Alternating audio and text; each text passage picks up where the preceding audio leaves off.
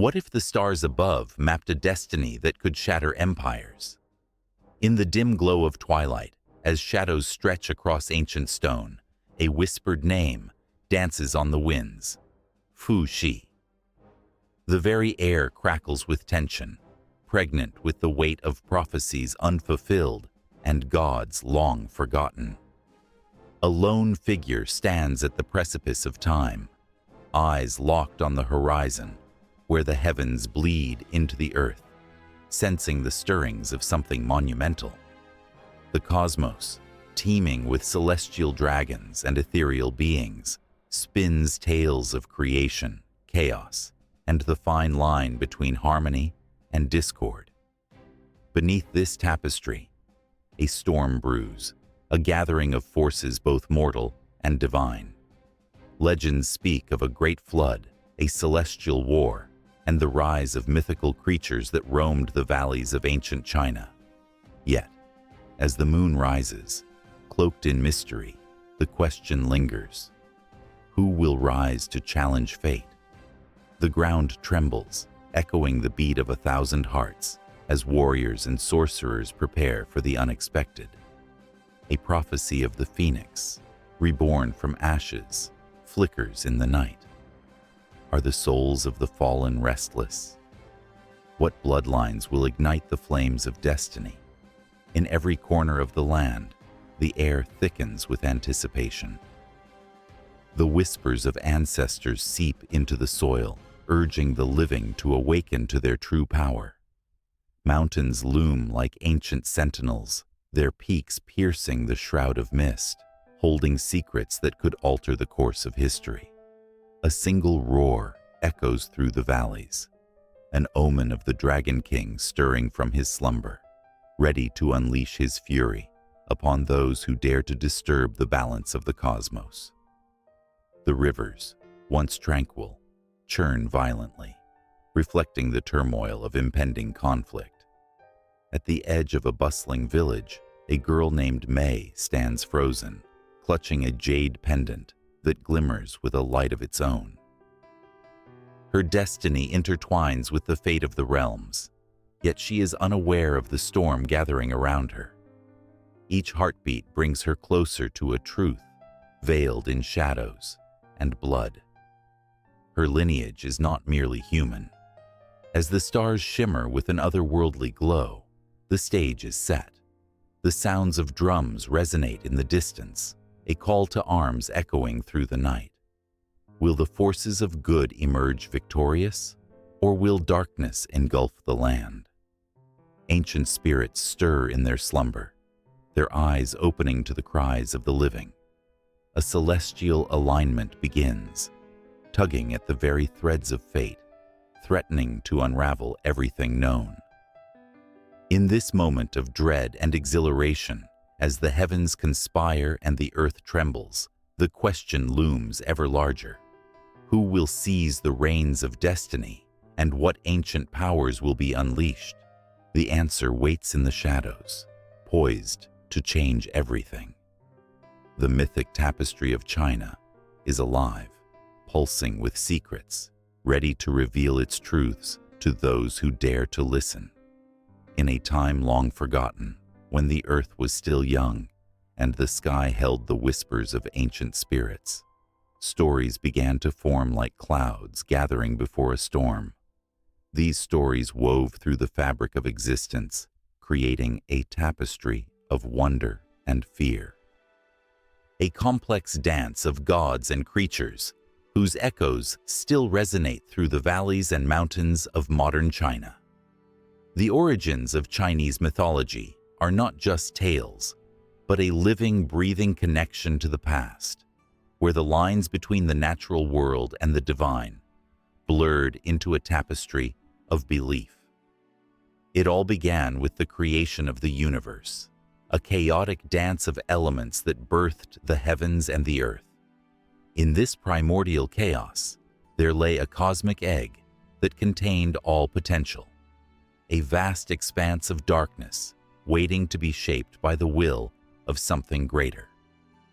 From this egg emerged Pangu, the giant who separated the sky from the earth with his mighty hands, his every move shaking the world into a new order.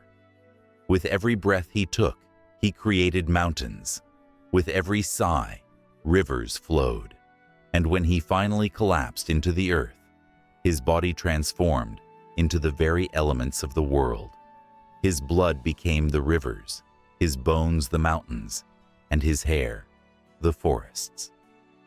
The ancient people looked up at the sky and saw Pangu's spirit reflecting in the stars, a reminder of their connection to something larger than life itself. As the dust settled and life began to flourish, a pantheon of deities emerged, each one embodying the forces of nature and the complexities of human emotion. The goddess Nuwa, with her enchanting beauty and fierce spirit, became the protector of humanity. She molded the first humans from yellow clay, breathing life into them with a divine touch. But the world was not without its darkness. When a great flood threatened the very existence of her creations, it was Nuwa who sacrificed her own body to mend the heavens. Her tears became the rivers, and soon after, the people thrived under her watchful gaze. Every child born from her hands carried a piece of her spirit, a testament to the strength that resides in vulnerability. In contrast to the nurturing presence of Nuwa, there was the fiery determination of the High God, the Jade Emperor. He ruled over the heavens with a balance of justice and punishment, guiding the celestial forces while keeping a watchful eye on humanity. His tale is one of indomitable will, as he fought against chaos itself, symbolizing order amidst the tempest of existence. Legends spoke of his celestial court, where stars danced in alignment and comets streaked across the sky, each carrying a whisper of destiny. But the stories were not just about gods and creation. In the shadows of the mountains, powerful beasts roamed, embodying the fears and mysteries of the human soul. The dragon, a symbol of strength and wisdom, soared through the skies, its scales shimmering like jewels under the sun, while the tiger prowled the forests, a fierce guardian of the wild. The phoenix, too, rose from the ashes of its own destruction, a symbol of rebirth and resilience, reminding the people that within every ending lies the spark of a new beginning. As the seasons changed, so did the tales pass down through generations. They were whispered by elders around fires and sung in the rhythm of festivals, each story adding another layer to the rich tapestry of Chinese mythology. These were not mere fables. They carried the weight of morality and ethics, teaching the importance of harmony, respect for nature, and the interconnectedness of all living things. The stories were alive, breathing through the generations, binding families and communities together with shared beliefs and values. Every festival served as a reminder of these ancient tales, each one honoring a deity or a legendary creature. The vibrant colors of lanterns during the Lantern Festival illuminated the night, symbolizing the guiding light of knowledge and the hope for a prosperous new year. During the Mid-Autumn Festival, the moon shone brightly, casting a silver glow that echoed the love story between Chang'e, the moon goddess, and her beloved Houyi, the archer. It was said that she sacrificed her mortal form to remain forever in the heavens, a poignant tale of love and loss that tugged at the heartstrings of all who heard it. As people gathered for these celebrations, the air buzzed with anticipation and nostalgia, a collective remembrance of their ancestors and the stories that shaped their identity. The obstacles faced by the gods mirrored their own struggles, an endless cycle of triumphs and defeats, hope and despair.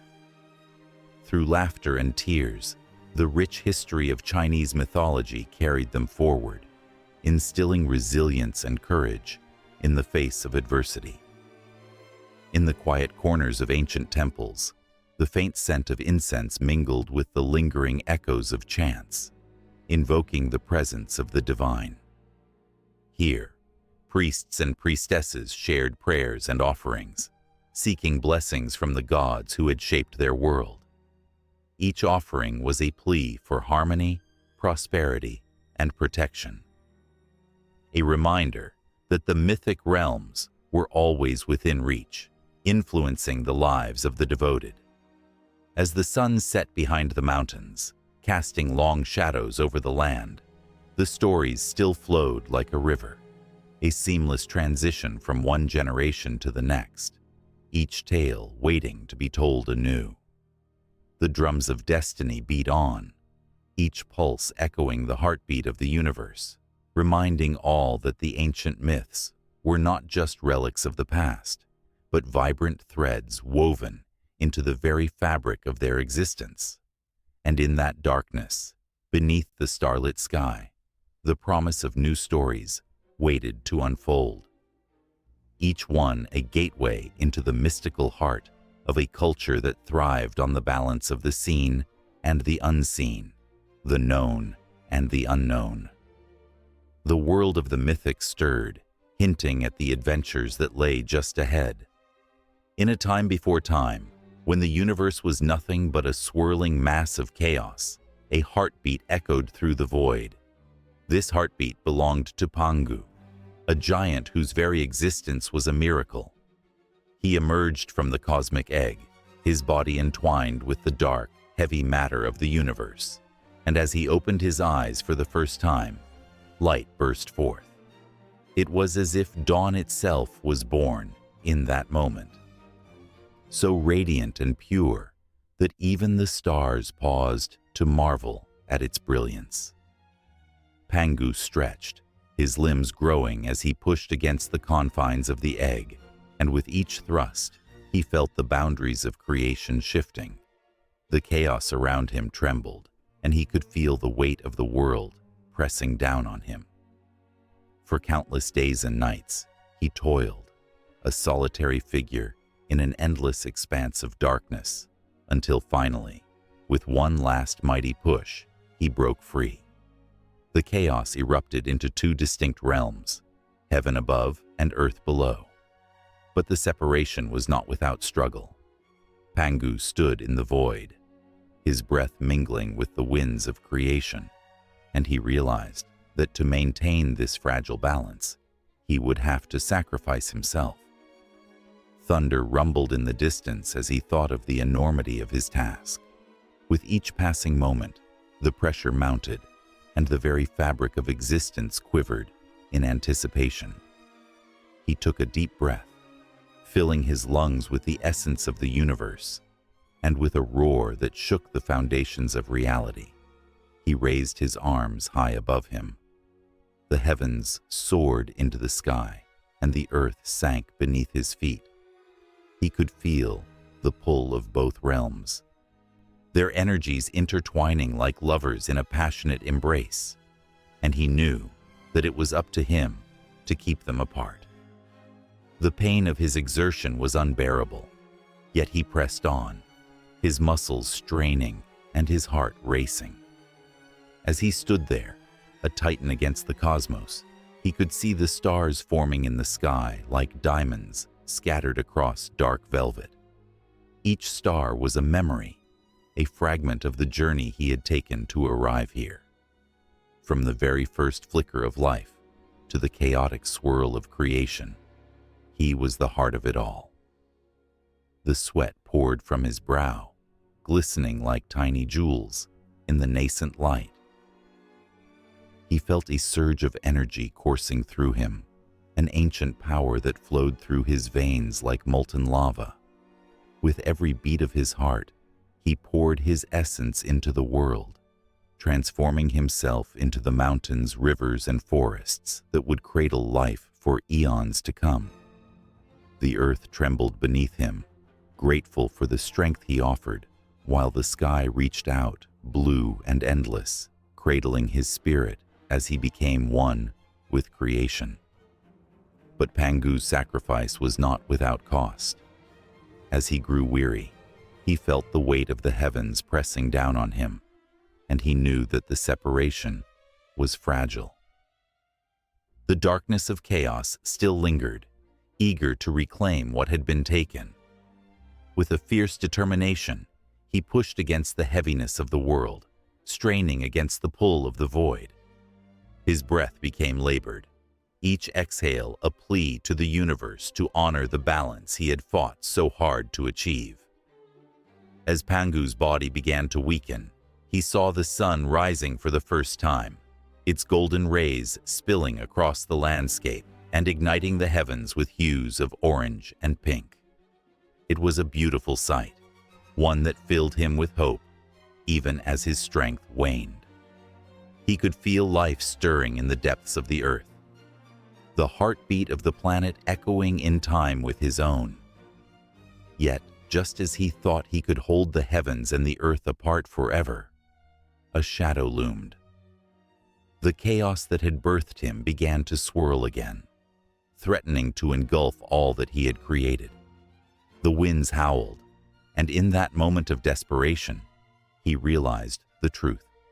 He could not hold the weight of the universe alone. With a last monumental effort, Pangu let go. It was not a surrender, but a transformation. His body shattered like glass, scattering across the land.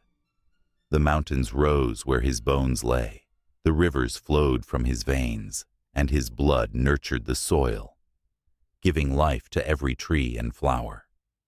The stars twinkled above, a reflection of his spirit now free, watching over the world he had fought to create. As the heavens settled into place and the earth breathed its first breaths, a profound silence enveloped the cosmos. The world was born anew, a delicate tapestry woven from the threads of Pangu's essence. Yet even in this harmony, a whisper of his sacrifice lingered. It was a reminder of the struggle, the tension between chaos and order, and the price of creation. In the wake of Pangu's transformation, life began to unfold. Creatures of all shapes and sizes emerged, each a testament to the balance he had established. Yet, as they roamed the vibrant landscapes, they could not shake the feeling that something monumental had taken place, something that threaded itself into the very fabric of their existence. And so the story of Pangu became a living legend, passed down through generations, each telling, igniting a flicker of awe in those who heard it. The people marveled at the mountains that towered above them, the rivers that nourished their crops, and the stars that shone like Pangu's watchful eyes. They understood that even in their mundane lives, the spirit of the giant lived on. Whispering through the winds, singing in the rustle of leaves, and echoing in the hearts of all beings. But even as they celebrated the beauty of the world, they sensed the lurking shadows. The chaos that Pangu had fought against was not simply a relic of the past. It was an ever-present threat, a reminder that creation was a fragile dance. As long as there were heavens and earth, there would be a struggle between order and chaos. Little did they know that the echoes of Pangu's sacrifice would reverberate through time, shaping their destinies in ways they could not yet fathom. The balance he fought for would be tested again, and the fight for harmony would never truly end. As the stars twinkled down from above, something stirred in the darkness, an ancient force watching and waiting. The tale of Pangu was just the beginning, a prologue to a story that had yet to unfold, a tale woven with threads of hope, fear, and an unyielding quest for balance. The world had been born, but the echoes of the past continued to resonate, shaping the future in ways both beautiful and terrifying. And in the heart of it all, the spirit of Pangu lingered, a reminder that the fight for creation and the balance of existence was a journey that would continue for eternity. In a world where chaos reigned, where the sky was a swirling tempest and the earth lay barren, there existed a figure cloaked in the soft golden light of hope. This was Nuwa, the goddess who dared to dream of humanity amid desolation. With delicate hands that bore the weight of creation, she stood at the edge of a cracked earth, eyes shimmering with determination. The heavens rumbled in protest, but her spirit remained unyielding. In her heart, she carried the yearning for companionship, an echo of silence that drove her to sculpt life from the very dust scattered across the land. As Nuwa knelt, her fingers danced through the rich clay, molding shapes that reflected her deepest desires. Each figure, each human, was born from her essence, reflecting the myriad emotions she herself felt. Joy, sorrow, love, and anger flowed into them, infusing life into the lifeless. It was a divine act of creation that echoed through the ages. The first humans were not perfect. They were raw and unrefined, much like the earth that birthed them. Some had crooked limbs, while others bore gentle smiles that shone like the sun breaking through storm clouds. But in their imperfections lay a beauty that was undeniably real. Nuwa watched as they stirred, blinking at their new world with wide eyes filled with wonder. Each heartbeat synchronized with hers, and she felt an overwhelming rush of love. Yet, the tranquility of their existence was soon threatened. Dark clouds rolled in, shadows creeping over the horizon as fierce storms unleashed their wrath upon the land. The sky roared, and the ground trembled, angry at the very existence of life. Nuwa's heart raced as she witnessed the chaos unfold. The life she breathed into these beings was now at risk, and desperation clawed at her being. In a moment of sheer determination, she ascended to the heavens, her spirit soaring like a brilliant comet. She gathered the clouds, weaving them into a protective dome, a shield forged from her devotion to her children. Thunder crackled, but she stood resolute, her fiery presence a beacon of strength. Beneath the shelter of her protection, humanity began to flourish. Laughter filled the air, echoing against the backdrop of her love. But the peace was fragile, and soon the skies darkened again. A ruthless serpent, ancient and cunning, emerged from the depths of chaos, seeking to claim what Nuwa had created. Its scales shimmered like obsidian, reflecting the darkness in its heart. It slithered through the cracks of the earth, malicious intent glistening in its eyes. The humans trembled at its approach, fear gripping their souls like a vice.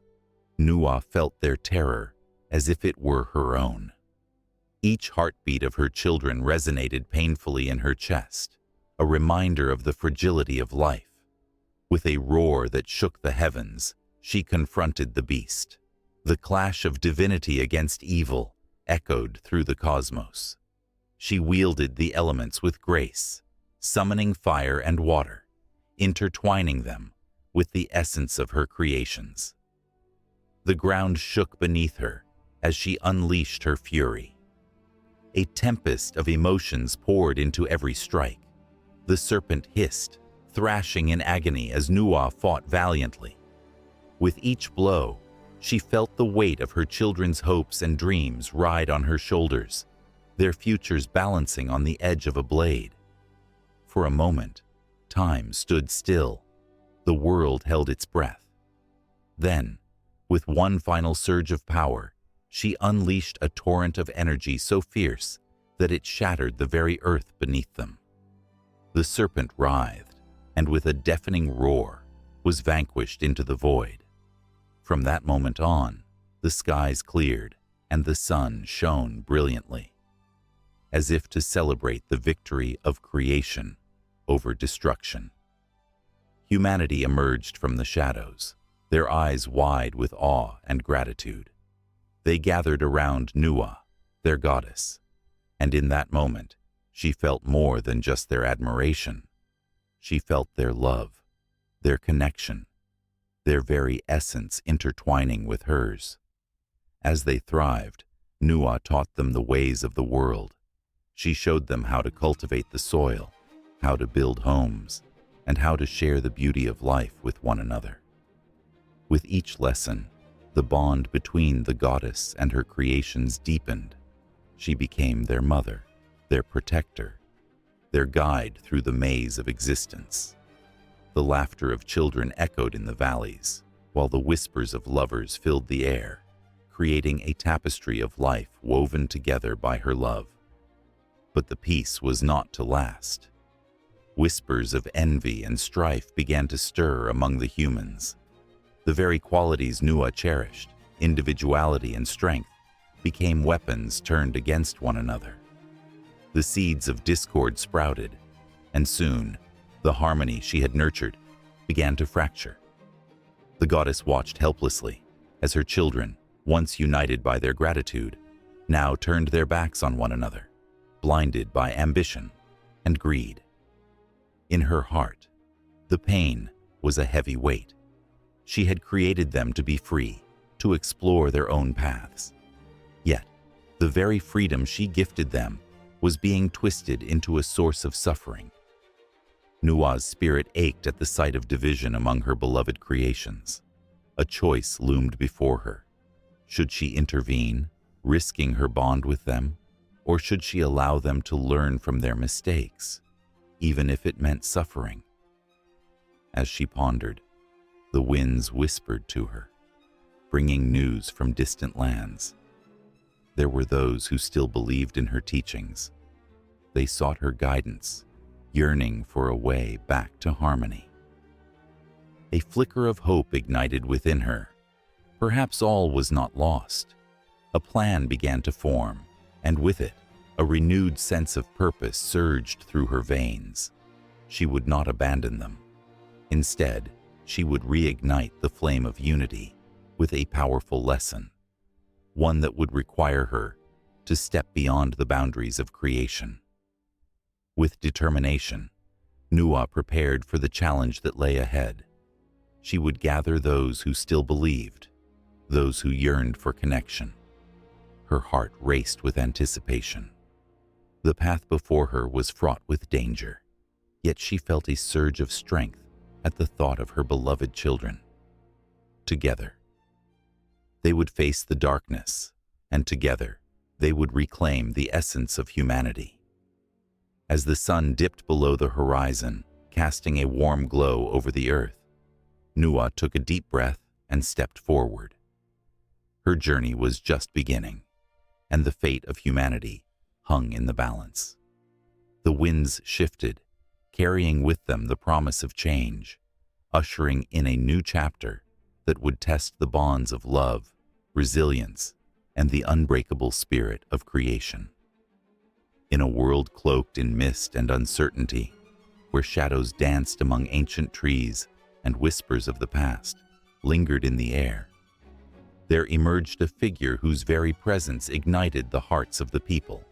His name was Fuxi, a beacon of hope, a visionary. Legends say he was as much a man as he was a spirit of the earth, molded from the clay of the earth itself, with eyes that sparkled like stars after a storm.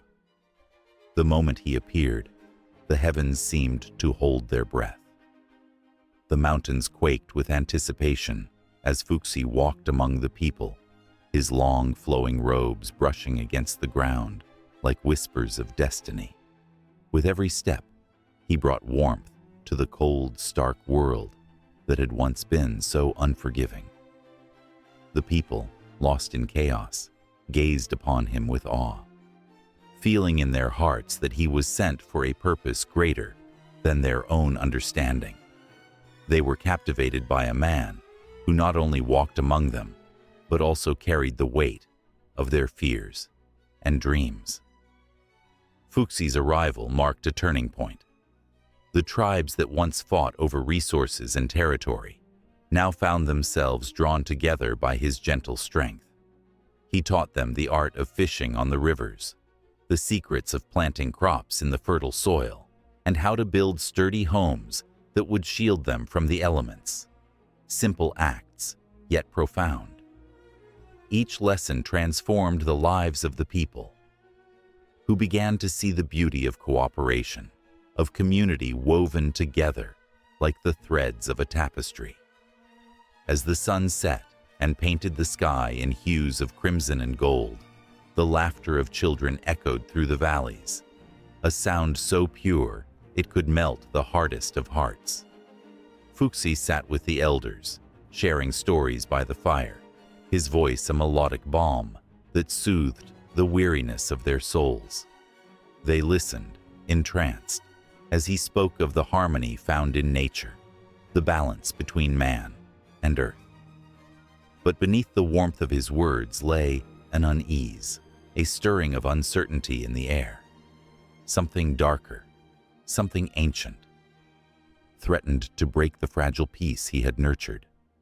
One fateful night, as the moon hung heavy and full, a shadow descended upon the land. A monstrous serpent, scales glistening like obsidian, emerged from the depths of the mountains, its eyes blazing with a hunger that chilled the hearts of the bravest warriors. The serpent was a harbinger of chaos, a reminder of the wild, untamed world that lurked just outside the borders of civilization. Panic surged like a storm among the people, and fear gripped them tightly in its icy fingers. Fuxi, sensing their dread, stood before his people, his heart racing, but his face resolute. "We do not face this darkness alone," he proclaimed, his voice ringing with conviction.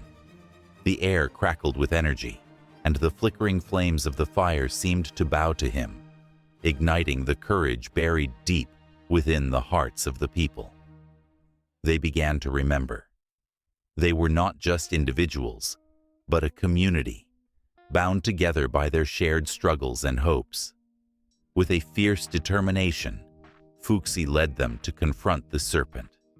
The sight of him, standing tall and unyielding against the monstrous creature, sent shivers down their spines. He wielded a simple fishing spear, an unassuming tool transformed into a symbol of their collective strength.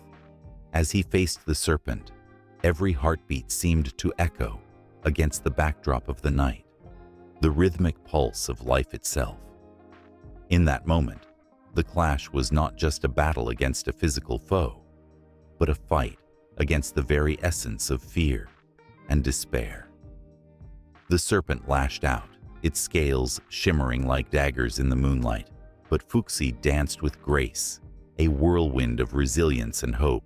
With each thrust of his spear, he pierced the gloom, igniting flickers of bravery within the hearts of his people.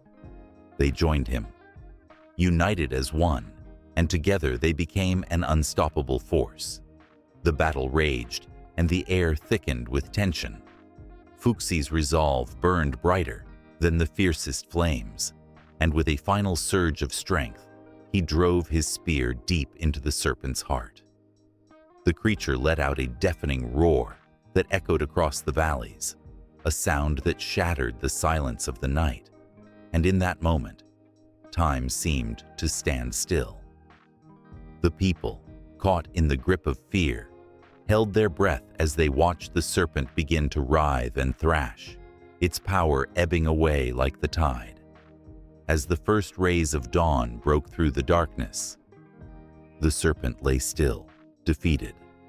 A hush fell over the crowd as they beheld their hero, standing amidst the remnants of battle, a figure of resilience and hope. Tears of joy streamed down their faces, and the air was electric with a surge of triumph. Fuxi, with a heart full of gratitude and pride, turned to his people, who rushed to embrace him. In that moment, the bond between them solidified, forged by their shared struggle and the love that blossomed in the aftermath of chaos. But that victory was not the end. The world was still raw and restless, and Fuxi knew deep down that darkness would always lurk just beyond the light. He gathered the people once more, not just as a leader, but as a brother among them. They began to create something new, a system of laws to guide them, a way to ensure that their unity would stand strong against any threat that dared to creep into their lives. Fuxi's influence grew, and with it, the myths surrounding him. He became more than a man. He became a symbol of culture, of civilization itself. As the sun rose higher, marking the dawn of a new era, Fuxi inspired his people not just to survive, but to thrive. They began to weave stories, to create art, to celebrate their victories and mourn their losses. Language blossomed like the first flowers of spring, and with every word spoken, the spirit of Fuxi lived on, echoing across the ages. But still, shadows loomed, and whispers of uncertainty lingered in the corners of their hearts. They wondered if the peace they had fought for could last, or if another darkness would come to test their resolve. Hope flickered like a candle in the wind, and Fuxi, sensing their unease, prepared for whatever might come next, ready to lead them once more into the light. The people felt it too, the promise of a new adventure on the horizon, a story yet to be written. With Fuxi at the helm, their hearts raced with anticipation, for they knew this was only the beginning. The clouds hung low over the village like a heavy blanket, their dark shapes whispering secrets of a storm yet to come. The air crackled with tension, and the villagers gathered in anxious knots, their faces etched with worry. They could feel the weight of the drought pressing down on their shoulders, the parched earth beneath them cracked and lifeless. Children clung to their mothers, sensing the fear that hung in the air. They had heard the elders speak of the four dragons, mighty beings who breathed life into the land, and without them, the rains would not come. In the shadows of the mountains, legends swirled like the winds that swept through the valleys. Each dragon represented a different aspect of nature and its power. The first, known as Serpentis, was the dragon of the east, a shimmering creature whose scales glimmered like the morning sun. The villagers believed he could weave clouds from the threads of dawn, calling forth the gentle rains that nurtured the crops. The second, Terranox, was the dragon of the south, a massive beast whose roar could make the earth tremble. He was seen as the protector of all living things. His spirit entwined with the roots of ancient trees. To the west flew Aquafina, the dragon of the west, who danced across the skies, her laughter echoing like raindrops on leaves. She was said to be the embodiment of joy, bringing storms that washed away sorrow. Finally, there was Vortexa, the dragon of the north, whose breath could create whirlwinds that spun through the valleys like playful children. Each dragon held a piece of the balance of nature, and without their blessing, the land would suffer. The elders spoke of a time when the four dragons roamed freely, their splendid forms soaring through the heavens. The villagers told tales of how they descended to earth, bringing rain to the thirsty soil and bounty to the harvests. Yet, whispers of betrayal and darkness began to seep through the tales. It was said that a time would come when greed would rise among men, and the dragons, in their wisdom, would retreat to the mountains, leaving the people to fend for themselves. As days turned into weeks without a drop of rain, the villagers began to lose hope. They gathered at the ancient stone altar, a place where generations had come to pray to the four dragons. The altar was adorned with offerings, a few withered flowers, a handful of grains, and the sweetest fruits they could find. It was a desperate gesture, a plea to the guardians of the skies. And there, In the flickering light of torches, a tremor of anticipation filled the air. Then, as if stirred by their collective desperation, a rumble echoed from the mountains. The villagers turned their eyes upward, hearts pounding in unison. Could it be? Was it the long-awaited rain? They watched as shadows flickered against the darkening sky, and the wind began to howl. The earth seemed to hold its breath, and in that moment, every hope and dream hinged on the wings of the mythical dragons. Suddenly, a blinding flash illuminated the sky, a streak of light that split the heavens in two. The villagers gasped, grasping at each other in disbelief. It was Serpentis, the dragon of the east, his majestic form weaving through the clouds like a ribbon of fire. The air grew thick with electricity, the promise of rain hanging palpable in the atmosphere. The sound of his wings was like thunder, a powerful reminder of the magic that once flowed through the world.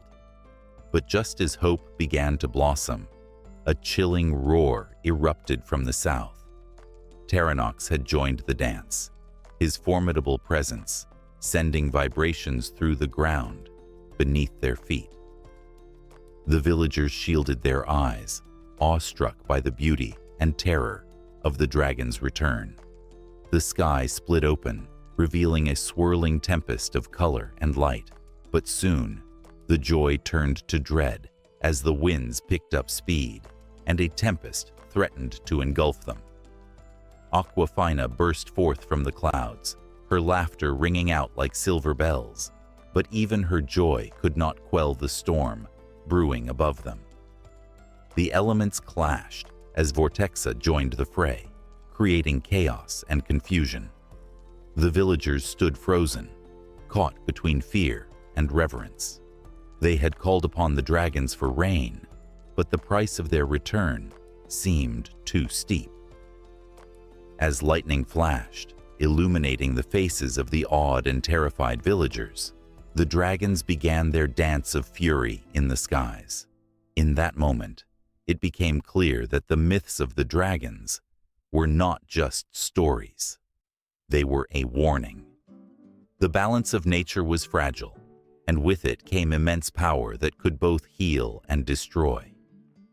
The villagers realized that their pleas had reached a realm far beyond their own, a realm where the dragons watched, waiting for the right moment to intervene. But had they waited too long? Had their hearts been filled with greed? And had they forgotten the respect that was due to these guardians of the skies? With each flap of their wings, the dragons conjured winds that whipped through the fields, stirring up dust and debris. The villagers clung to hope, chanting the names of the dragons in a desperate rhythm. They prayed not just for rain, but for understanding, begging for the dragons to see their sincerity, their need, and their willingness to honor the ancient bond that had once united them. As the storm raged, the earth trembled beneath their feet, and the first drops of rain began to fall, each drop a promise. Each thunderclap a reminder of the power they dared to summon. Yet as the rain poured down, it brought not only relief, but also a fierce reminder of nature's might. The dragons, guardians of their fate, had returned, but they were not here simply to fill the rivers with water. They were here to teach a lesson, to remind the villagers of their place in the world, and to reignite a bond that had grown weak over time. The villagers watched in awe as the storm intensified, their souls entwined with the fate of the four dragons.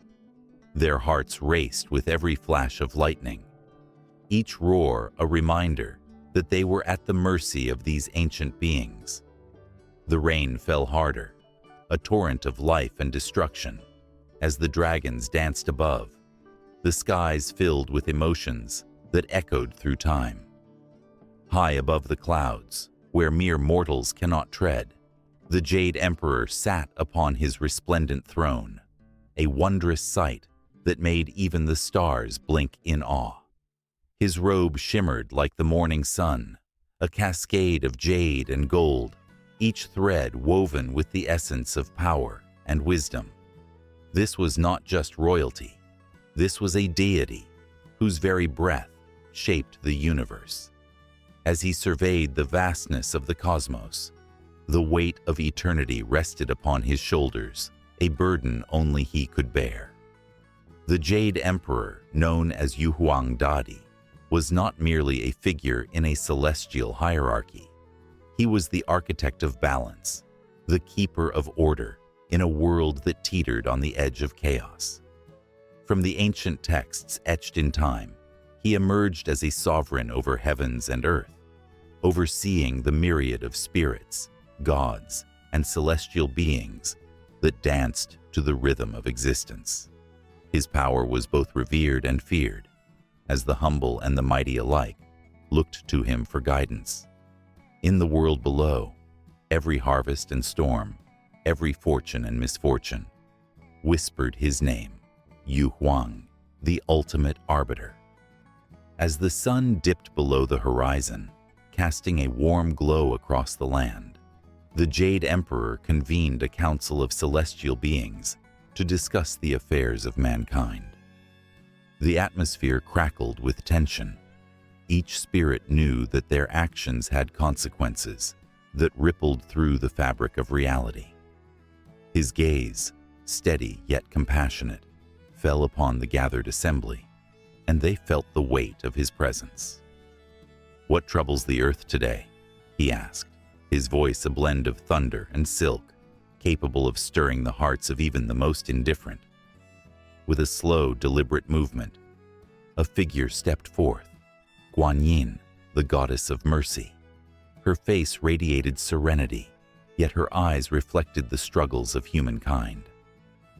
"The people suffer, Your Majesty," she implored, her voice like a gentle stream breaking through a rocky landscape. "They are lost in despair and darkness. Their cries echo through the heavens, seeking your wisdom and protection."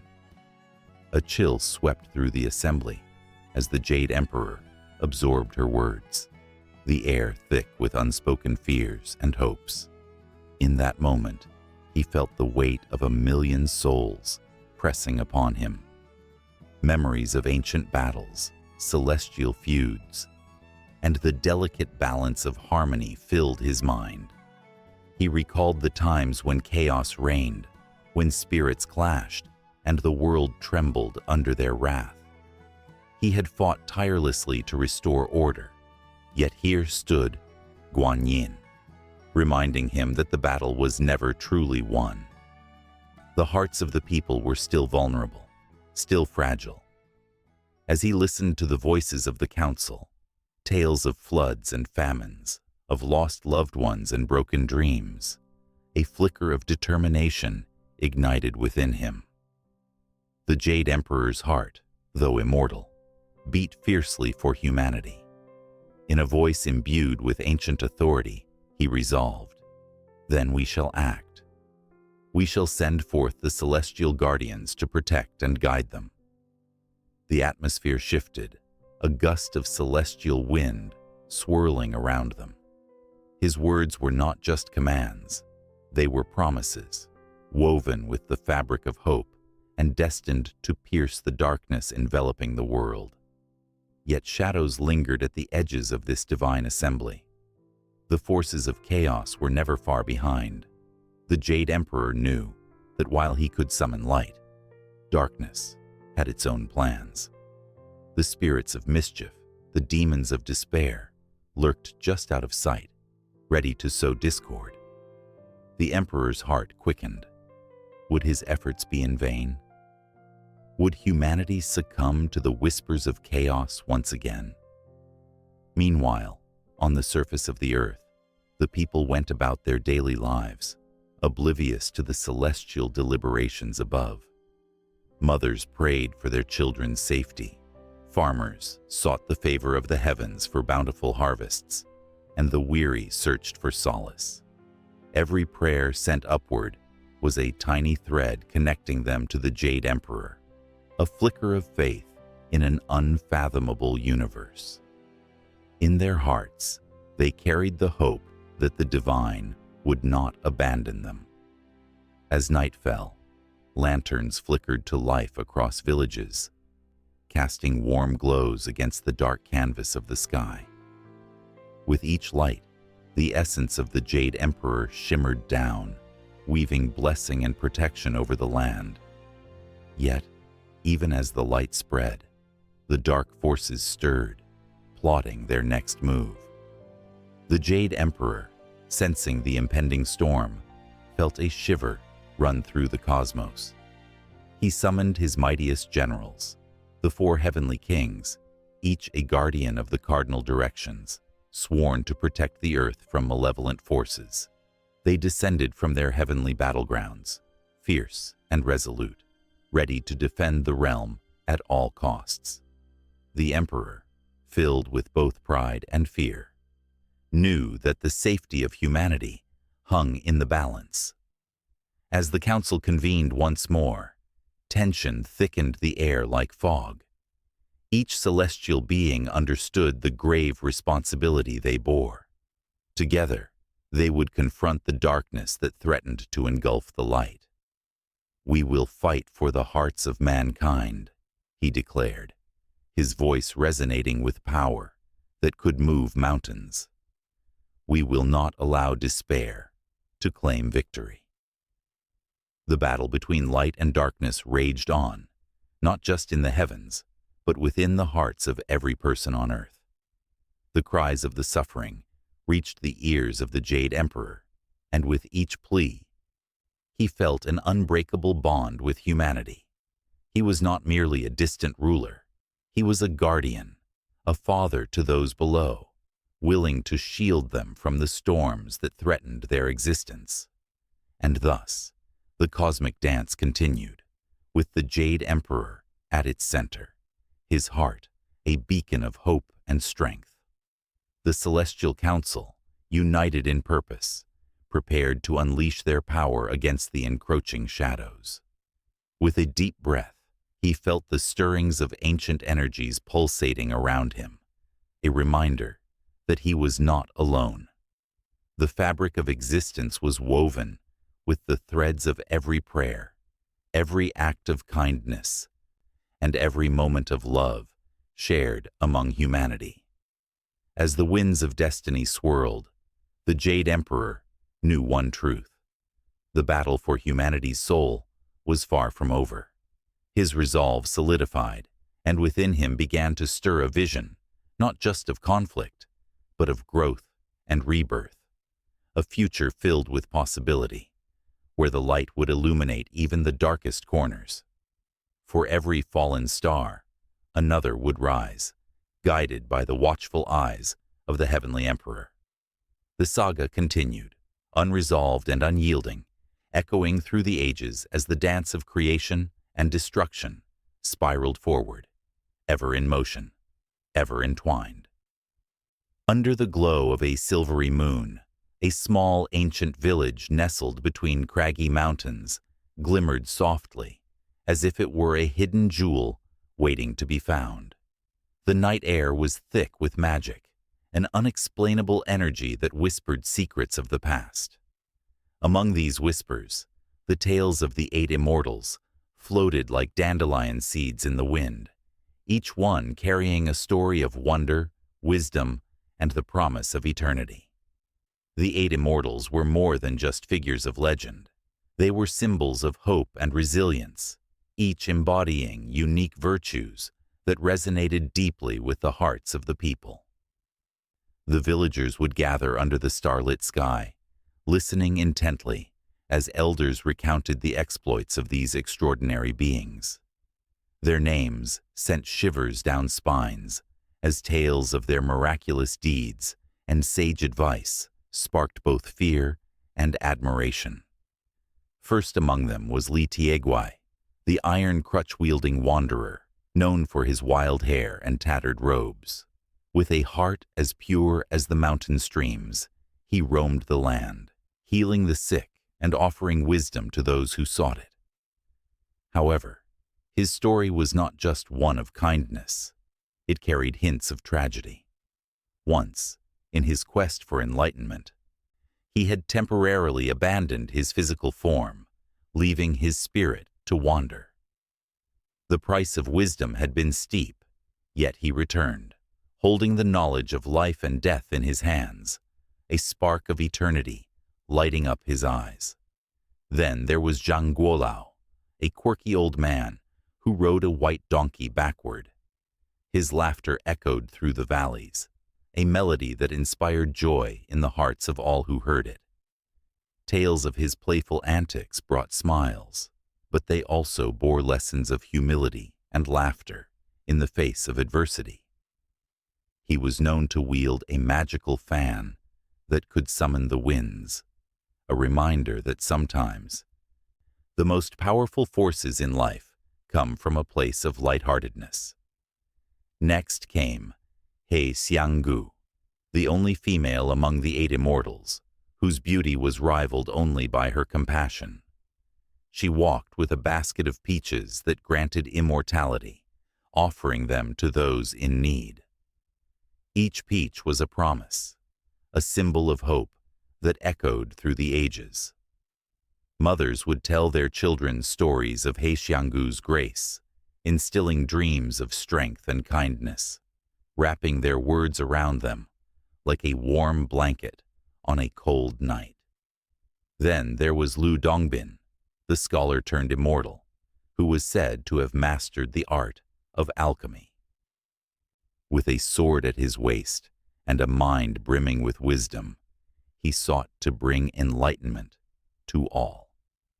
He would often engage in philosophical debates, his sharp wit and sharp sword both cutting through the shadows of ignorance. His tale was one of struggle, as he battled not only external foes, but the demons within himself, a poignant reminder that the path to wisdom is fraught with challenges. Next in the circle was Han Xiangzi, the musician whose flute could call forth the spirits of nature. Each note he played wove a tapestry of emotion, resonating with the very heartbeat of the earth. Villagers would gather to listen, enchanted by the melodies that seemed to dance on the breeze. Yet even his harmonious tunes masked an underlying sorrow, an ache for connection that echoed through the ages. His music was a bridge between worlds, a reminder that every soul longs to be heard. Cao Guojiu, the nobleman of the immortals, carried a pair of castanets that clattered like the sound of frenzied hearts. His tale was one of redemption, having turned away from a life of privilege to embrace the humble path of righteousness. He was the embodiment of transformation, reminding everyone that true nobility comes from within, from choices made in the crucible of one's own heart. Finally, there was the enigmatic figure of Zhang Sanfeng, a master of martial arts and the father of Tai Chi. He embodied the balance of yin and yang, a living testament to harmony and chaos. His every movement was poetry in motion, a graceful dance that spoke of dedication and peace. But whispers of his past hinted at struggles, battles both physical and spiritual, where he learned that strength lies not in power, but in the ability to find peace amidst turmoil. As the stories cascaded through the village like a gentle waterfall, the villagers felt a surge of connection to these figures, who were both distant and intimately familiar. Each tale held a mirror to their own lives, stirring emotions that ran deep. The elderly wept softly, the children's eyes widened in awe, and lovers exchanged glances filled with unspoken promises. With every story shared, the air thickened with the weight of history, each breath echoing the lessons passed down through generations. The legends of the 8 immortals resonated like a heartbeat, a reminder that wisdom often comes from hardship, that laughter can heal wounds, and that compassion is the true elixir of life. Under the luminous sky, The villagers felt a sense of unity, a shared existence woven together by the threads of these timeless tales. Yet, as the night wore on and the tales grew darker, a sense of foreboding crept into the air. The immortals were not just figures of light. They were also steeped in shadows, secrets that lingered in the corners of their stories. What trials had they faced? What sacrifices had been made to attain their legendary status? The villagers sensed that the tales held deeper truths, mysteries wrapped in veils of history, waiting to be unveiled. And just as the stars twinkled overhead, a sudden rustle in the bushes broke the tranquility of the night, sending a jolt of fear rippling through the crowd. The stories of the 8 immortals held a power that was palpable, and the villagers felt it coursing through their veins. As the moon shone brightly, illuminating the path ahead, they realized that the legends they held dear were not just stories of the past, but echoes of their own struggles, their own quests for wisdom and longevity.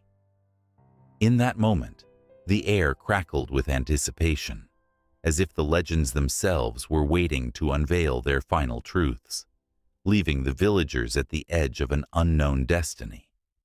And with the stories still hanging in the air, like a sweet perfume, the night held its breath, the world teetering on the precipice of revelation. A soft mist curled around the moonlit lake, its silvery sheen glimmering like 1,000 tiny stars. The night was still, save for the gentle lapping of water against the shore. It was a time when the world felt suspended between reality and the dreams that danced just beyond the reach of reason. On this night, a tale was about to unfold, one soaked in love, longing, and the bittersweet taste of transformation. In the shadows of an ancient temple, the whispers of wind carried the echoes of an old legend, the story of the white snake, a beautiful creature who had taken human form. Her name was Bai Sujen, and the heart she possessed was as pure as the moonlight shimmering across the lake. But beneath her delicate beauty lay the power of a spirit that could weave magic and bend the very fabric of fate. She had walked among humans, searching not just for companionship, but for the kind of love that could transcend realms. It was here that she met Xu Xian, a kind-hearted pharmacist whose laughter rang out like a melody, breaking the stillness of the night. Their eyes met, and in that instant, time stood still. It was as if the universe had conspired to bring 2 souls together across the vastness of existence. For Bai Sujen, love was not merely an emotion. It was a force that ignited her very being, illuminating the darkness that surrounded her hidden nature. As Bai Sujen and Xu Xian fell deeply in love, their bond grew stronger, a tapestry woven with threads of passion and vulnerability. But the fabric of their happiness was under threat, for the world outside their love story was steeped in ancient prejudices. The more they shared their dreams and hopes, the more the shadow of doubt loomed over them. The sweet moments of laughter would often be accompanied by hushed whispers of warning, for the truth of Bai Sujen's origin loomed like a storm on the horizon. One fateful day, during the Festival of the Lanterns, their world began to change. The vibrant colors of the lanterns danced in the air as couples strolled hand in hand, lost in the warmth of the festival's spirit. Bai Sujen, radiating beauty in her flowing white gown, felt a surge of joy as she watched Xu Xian's eyes light up at the sight of the lanterns. But her heart tightened. A feeling of impending doom settled in her chest. She longed to share her true self with him, but the fear of losing him held her back. Just as they turned to leave, an old monk approached, his eyes piercing through the veil of their happiness. He spoke with a voice that trembled with gravity, warning Xu Xian of the fate that awaited him if he dared to love a creature of the spirit world. Bai Suzhen could feel the cold fingers of dread wrapping around her heart, squeezing tightly. She stepped forward, determined to protect what they had built, her voice steady, yet filled with emotion. "Love knows no bounds," she declared, her words carrying the weight of centuries. "What matters is not the form we take, but the truth of our hearts. I love him for who he is, not for what I am." The monk's expression remained inscrutable, a storm of skepticism brewing behind his ancient eyes. The air was thick with tension as he turned away, leaving only silence in his wake. Days turned into weeks, and the shadow of doubt festered between them, an unease that clawed at Bai Suzhen's heart. Xu Xian sensed a change, a flicker of uncertainty tarnishing their once vibrant bond. Yet, he remained blissfully unaware of the mighty current that threatened to pull them apart. Bai Suzhen could no longer hide from the truth. She could feel the power of her true self stirring within her, eager to be set free. It was the day of the Qingming festival when the storm finally broke. As Bai Suzhen prepared for the day's ceremonies, she felt the pull of the lake, the water calling to her as if it held the truth of her existence. Driven by a force she could not resist, she slipped away, leaving Xu Xian with a heart full of confusion. The lake shimmered under the sun, a mirror reflecting her inner struggle. She plunged into its depths, breaking the surface with a rush of water that sparkled like diamonds. In that moment, she transformed, shedding her human form and revealing the majestic white snake that lay beneath. The water wrapped around her, cradling her as she swirled gracefully, freedom enveloping her spirit. But the joy was fleeting, for she knew that this transformation would bring the realization of her truth to Xu Xian, a truth that might shatter the delicate fabric of their love. As she emerged from the water, the reality of her nature was heavy on her heart. Her return to Xu Xian was fraught with uncertainty, each step toward him echoing the turmoil within. Would he accept her as she was, or would fear and misunderstanding tear them apart? Xu Xian was waiting, a look of concern shadowing his handsome features. When he saw her, a gasp escaped his lips. His heart raced, caught between awe and terror. The love they had shared felt distant, eclipsed by the weight of revelation. Bai Suzhen could see the storm brewing in his eyes, the fight between affection and the fear of the unknown. "Bai Suzhen," he whispered, his voice trembling, "what have you done?" In that moment, the world around them faded away. The lake, the whispering trees, and the festival's laughter blurred into insignificance. All that mattered was the truth that lay bare between them, heavy with the potential to bind them closer or tear them apart forever. Bai Suzhen reached out, her heart pounding in her chest, every heartbeat a silent plea for acceptance, for love that could survive even the darkest storms. The air crackled with tension as she searched his eyes for understanding.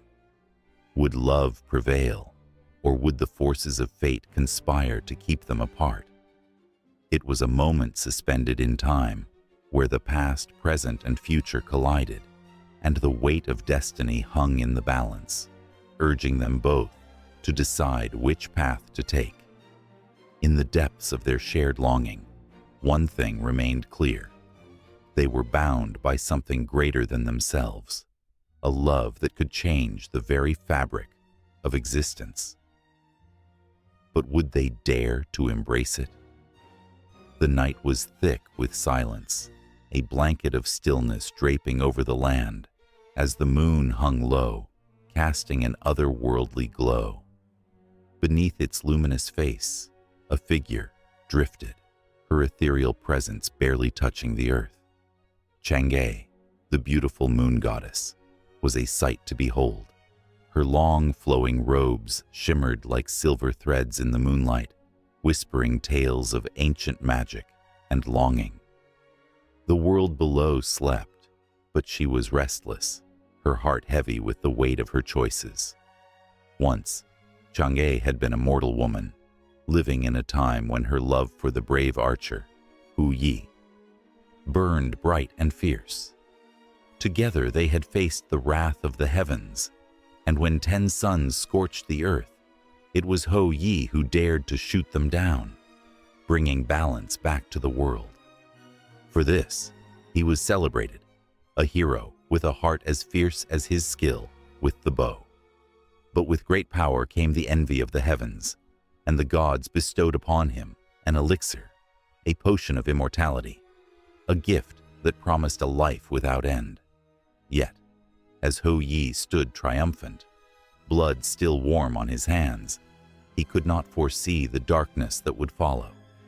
He cherished Chang'e, like the moon cherished the stars, but the elixir weighed heavily between them. It was a treasure meant for 2, yet the gods had only granted 1 dose. Their dreams of a shared eternity began to fray at the edges, caught in the threads of fate. As the night deepened, the shadows danced around Chang'e, whispering secrets of love and sacrifice. She remembered the day Hu Yi had returned, the elixir shimmering in the palm of his hand. His eyes sparkled with hope, but there was something else there too, an unrelenting pressure, the burden of a destiny he had not chosen. For us, he had said, his voice a soft caress. We can be together forever. But what does forever mean when it is built on the ashes of sacrifice? The thought clawed at Chang'e's heart, and on that fateful night, she made a choice that would echo through eternity. Under a blanket of stars, she took the elixir, the liquid warmth coursing through her veins, transforming her into something celestial, something other than human. In that moment, a soft, shimmering light enveloped her, and she ascended, leaving behind the life she once knew, her love, her laughter, now mere memories fading into the abyss. Yet, the elixir had a price. With each heartbeat, the distance from Hu Yi grew. Each pulse a reminder that she could never return to his arms. As Chang'e floated towards the moon, a solitary tear fell, cascading down her cheek, glimmering like a fallen star. The earth below, once vibrant with life, became a distant memory, a world bound by gravity, while she drifted in the weightlessness of the cosmos. In her solitude, Chang'e wandered the moon's pale surface, where time ebbed and flowed like the tides, caught between longing and the emptiness of what was. Every full moon, she found herself gazing down at the earth, searching for a glimpse of her beloved. She watched as the seasons changed, the flowers bloomed and wilted, but her heart remained forever locked in a moment of bittersweet remembrance. One evening, as the moon glowed especially bright, a thin veil of clouds drifted across the sky. Chang'e could almost feel the warmth of Hu Yi's arms around her, could almost hear his laughter, carried on the winds. But the laughter quickly faded, replaced by the haunting silence of her own heart. She had traded her mortal life for immortality, a life that felt like an endless dream, yet felt so achingly lonely. Despair clawed at her insides, and she began to seek solace in the moon's stillness, finding beauty in the shadows that danced around her. The stars became her companions, twinkling gently above, as if to remind her that she was not entirely alone. They whispered tales of other lovers, of hearts intertwined across the universe, and with each story, a flicker of hope ignited within her. As the nights rolled on, Chang'e longed for a way to bridge the gap between herself and Hu Yi, It was in her yearning that she discovered a hidden power, a magic born from her deep love and sadness. With each full moon, she began to weave her sorrows into the fabric of the night sky, crafting luminous silks of light that reached out towards the earth, calling to the one who still loved her deeply.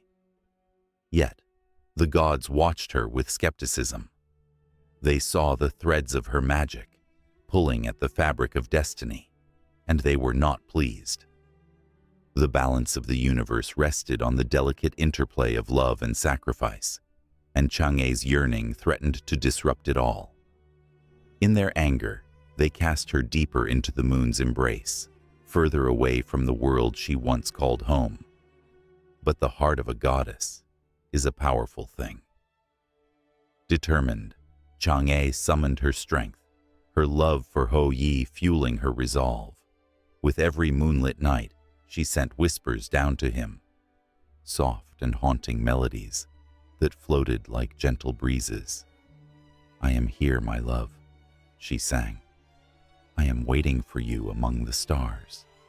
And Hou Yi, though heartbroken, felt a flicker of warmth in his chest, a connection that transcended the bounds of time and space.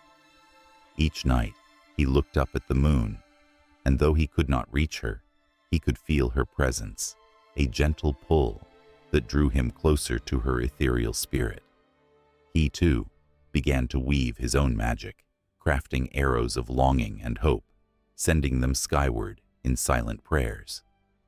The heavens above were stirred, a storm brewing between the mortal realm and the divine.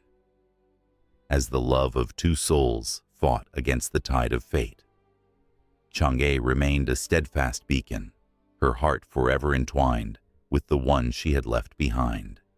Each passing moon brought hope, yet despair lingered like a shadow, threatening to extinguish the light of their love.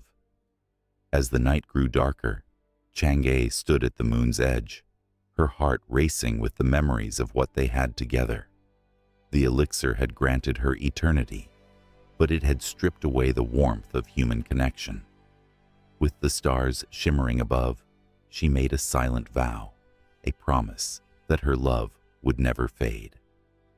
The world below was in turmoil, and she could not let despair take root where love had once flourished. Thus began the next phase of her journey, one that would stretch across the cosmos, binding the threads of fate in ways even the gods could not foresee. The sun dipped below the horizon, casting long shadows over the craggy mountains. In the fading light, a figure darted through the trees, quick and agile, leaving only the whisper of leaves rustling in his wake. This was no ordinary creature. This was Sun Wukong, the Monkey King.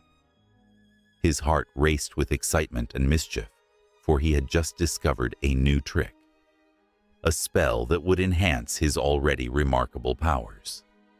From the moment he burst into existence, Sun Wukong had been unlike any other being. Born from a stone that had absorbed the essence of heaven and earth, he was imbued with strength and intelligence. But it was not enough. The Monkey King sought immortality, a way to escape death itself. His fiery spirit led him to the great Taoist sages, who taught him the secrets of transformation. With their help, he learned to change his shape, to control the elements, and to summon wind and clouds at will. Yet, despite his newfound abilities, Sun Wukong felt an emptiness deep within. He longed for recognition, to be seen not just as a mischievous trickster, but as a force to be reckoned with. His arrogance grew, and he challenged the heavens themselves. He marched into the celestial palace, swinging his golden staff, demanding respect. The deities laughed at him, but they soon found that there was nothing funny about the Monkey King's wrath. With a single swing, he defeated celestial guards, leaving chaos in his wake. But even in victory, the shadows of doubt crept in. What was the point of a crown, even one forged from the stars, if it came without true companionship. Sun Wukong had fought and won countless battles, yet he watched as the other gods shared laughter and love. He felt the weight of loneliness, a heavy mantle that no amount of power could lift. It was during one of these moments of solitude that he heard of the monk Tang Seng, who sought to retrieve sacred scriptures from the West. The tales spoke of the challenges and dangers along the way: fiery demons, treacherous landscapes, and insurmountable odds. Instantly, his heart raced with a new kind of excitement. Here was an opportunity not just to prove his strength, but to find purpose. Perhaps alongside this monk, he could discover what it truly meant to be a companion. With determination, he approached Tang Seng, who was unsure of the fierce monkey standing before him. But the monk sensed something extraordinary in Sun Wukong, a spark that could light the darkest paths. A bond began to form, a delicate thread woven from trust and shared goals. The path ahead was treacherous. They faced rivers of fire, mountains of ice, and spirits that sought to tear them apart. Sun Wukong fought valiantly, his staff a blur of motion, protecting his newfound friend. But in the chaos, moments of vulnerability emerged. After each battle, when the dust settled and the adrenaline faded, the Monkey King would sit quietly beside Tang Seng, listening to the monk's teachings about kindness, humility, and the importance of faith. As the journey progressed, they encountered the fearsome white-bone demon, a creature so cunning that it could deceive the very senses. Dressed in the guise of a helpless woman, she lured them into her trap, seeking to devour the monk's flesh. Sun Wukong, driven by protective instinct, could sense her true nature. But Tang Seng, full of compassion, could only see her disguise. In a moment of desperation, the Monkey King struck without hesitation, shattering the illusion and revealing the true threat. Yet, instead of gratitude, Tang Seng's face twisted with anger. "You must not kill without reason," the monk chastised. Sun Wukong felt a pang in his chest, a crack forming in their bond. His heart ached, not from the sting of the monk's words, but from the realization that he had once again acted on impulse, misunderstanding the essence of true companionship. They continued onward, the weight of that moment lingering like a shadow. With every step, Sun Wukong grappled with his pride, yearning to prove himself not just as a warrior, but as a loyal friend. Days turned into weeks, and with each challenge, they grew closer, learning the delicate dance of trust and forgiveness. But peace was fleeting. A storm brewed on the horizon, a challenge that would test the very core of their bond. The seductive voice of the spider demon lured them into a web of deceit, a trap that threatened to bind them forever. Sun Wukong was caught in a whirlwind of chaos, his heart pounding as he fought valiantly against the ensnaring strands. He could feel the panic rise in Tang Seng, a sense of desperation that reflected his own. In that moment, everything hung in the balance. Would the Monkey King be able to save them both? As he broke free, determination surged through him. He swung his staff with ferocity, each movement a dance of defiance against the dark forces that sought to tear them apart. With every strike, he felt the raw, unfiltered emotion of fear and hope intertwining, a pulse that vibrated through the air like a battle drum. But the cost was high. Exhaustion overwhelmed him, and in a moment of vulnerability, he glanced back at Tang Seng, whose faith in him had never wavered. The spider's web shimmered, reflecting the bond they had forged, a bond that was more powerful than any spell or trick. As the dust settled once more, a new understanding blossomed in the Monkey King's heart. He had not just fought for pride, but for friendship, for the shared journey that had transformed him. Sun Wukong realized that true strength lay not only in might, but in the ties that bind one soul to another. The horizon stretched out before them, new adventures awaiting. But deep inside, Sun Wukong understood that the greatest battles were often the ones fought within. With renewed resolve, he stood tall, ready to face whatever the heavens threw their way, knowing that he would never be alone again. The road ahead shimmered with both uncertainty and promise, a reflection of their intertwined fates. The night sky twinkled with a million stars, each a distant flame whispering secrets of love and longing.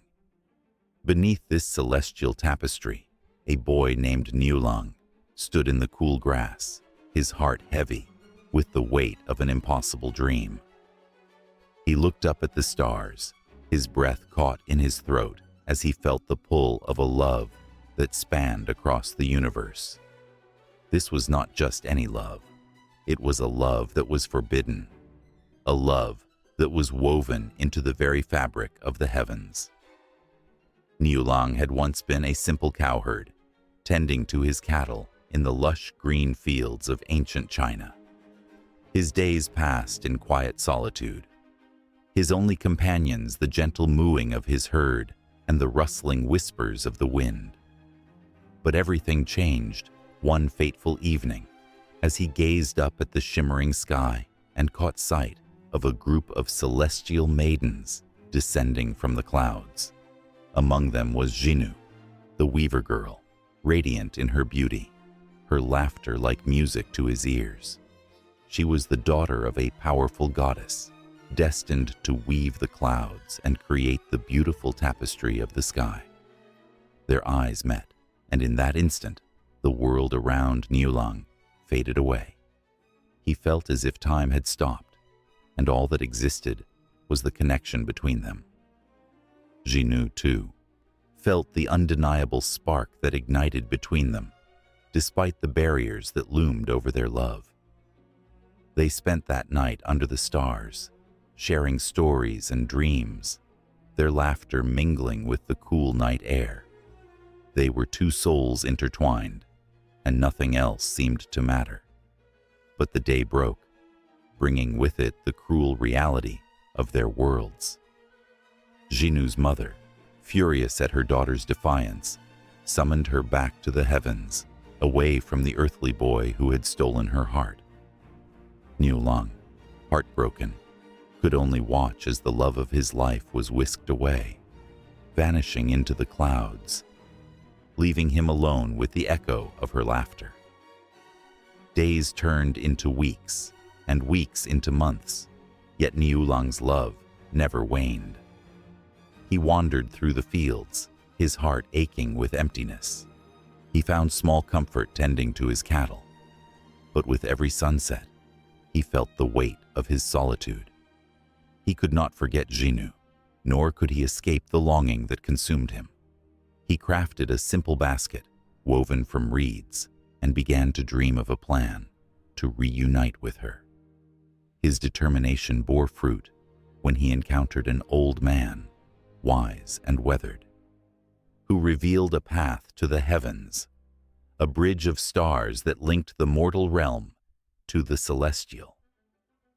With a heart full of hope, Niulang followed the old man's guidance, climbing toward the heavens, his soul ablaze with the thought of seeing Jinu again. As he ascended, the stars flickered in eager anticipation, and the air shimmered with magic. But upon reaching the heavens, Niulang faced a harsh reality. The goddess of heaven, Jinu's mother, stood in his way, her eyes like cold steel as she forbade their union. "You are but a mortal, and she is destined to weave the tapestry of the stars," she declared, her voice echoing like thunder. The weight of her words crashed down on Niulang, but he refused to yield. His love burned brighter than the sun, and he would not be broken. Desperation turned to determination. Niulang pleaded for the chance to be with Jinu, his voice filled with raw emotion. "Love knows no boundaries," he cried, his heart laid bare before the goddess. She remained unmoved, her heart hardened by the ancient rules of the cosmos. But amidst the clash of wills, the stars themselves whispered, urging her to soften. Perhaps love was indeed worth a fight. Moved by the sincerity of Niulang's heart, the goddess finally relented, allowing them to meet, but imposing a condition. "You may be together one day of the year, on the 7th day of the 7th month," she decreed, her voice softer now, like a gentle breeze. With that, Jinu and Niulang were given a fragile thread of hope, a flicker of light in an otherwise dark sky. The years passed like a fleeting breeze, the seasons turned, and the stars continued to twinkle. Yet, the couple's reunion remained a bittersweet longing, spanning the calendar like a tether across the universe. On the 7th day of the 7th month, Niulang would set off with his cattle, crossing a river of stars, his heart racing with anticipation and fear. Would she be waiting for him? Would their love endure the test of time? As the sun dipped below the horizon, painting the sky in hues of gold and crimson, Niulang made his way to the banks of the celestial river. His heart beat wildly, a drum echoing the rhythm of hope and desire. He could see her figure in the distance, her long hair flowing like silk, her presence illuminating the night. Jinu stood at the river's edge, a radiant vision that made the stars above dim in comparison. Their eyes locked, and in that timeless moment, all the struggles, the heartaches, and the barriers melted away. They rushed into each other's arms, the universe around them fading into insignificance. It was a moment suspended in time, filled with laughter, tears, and a love so profound, it felt as if the heavens themselves rejoiced. But as the sun began to rise, painting the sky with shades of dawn, the cruel clock of fate started ticking down. With each second, their time together slipped away, like sand through fingers. The stars shimmered around them, witnessing their joy, yet mourning the impending separation. "I will find a way," Niulang promised, his voice filled with resolve, even as the world began to blur around them. Jinu looked up, her eyes glistening with unshed tears. She nodded, a silent understanding passing between them, a promise that transcended the confines of time and space. But the goddess, watching from her celestial throne, had other plans. As the sun rose, she sent forth a flood of heavenly magpies, their wings beating with urgency. They formed a bridge over the river, allowing Jinu to return to her home in the sky. Niulang's heart shattered as he watched her being swept away, the warmth of her embrace giving way to the cold sting of loss. Yet, in that moment of despair, something ignited within him. The love they shared was a force unlike any other, one that could not be easily extinguished. The stars began to twinkle more brightly, as if echoing the rallying cry of his heart. He would not let this be the end of their story. The world may have tried to tear them apart, but love was worth every fight. The sun dipped low over the Hsiang River, casting shimmering reflections on the water's surface, like scattered diamonds. As it sank behind the mountains, the shadows grew long and dark, wrapping the landscape in a blanket of mystery.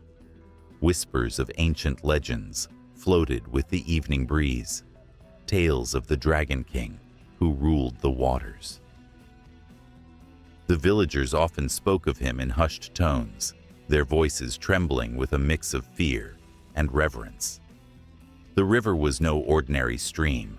It pulsed with life, its waters carrying the weight of countless stories.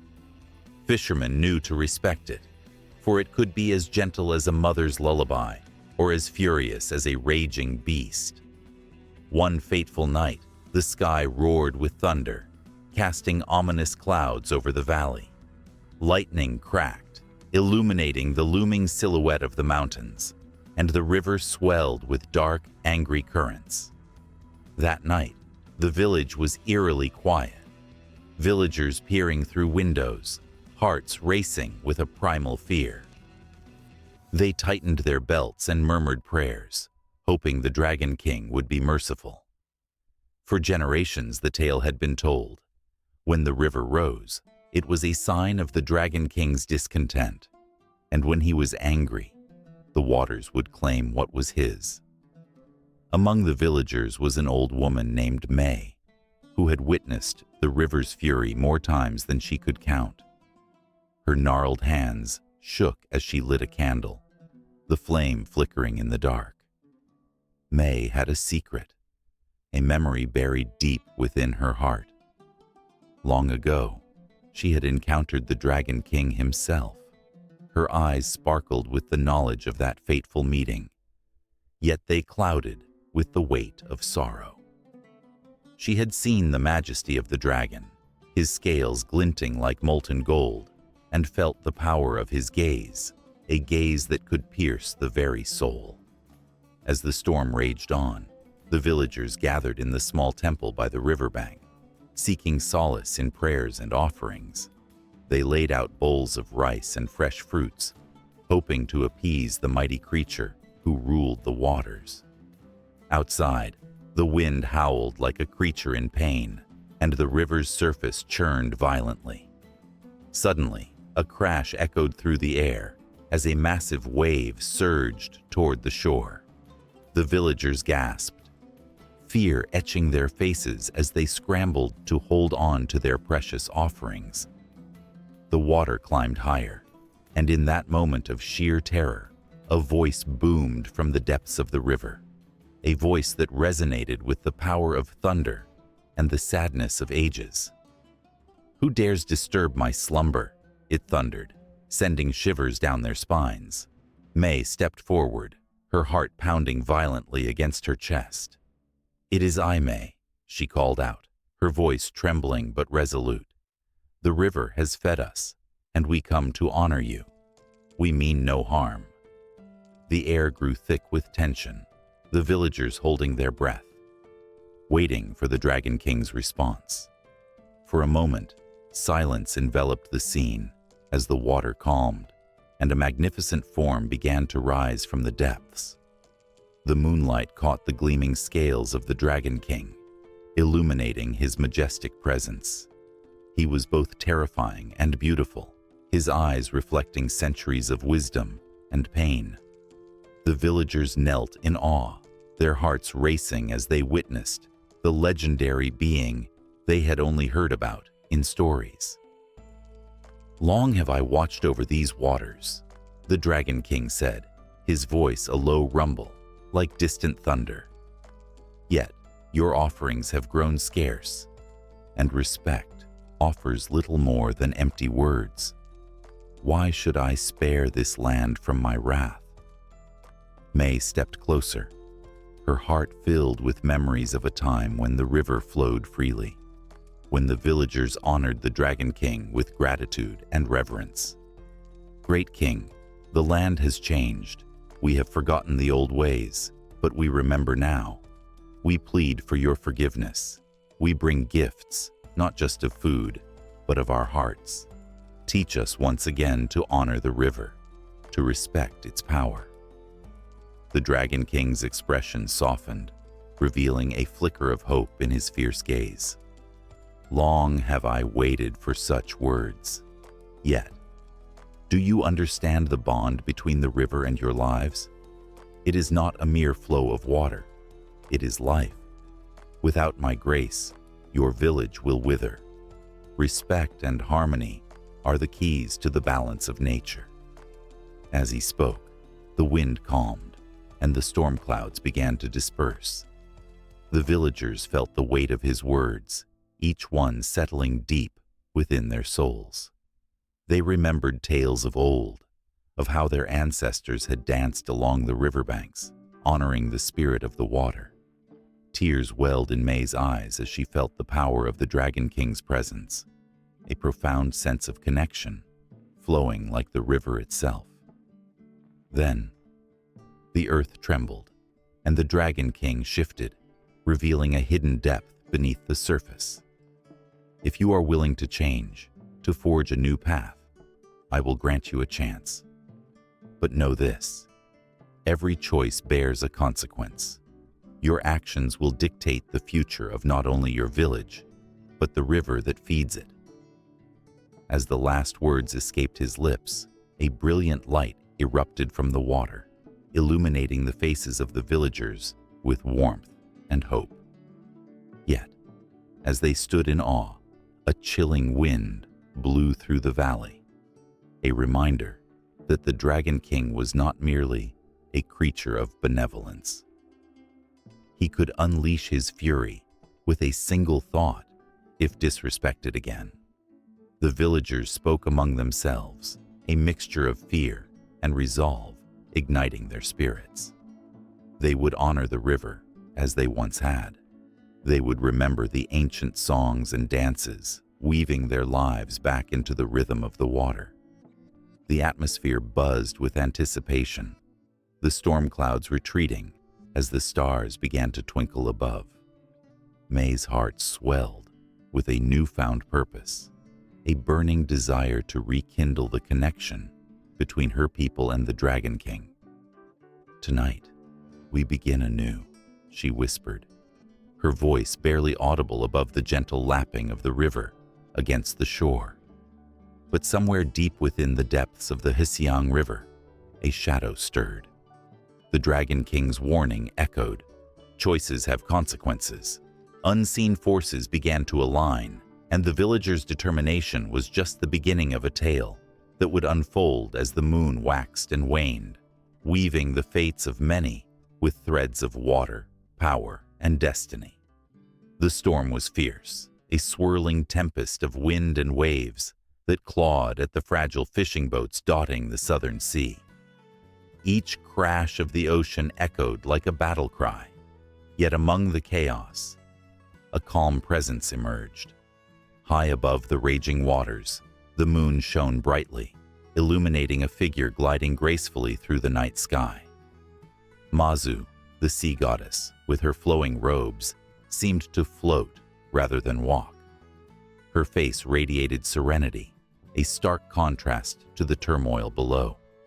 She had been watching over the seafarers for centuries, her heart intertwined with the fate of every fisherman who cast a net into these unpredictable waters. Mazu had known sorrow, the kind that sunk deep into the bones, like a weight that could never be lifted.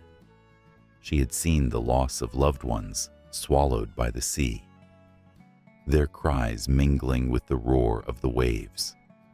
But she had also witnessed hope, the laughter of children on distant shores, the glimmer of a lantern on a darkened night, and the warmth of community gatherings, where stories of bravery were passed from one generation to the next.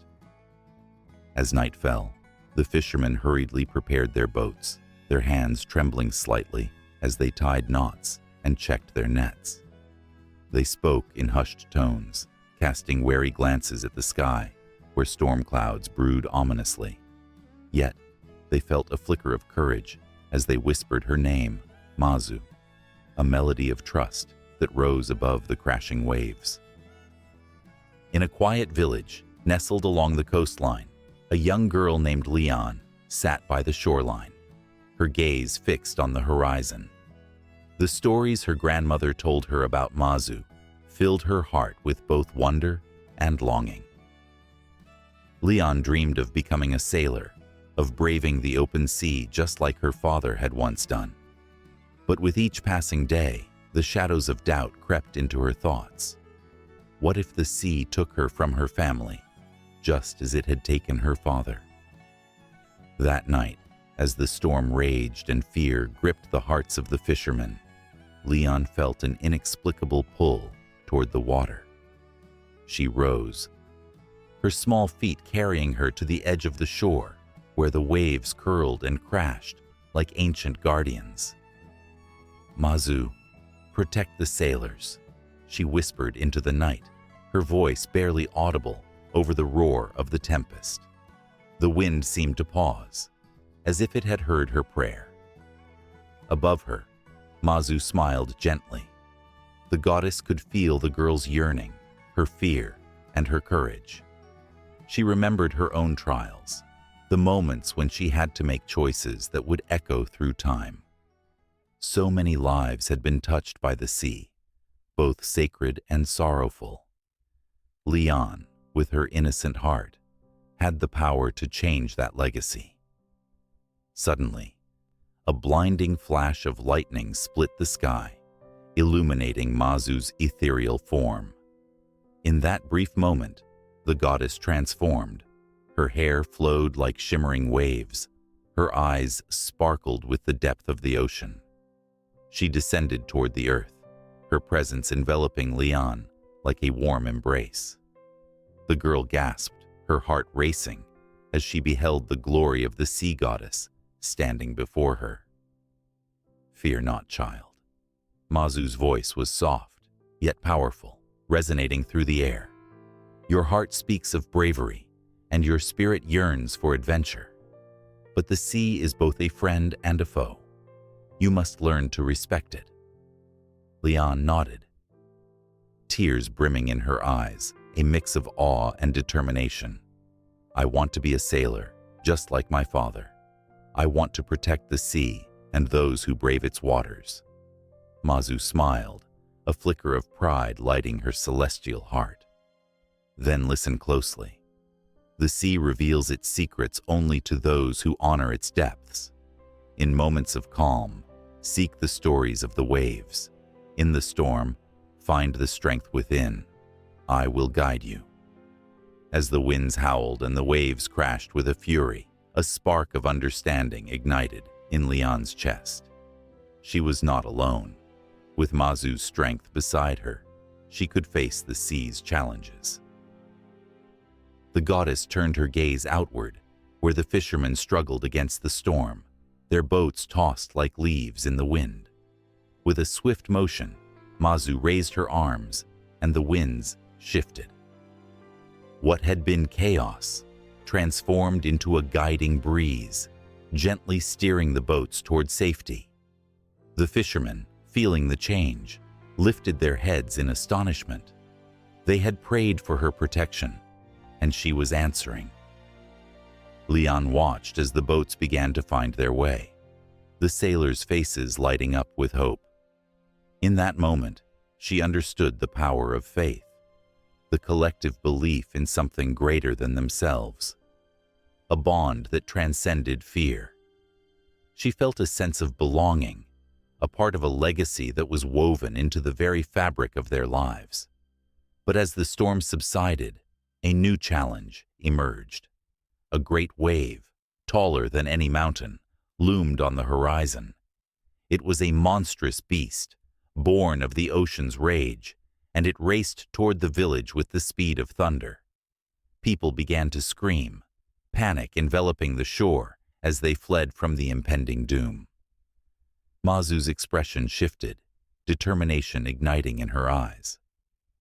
"Leon, this is your moment," she said, her voice trembling with intensity. "You must gather the villagers, lead them to the cliffs.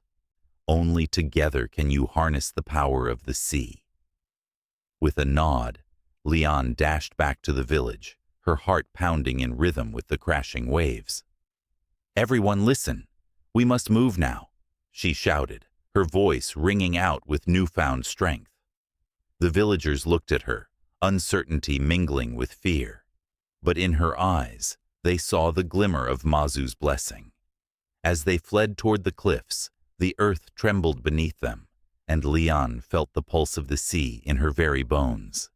They reached the top just in time to witness the wave crashing against the shoreline, an explosion of foam and fury that engulfed the village. It was a sight filled with terror, Yet Leon felt a strange sense of calm. Mazu was with them. The villagers huddled together, their breaths shallow and hearts racing. Leon looked out at the chaos below, the remnants of their homes vanishing beneath the tumult. But she also felt the goddess's presence, a protective shield around them. With Mazu watching over them, hope flickered. In that moment, with the storm still raging and the village lost to the sea, Leon realized that her journey had only just begun. Together, they could rebuild. Together, they could honor the ocean's dual nature, and together, they would embrace the legacy of Mazu, the sea goddess. The storm may have taken their homes, but it had also awakened something powerful within each of them. A bond forged in bravery, a determination to rise again. Once, in a time when the sun blazed fiercely in the sky, there were 10 suns. Each day, they rose in unison, filling the world with light, warmth, and a relentless heat that scorched the earth. The rivers dried up, the crops withered, and the people cried out, desperate for relief. This was a land where the sun was both a giver of life and a harbinger of despair. Among the chaos, a figure emerged, Yi, the greatest archer of his time. His name echoed through the valleys, whispered in awe and fear. Tall and broad-shouldered, Yi stood with his bow strung tight, a symbol of hope against the overwhelming despair brought by the 10 suns. His heart thudded in rhythm with the drums of the people's prayers, a deep call for salvation that resonated through the air like thunder. His eyes flickered with determination as the sun rays beat down upon him, turning the ground to dust beneath his feet. Yi could feel the weight of the world on his shoulders. Each sun represented a burning soul, yet he was just one man. But what could he do? The cries of the people haunted him, mothers weeping for their children, farmers mourning their barren fields, and the elderly, faces etched with worry, gazing up at a sky filled with fire. Then, on a fateful day, the sky darkened as if a great shadow had fallen across the land. Clouds swirled, and Yi, sensing a rare shift, knew he must act. He climbed to the highest peak, where the air was sharp and cold, a stark contrast to the blazing heat below. Standing there, Yi felt the weight of his ancestors looking down upon him, waiting for him to make a choice. Would he become a legend or remain a mere footnote in history? "Enough is enough," he whispered to himself, steadying his bow with both hands. His heart raced as he drew an arrow from his quiver, its shaft gleaming even in the dim light. Yi aimed at the sky, and for a moment, time stood still. He could almost hear the heartbeat of the earth beneath him, the whispers of those who had suffered under the relentless suns, urging him onward. With a swift release, the arrow flew like a bolt of lightning, piercing the heavens. It soared high, glinting in the sunlight until it struck true. One sun fell, crashing down with a terrible roar, sending a shockwave through the skies. The earth trembled, and the people below paused, gazing upward in disbelief. Could this be the change they had longed for? As the first sun plummeted, an icy wind swept through the land, a welcome relief from the scorching heat. Yet, the remaining suns burned fiercely, angered by the loss of their brother.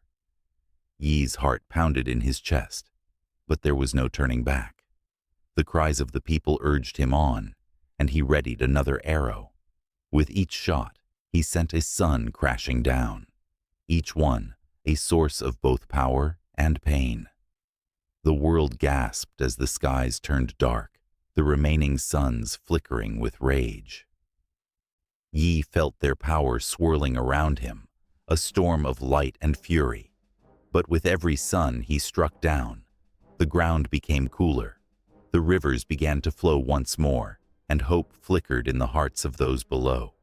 He shot again, and another sun fell, leaving behind a haunting silence.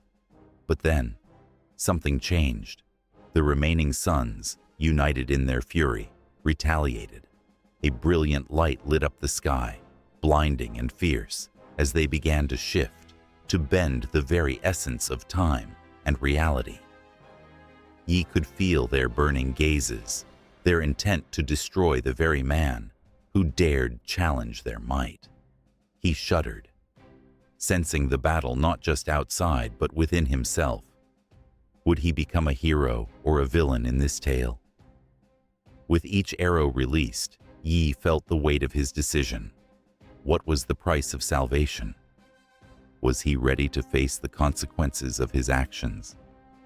The ground quaked beneath him, and he stumbled, his vision blurred by the blinding light from the suns above.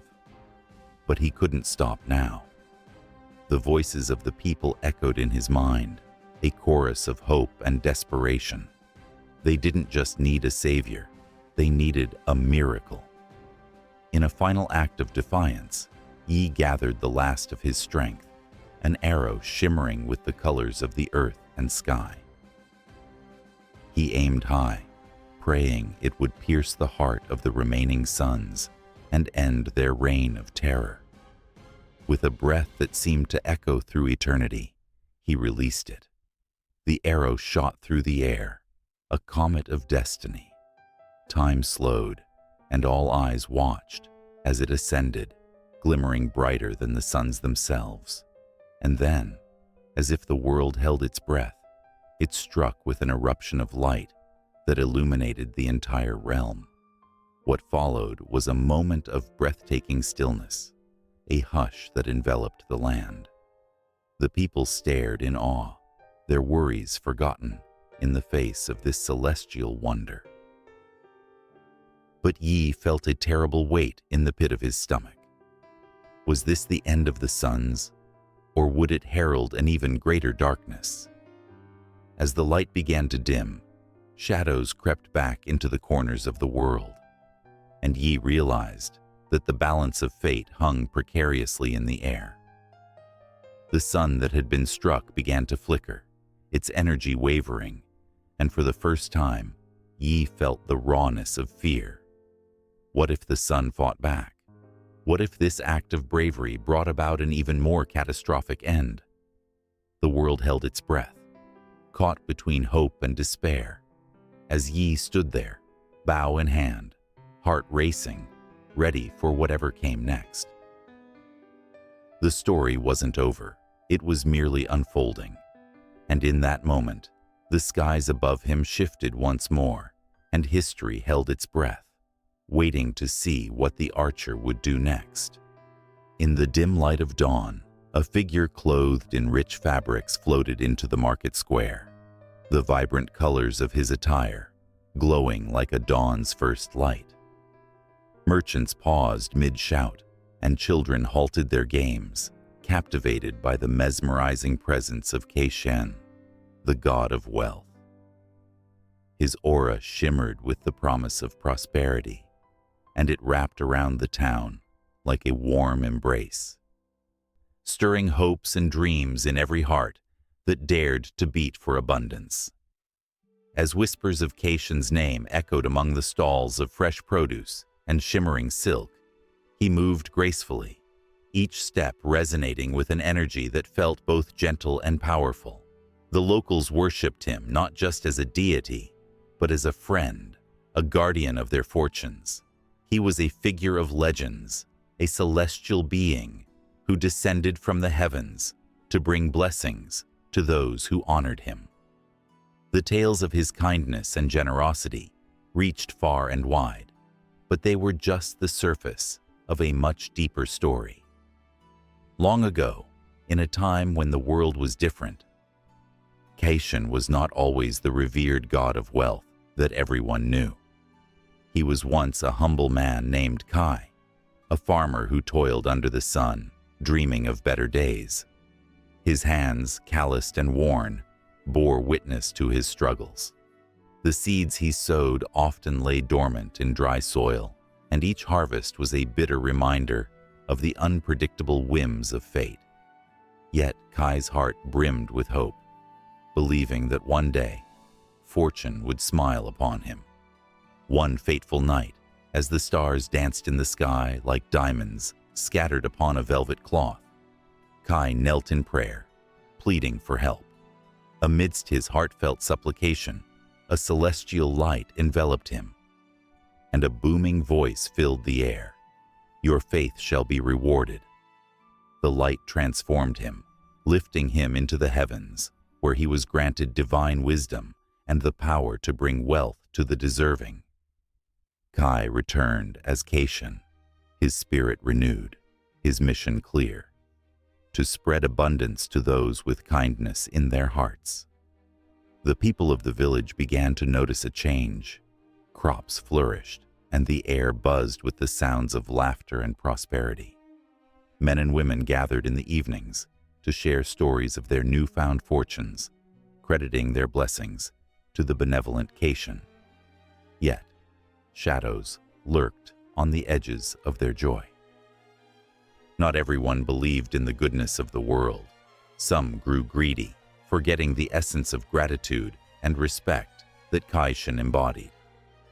As the years passed, Caitian became a symbol of prosperity, yet his heart ached for those who were lost in their endless desire for more. He watched as the very villagers he had blessed began to forget the importance of sharing their fortune. They hoarded wealth like treasure, their hearts growing cold, tainted by a greed that separated them from the warmth of community. It was in this moment of despair that Caitian understood the true nature of wealth. It was not merely gold and silver, but the love and kindness shared among people. One day, a fierce storm tore through the village, rattling homes and uprooting trees. The skies roared with thunder, and Caitian stood at the forefront, determined to protect the people he had come to cherish. As lightning cracked the sky, he raised his hands, summoning the winds to calm and the rains to soften. The storm dissipated, leaving the villagers in awe of his power.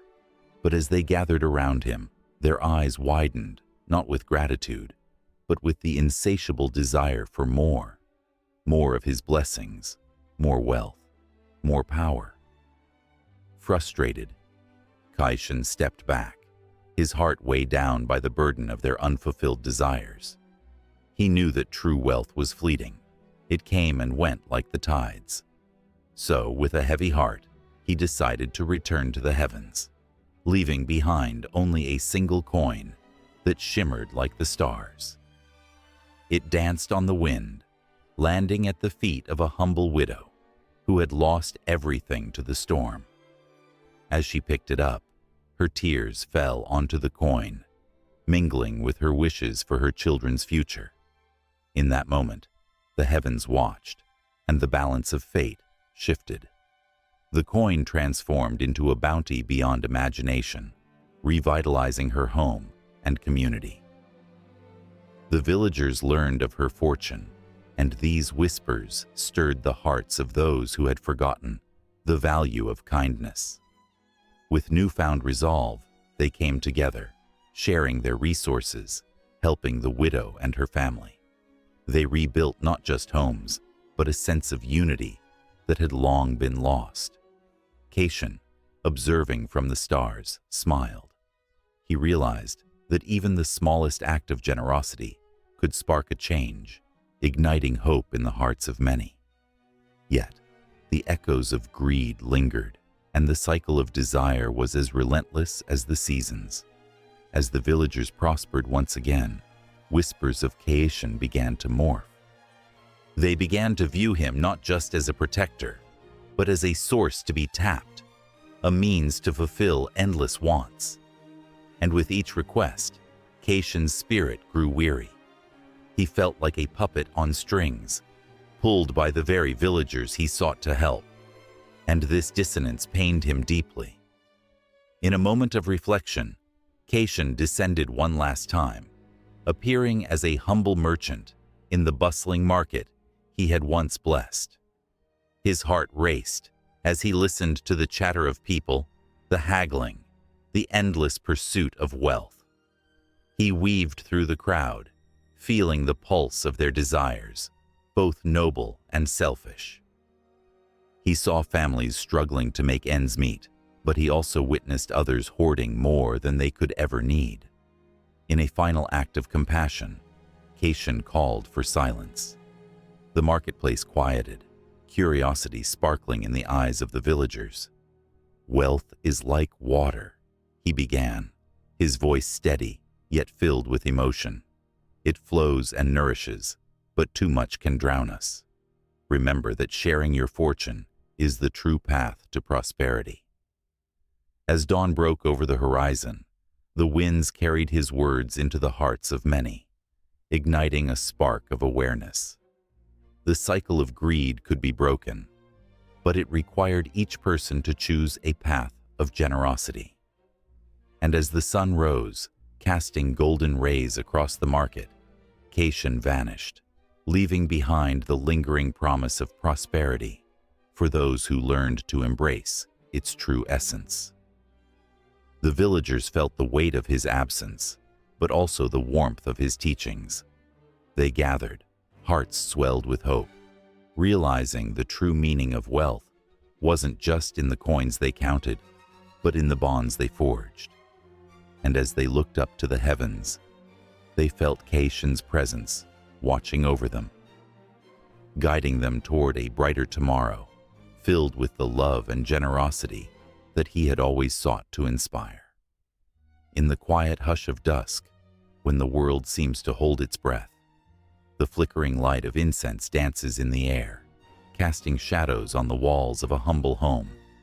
A woman kneels before an altar, adorned with offerings of fruit and tea, her hands trembling as she lights the sticks with a single match. This ritual, a thread woven through generations, speaks of love, remembrance, and the eternal bond between the living and the spirits of the departed. Here, in this simple act, the spirit of ancestor worship unfolds, a deeply rooted tradition in Chinese culture.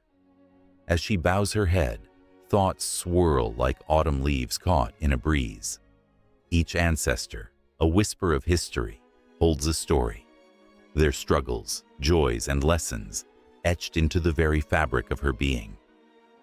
The woman thinks of her grandfather, a stoic man who once walked the fields, his hands calloused, yet gentle, who taught her the value of hard work and respect.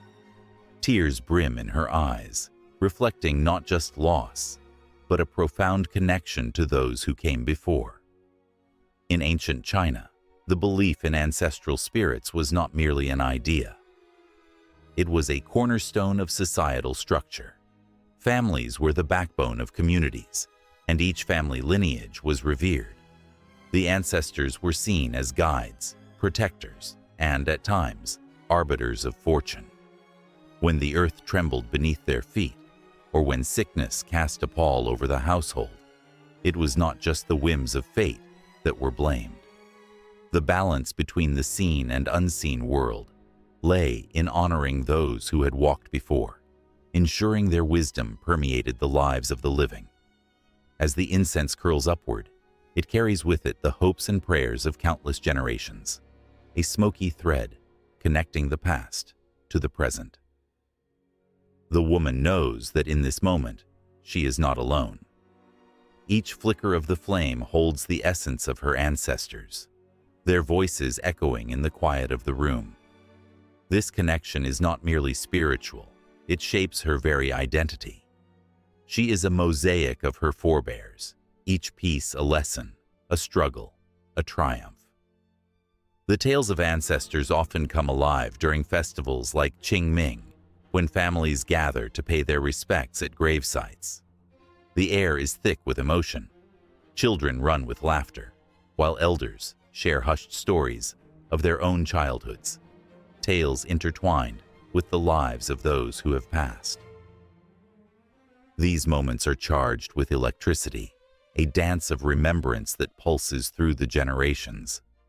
The act of cleaning the graves, offering food, and burning paper money becomes a sacred ritual, a tangible way of expressing love and gratitude that transcends time. But there are darker, more intense tales that linger just beneath the surface. The fear of neglecting the ancestors can send shivers down one's spine. It is said that forgotten spirits wander, lost and angry, seeking solace in the remnants of their living kin. Those who fail to honor their ancestors risk attracting misfortune, a chilling reminder that the past is never truly gone. The woman feels a shudder at the thought, her heart racing as she recalls stories whispered around the flickering light of family gatherings. A cousin who fell ill after failing to pay his respects. A neighbor whose crops withered because he neglected the spirits of his forefathers.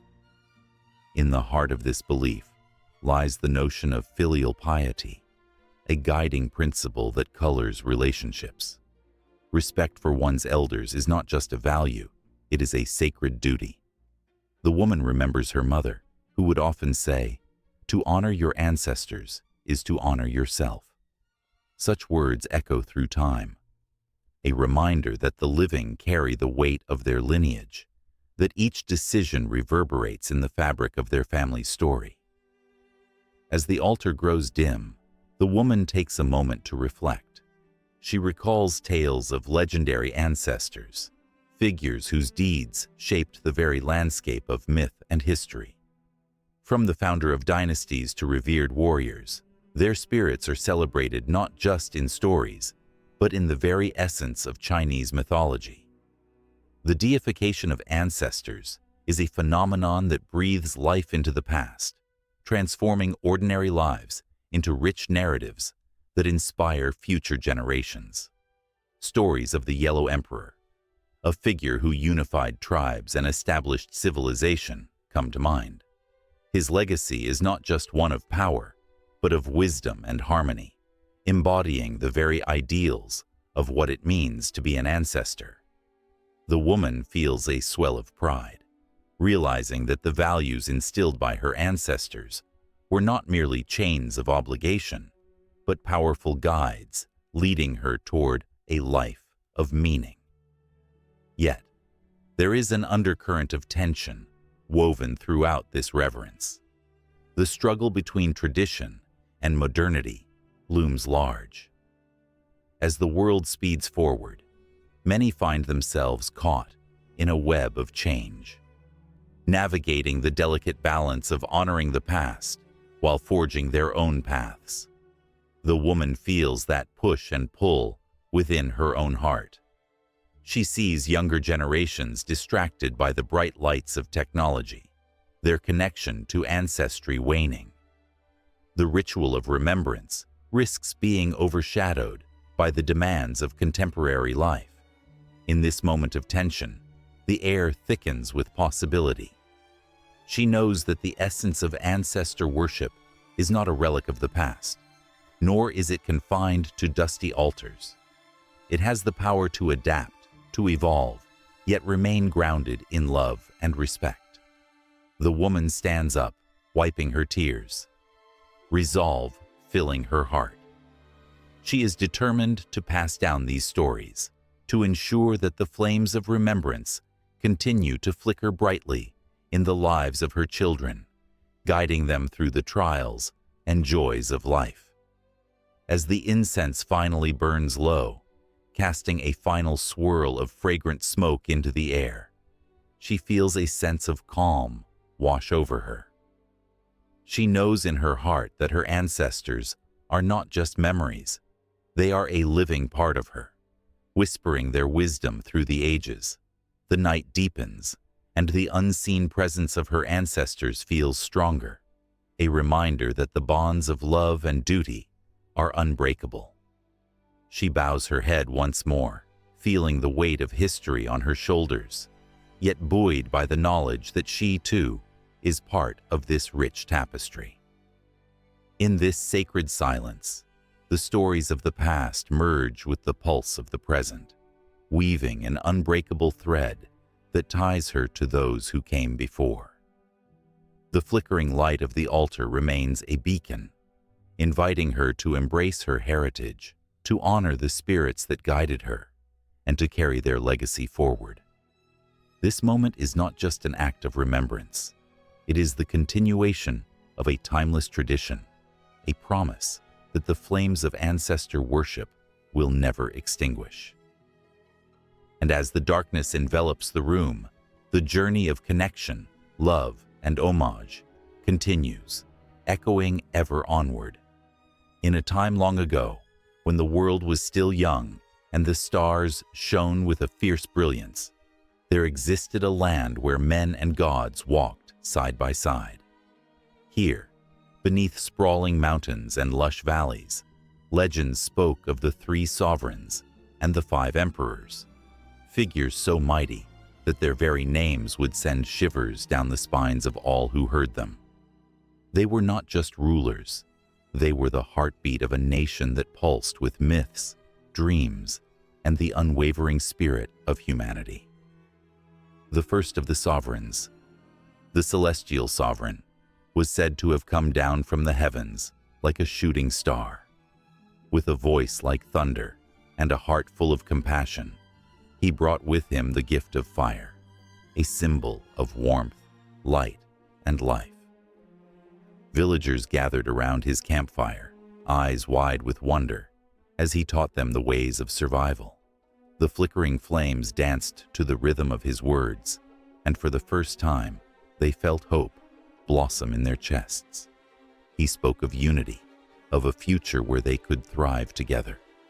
There was a magic in his presence, a deep-rooted energy that made the earth tremble beneath their feet. But shadows lurked even in paradise. The celestial sovereign faced fierce beasts and treacherous rivals, each determined to extinguish the light he had ignited. The tales of his battles echoed through the valleys, tales of courage that ignited the hearts of many. He fought not just for himself, but for every soul that sought warmth and safety. With his last breath, he vowed to pass on his legacy, ensuring that the fire he kindled would never die. Then came the Earth Sovereign, a figure of immense strength, revered for his wisdom and steadfastness. He walked among the people, teaching them the art of farming, the power of cultivation, a gift that would feed generations.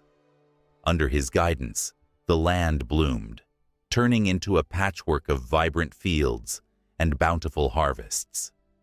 Parents would tell their children stories of the Earth Sovereign, of how he once faced an unyielding drought, his heart heavy with the cries of the starving.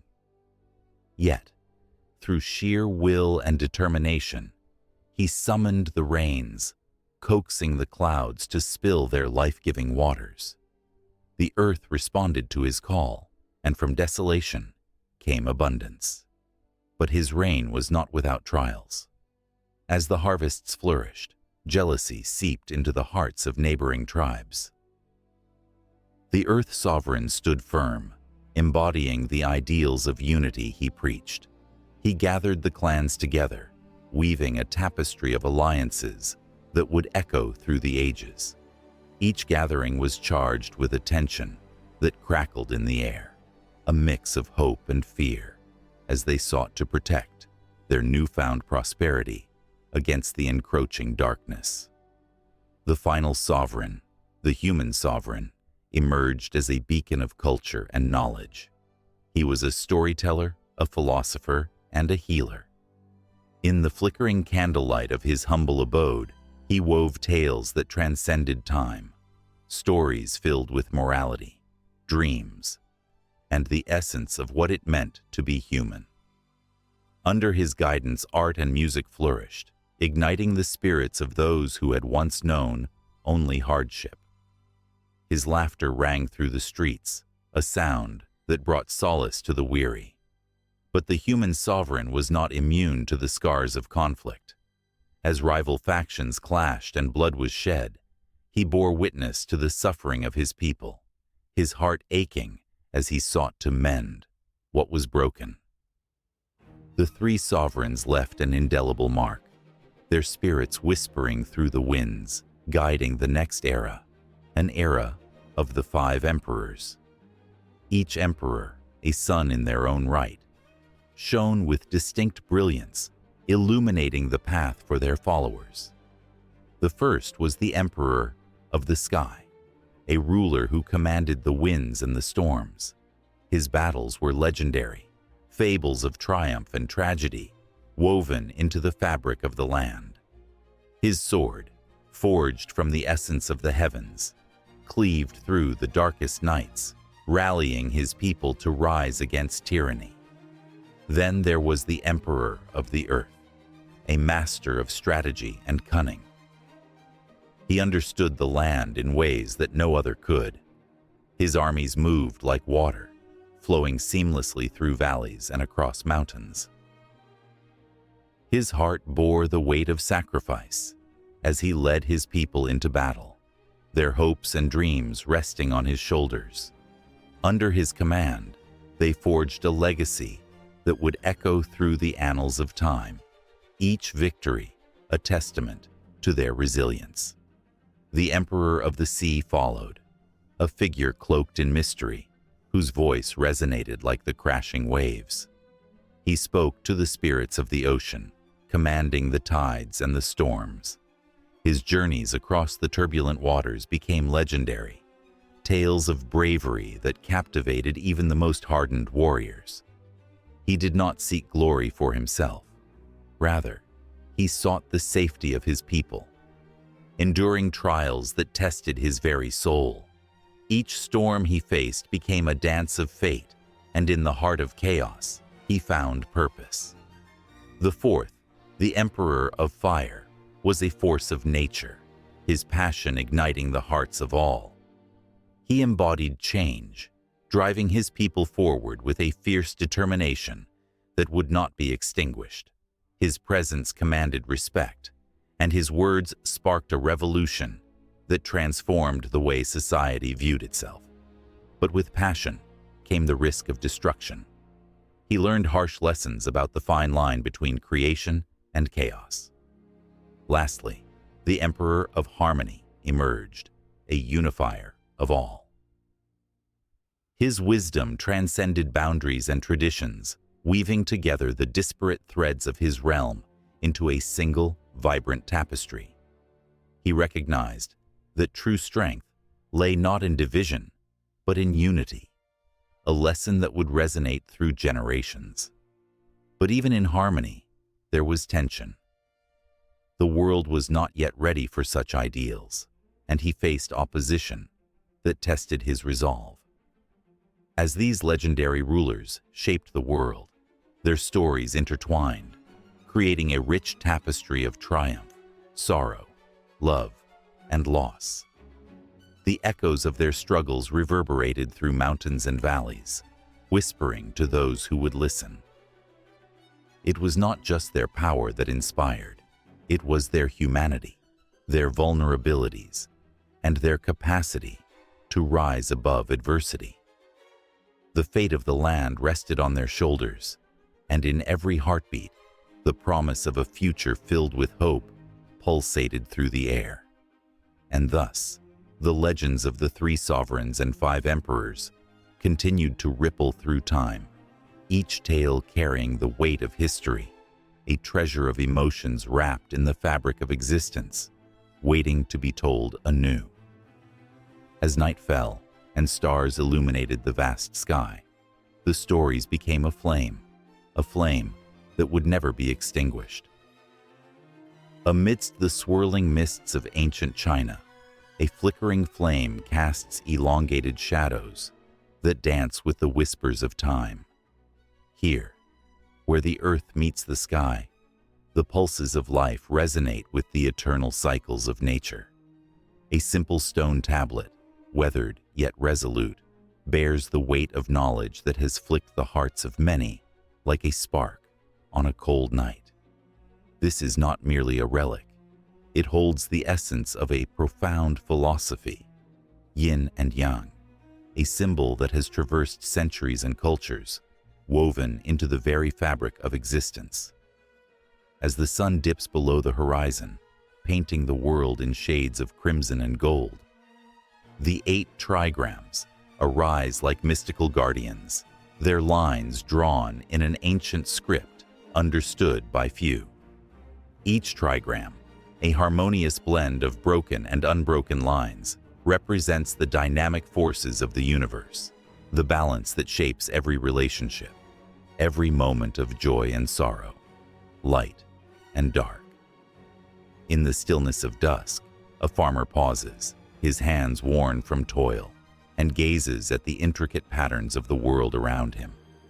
He understands that his harvest is not merely a result of sweat and soil, but also of the cosmic dance of yin and yang, the sun's warmth nurturing the crops, while the cool earth cradles their roots.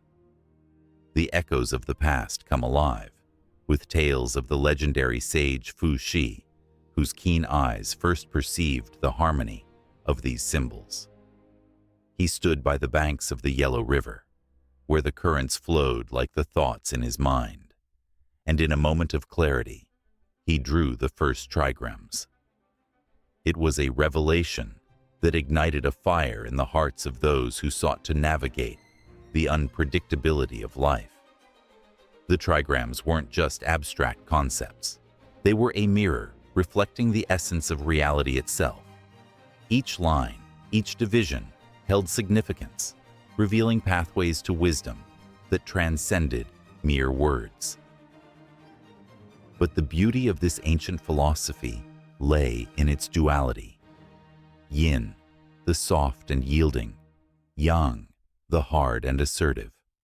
One could not exist without the other.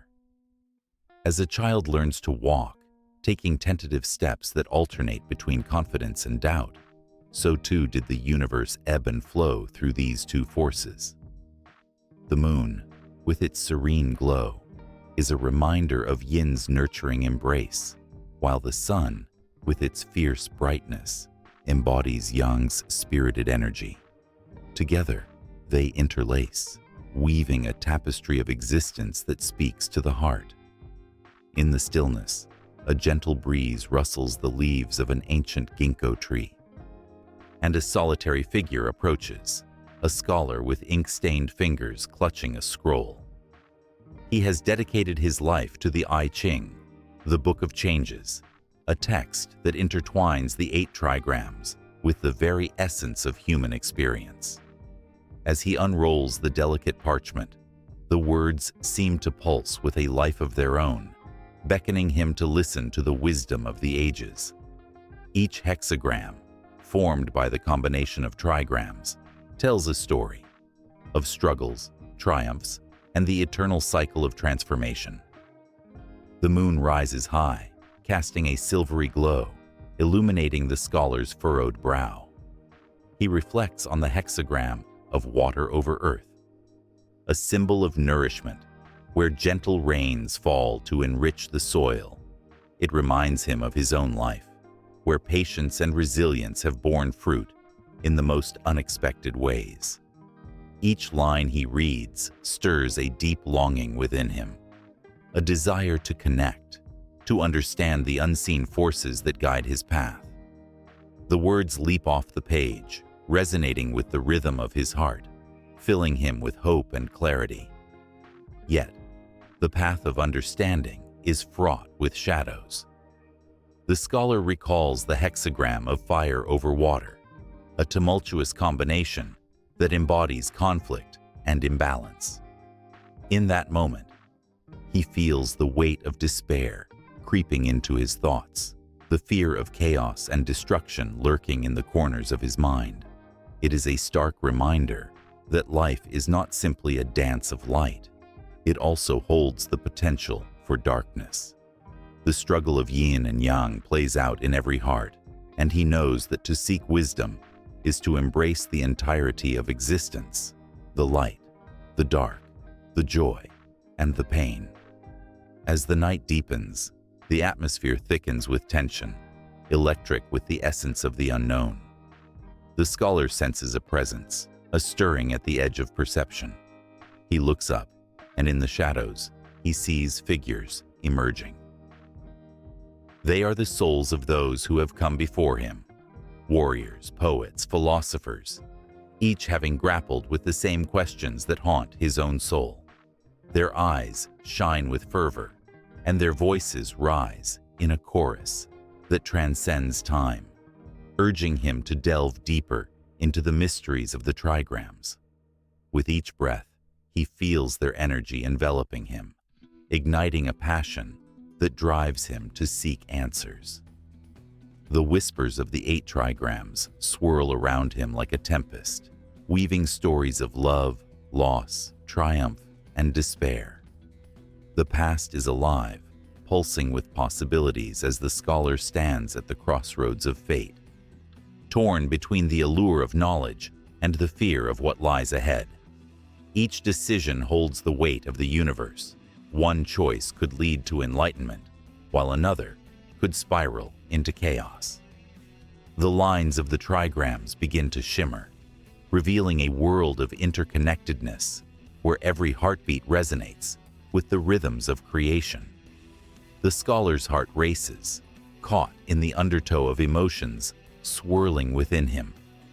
The thrill of discovery, the fear of failure, the longing for connection.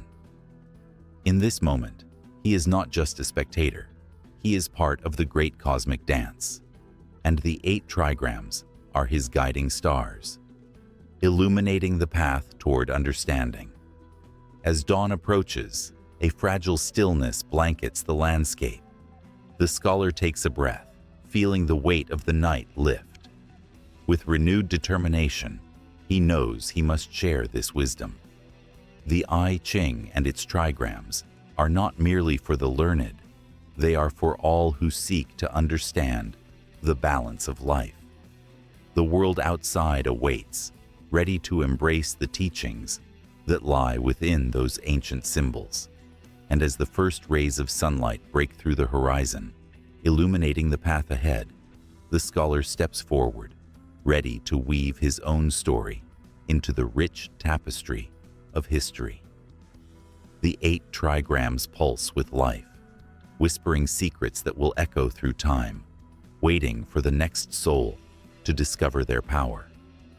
The journey continues, a never-ending spiral of learning and growth, where every ending is but a new beginning, and every heartbeat resonates with the eternal dance of yin and yang. In a time long forgotten, when the heavens whispered secrets to the earth, 4 celestial guardians stood sentinel over the land. Their presence was not merely a myth, it was woven into the fabric of existence itself. Each symbol represented an elemental force, a powerful essence that resonated with the very heartbeat of the universe. The air crackled with tension as storms brewed overhead, heralding the arrival of destiny. The azure dragon, a magnificent creature of shimmering scales that mirrored the sky, soared through the clouds. His roar, a symphony of thunder, echoed across valleys and mountains, announcing his dominion over the east. The people revered him, believing he brought rain to their fields and prosperity to their homes. In the depths of the night, you could hear the hushed prayers of farmers, their hearts beating with hope as they looked up at the vast expanse. The dragon was their guardian, a promise of life and abundance. But beneath the dragon's fierce exterior lay a heart filled with compassion. He watched over the land, his eyes like pools of liquid sapphire, ever vigilant.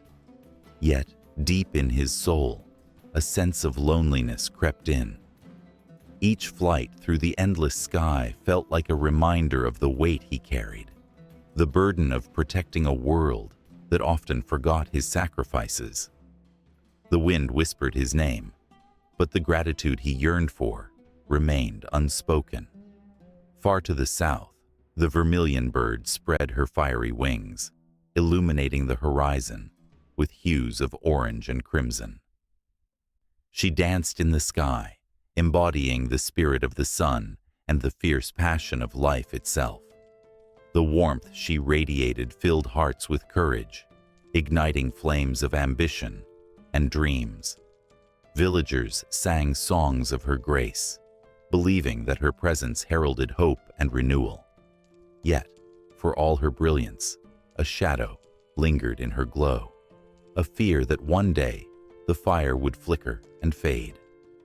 With each sunrise, the bird soared higher, but in the depths of her heart, a longing echoed, a desire for connection, for a kindred spirit who would understand the weight of her endless flight. Even as she illuminated the world below, she felt the chill of solitude creeping into her fiery heart.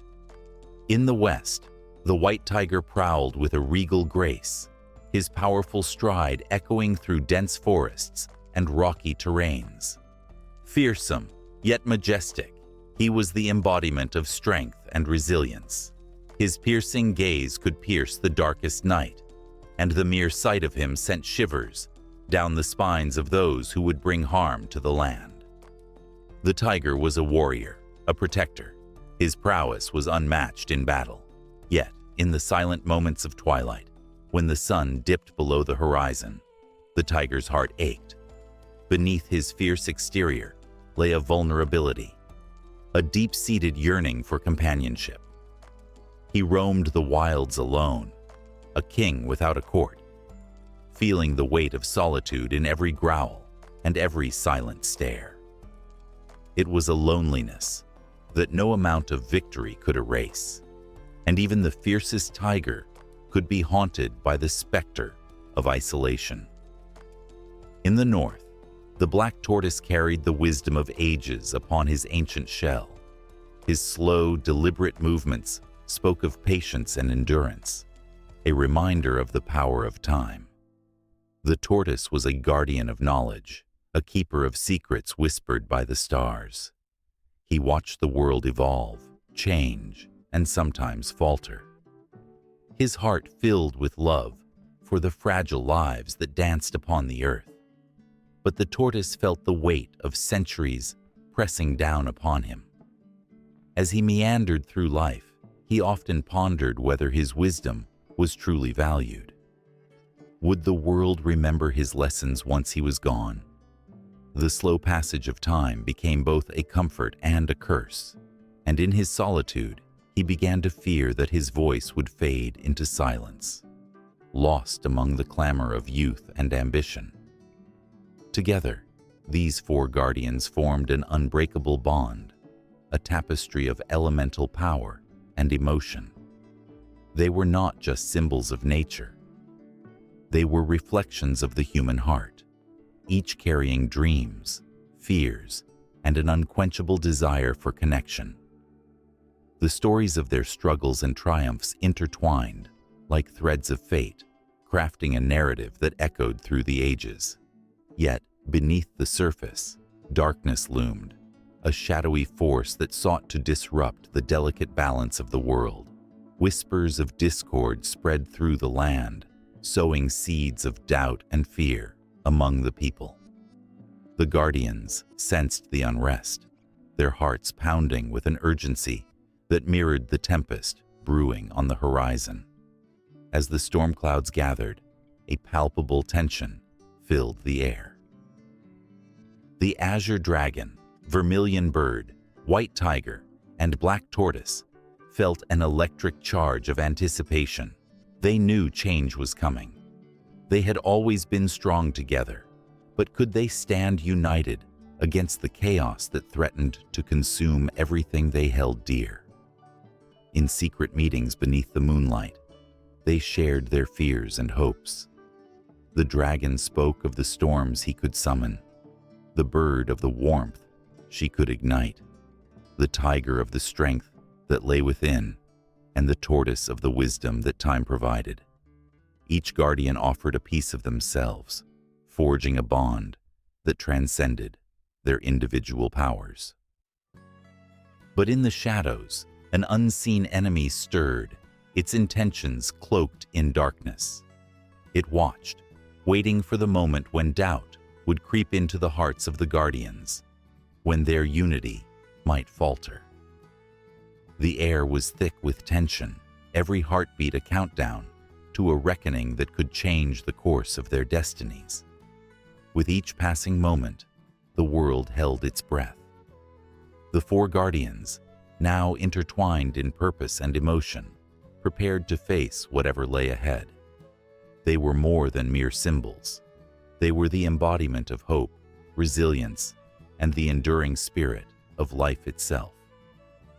As the storm gathered strength, the first crack of lightning illuminated the night sky, revealing the silhouettes of the Guardians standing firm against the gathering tempest. Their hearts raced, a mix of fear and determination coursing through their veins. They could feel the weight of destiny pressing down upon them, the pivotal moment of truth just beyond the horizon. And as the thunder rolled, echoing their battle cries, they knew their fates were entwined, their legacies inseparable. The world awaited the dawn, and in that silence, a profound understanding blossomed. The time for reckoning was at hand, and the legends of the Azure Dragon, Vermilion Bird, White Tiger, and Black Tortoise were about to be etched into history forever. In the shadow of a mighty mountain, beneath the swirling mists and whispers of ancient trees, there lay a stone that pulsed with a hidden energy. It was no ordinary stone. It was a jewel of the earth, forged by the fierce heat of the sun and the fierce pressure of the world above. For centuries, it lay there, waiting, watching, until one fateful day, it cracked open like a shell, revealing a creature unlike any other, the stone monkey. As the first rays of light broke over the horizon, the stone monkey emerged, golden eyes sparkling with mischief and untamed curiosity. His fur, a rich shade of brown, glistened with the dawn's dew. He blinked at the world, bewildered yet fascinated. What was this vast expanse? Why did the wind feel so free against his skin? The mountains stood tall and glorious. The rivers flowed with laughter, and the trees danced gently with the breeze. But more than anything, there was a nagging feeling deep within him, a pull towards something greater than himself. The stone monkey, though newly born, felt a fire ignite in his chest, a longing for adventure, for purpose.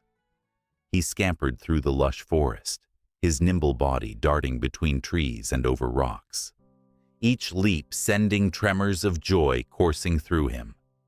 As he played, he found other creatures, birds that sang sweet tunes, rabbits that hopped with glee, and wise old tortoises that spoke in riddles. They welcomed him into their world, but there was an emptiness in their eyes he couldn't quite understand. They lived, they laughed, yet they were bound by the limits of their existence, tethered to the earth. The stone monkey wanted more. Days turned into weeks, and he grew stronger, faster, cleverer. He learned to swing from branches, flipping and twisting through the air, delighting in his newfound agility. But with every joyous leap, a whisper of doubt crept in. Was this all there was? Was there no one else like him? No one who could match his spirit?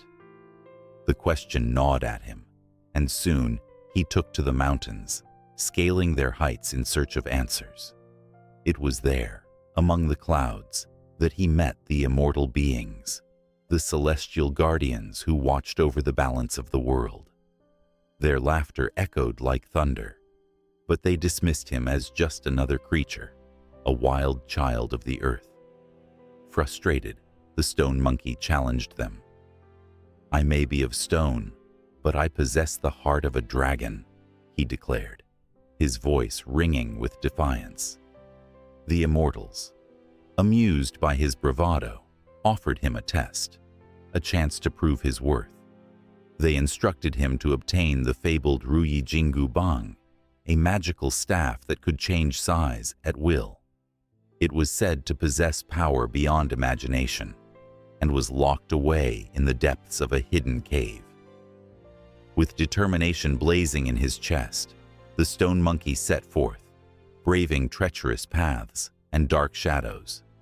Each step echoed the pulse of his heart, each challenge he faced, igniting a fierce resolve within him. Upon reaching the cave's entrance, he entered a realm of darkness that seemed to swallow him whole. The air was thick with silence, and every shadow held tales of those who had attempted to seize the staff, but had failed. Yet the stone monkey pressed on, a spark of courage igniting his very essence. He climbed over jagged rocks and navigated through narrow crevices until he found the staff, glimmering in a pool of silver light. It was magnificent, a symbol of strength and ambition. As he grasped the staff, a surge of power coursed through him, electrifying his spine. He felt alive, wild, and free. The staff shimmered, responding to his touch, adapting to his will. In that moment, the world around him faded, and he understood. This was his destiny. He was not just a monkey, he was a force to be reckoned with. But destiny, as it often does, comes with a price. The cave began to shake violently, the power of the staff awakening ancient forces. Stalactites fell like arrows, and a deafening roar filled the air. The stone monkey darted for the exit, heart pounding in his chest. The ground trembled beneath him, but he was determined not to be swallowed by the darkness. With every leap, he felt the weight of the world on his shoulders, yet the thrill of freedom propelled him forward. Outside, as he burst into the light, the mountain shook in fury, and he found himself face to face with the spirits of the mountain. They were angry, their ethereal forms swirling in a tempest of rage. "You dare take what is ours?" they thundered, their voices laced with echoes of the ages. But the stone monkey stood tall, the staff in his grasp glowing with power. "I am not here to steal. I am here to claim my destiny," he shouted back, his voice filled with defiance. The spirits paused, their fury faltering. In that moment, they recognized the fire within him, the same fire that had once ignited their own purpose. They understood his longing for freedom, for adventure, for the very essence of life itself. Slowly, their anger faded into respect. They would not hinder his path. Instead, they would guide him as he forged his own legacy. With the staff as his companion, the stone monkey's heart swelled with purpose.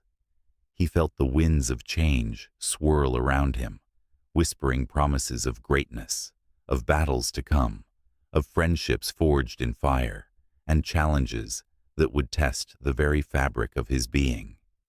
Each step he took echoed with the weight of destiny, a journey not just for himself, but for those who would follow.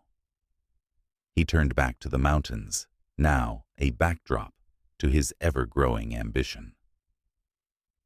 He would not only embrace his fate, he would rage against the confines of the earth, against the limits that had held his kind for so long. The world was vast and filled with wonders, and he, the stone monkey, was destined to carve his name into its very heart. And so, with the sun setting behind him, he set off into the horizon, the twilight bathed in hues of crimson and gold. The staff crackled with untamed energy, and the stone monkey felt the weight of the universe shift beneath his feet. The air was thick with anticipation, every breath a promise of adventures untold. His journey was just beginning, and the world was waiting, brimming with untold mysteries, laughter, and unending challenges that would shape him into the legend he was destined to become. The moon hung like a glowing pearl in the ink-black sky, illuminating the mist that curled around the crooked trees of an ancient forest. In this mystical landscape, shadows danced as if alive, whispering secrets that had echoed through the ages. Every rustle, every sigh of the wind hinted at tales woven from the very fabric of time. Here, at this moment, the threads of Taoism began to entwine with the rich tapestry of Chinese mythology, creating a connection that would resonate through centuries. As the first rays of dawn broke, they revealed a world where gods and spirits played among mortals, where the boundaries between the seen and the unseen blurred like the morning fog. In the quiet of the woods, a wise old sage sat cross-legged on a weathered stone, his long beard flowing like water. He was a guardian of wisdom, a vessel through which the essence of Taoism flowed, gently guiding both gods and humans alike. It was said that he could converse with the wind and dance with the clouds, his heart beating in time with the rhythms of nature. His presence alone was a reminder that the universe was alive, a vast, interconnected web of existence. In this world, the teachings of Taoism found fertile ground, a philosophy that embraced harmony, balance, and the natural order. It was a belief that everything was connected, much like the intertwining branches of the ancient trees around him. The idea that humans were not separate from nature, but rather a part of it, seeped into every myth, shaping the stories told by the flickering firelight in village homes. The sage's words echoed in the hearts of those who listened, planting seeds of understanding that would grow into lush narratives filled with deities, spirits, and cosmic forces. The great goddess Nua, with her serpent-like body and the power to create humanity, emerged from the depths of these teachings. As the story goes, she molded humans from clay, but realized they needed a spark of life, a breath of the Tao. With a whisper, she infused them with her essence, connecting them to the universe, binding them into the grand design of existence. Those who walked the earth were not mere mortals. They were reflections of the divine, imbued with the energy of the cosmos itself. Such was the influence of Taoism that even the act of creation was a dance. A harmonious blend of yin and yang, the feminine and masculine energies that shaped reality. Yet, not all tales were gentle. The myth of the river god, a fierce protector of his domain, revealed the darker side of nature's balance. When humans dared to pollute his waters, he unleashed a tempest that shook the very foundations of the earth. In his fury, he became a storm, a hurricane of wrath that swept through villages, reminding mortals of their place in the grand scheme. It was not merely a story of destruction. It was a poignant reflection of Taoist principles, a stark reminder that harmony must be maintained between man and nature, or chaos would ensue. As the sage continued his quiet meditation, the winds swirled around him, carrying hints of another tale. The legend of the 8 immortals danced in his mind, each figure embodying the virtues of Taoism, the ideals of simplicity, humility, and spontaneity. These were not just gods, but representations of the human spirit, showcasing the strength found in the journey of self-discovery. Their adventures, filled with laughter and lessons, became a mirror for those who sought to live in accordance with the Tao. The stories of their escapades resonated deeply, instilling hope and courage in the hearts of those who yearned for wisdom. Yet, shadows lingered even among the joyful tales. The spirit of the earth, known as the Earth Mother, embodied the nurturing essence of Taoism. Her stories spoke of life cycles, of birth and rebirth, reminding listeners that even in suffering, there was beauty. The cycles of nature danced in harmony with human existence, teaching the lesson that all things must eventually return to the source. It was a poignant reflection on the transient nature of life, echoing through the ages as a reminder to cherish every moment and respect the world around them. As dusk approached, the sage felt the weight of the day settling upon him. The stories of old swirled around his mind like the leaves caught in a gentle breeze. The countless myths, woven with threads of Taoist philosophy, created a rich tapestry that connected generations. But even as he pondered, a whisper of uncertainty flickered in the air, a sense that these tales were just the beginning. For in the shadows of the forest, something stirred, something that breathed life into the ancient myths, as if they were waiting for the right moment to leap from legend into reality. With the moon now riding high, casting silver beams through the gnarled branches, an ethereal presence began to emerge. It was as if the spirits of those ancient stories were rising, drawn by the sage's meditative energy. A chill ran down his spine, a surge of energy like a thunderstorm gathering strength. The stories were not merely echoes of the past. They were alive, waiting for someone to listen, to engage once more in the eternal dance of mythology and philosophy. As the night deepened, he could feel the pulsing heartbeat of the universe resonating around him, every myth intertwining with the other, creating an unbreakable bond. The air crackled with anticipation, hinting at more revelations, more tales yet to be told. Each flicker of the candlelight seemed to whisper a reminder of the continuous cycle of existence, echoing the teachings of Taoism that were woven into the very fabric of Chinese mythology. Each heartbeat of the sage was a drum, a call to the night, inviting the stories to unfold and embrace the present. At that moment, the forest, with its wise trees and whispering winds, transformed into a living chronicle of existence, a stage where the teachings of Taoism would continue to shape the myths that defined a culture. It was an eternal cycle, a dance of creation and destruction, wisdom and folly, where every story was a thread in an ever-growing tapestry that would never truly end. And as the moonlight bathed the sage in its glow, the night held its breath, waiting for the next tale to begin. In a quiet temple nestled among misty mountains, an ancient statue draped in silk stands watch, its serene gaze fixed on the faithful. This is Avalokiteshvara, the embodiment of compassion, whose presence reaches across time and space, whispering solace to the weary and lost.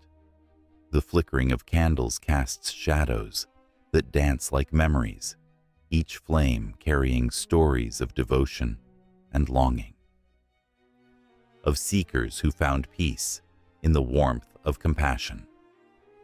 Once in a distant village, a mother mourned her child, lost to the unpredictable tides of fate. Night after night, she knelt before a small shrine, adorned with flowers and incense, her heart heavy with despair. She prayed, her voice breaking as she called out to Avalokiteshvara, hoping for a flicker of hope. In that moment, the world around her faded, and she felt a gentle hand upon her shoulder, a presence that promised comfort.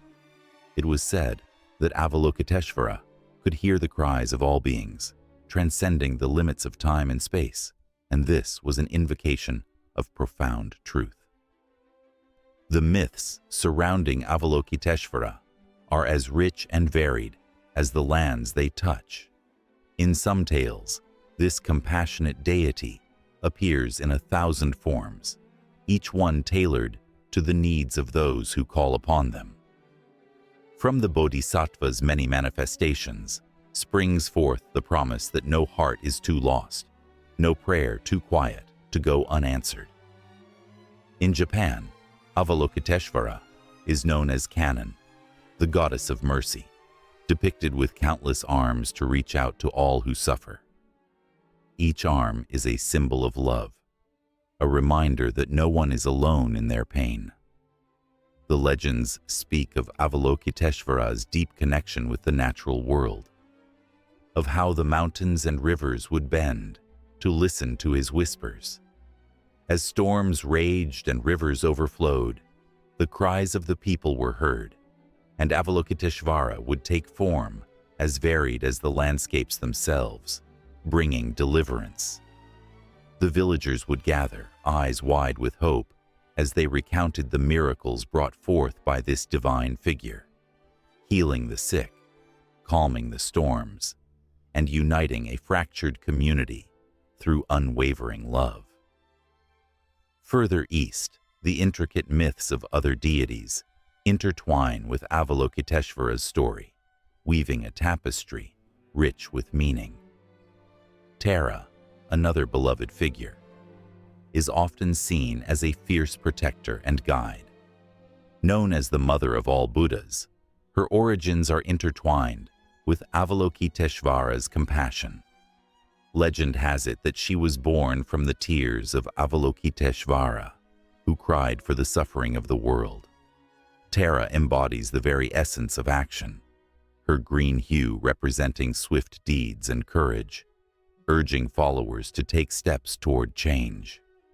A chilling tension fills the air as tales recount the time Avalokiteshvara ventured into the depths of hell to rescue a lost soul, one who had succumbed to despair.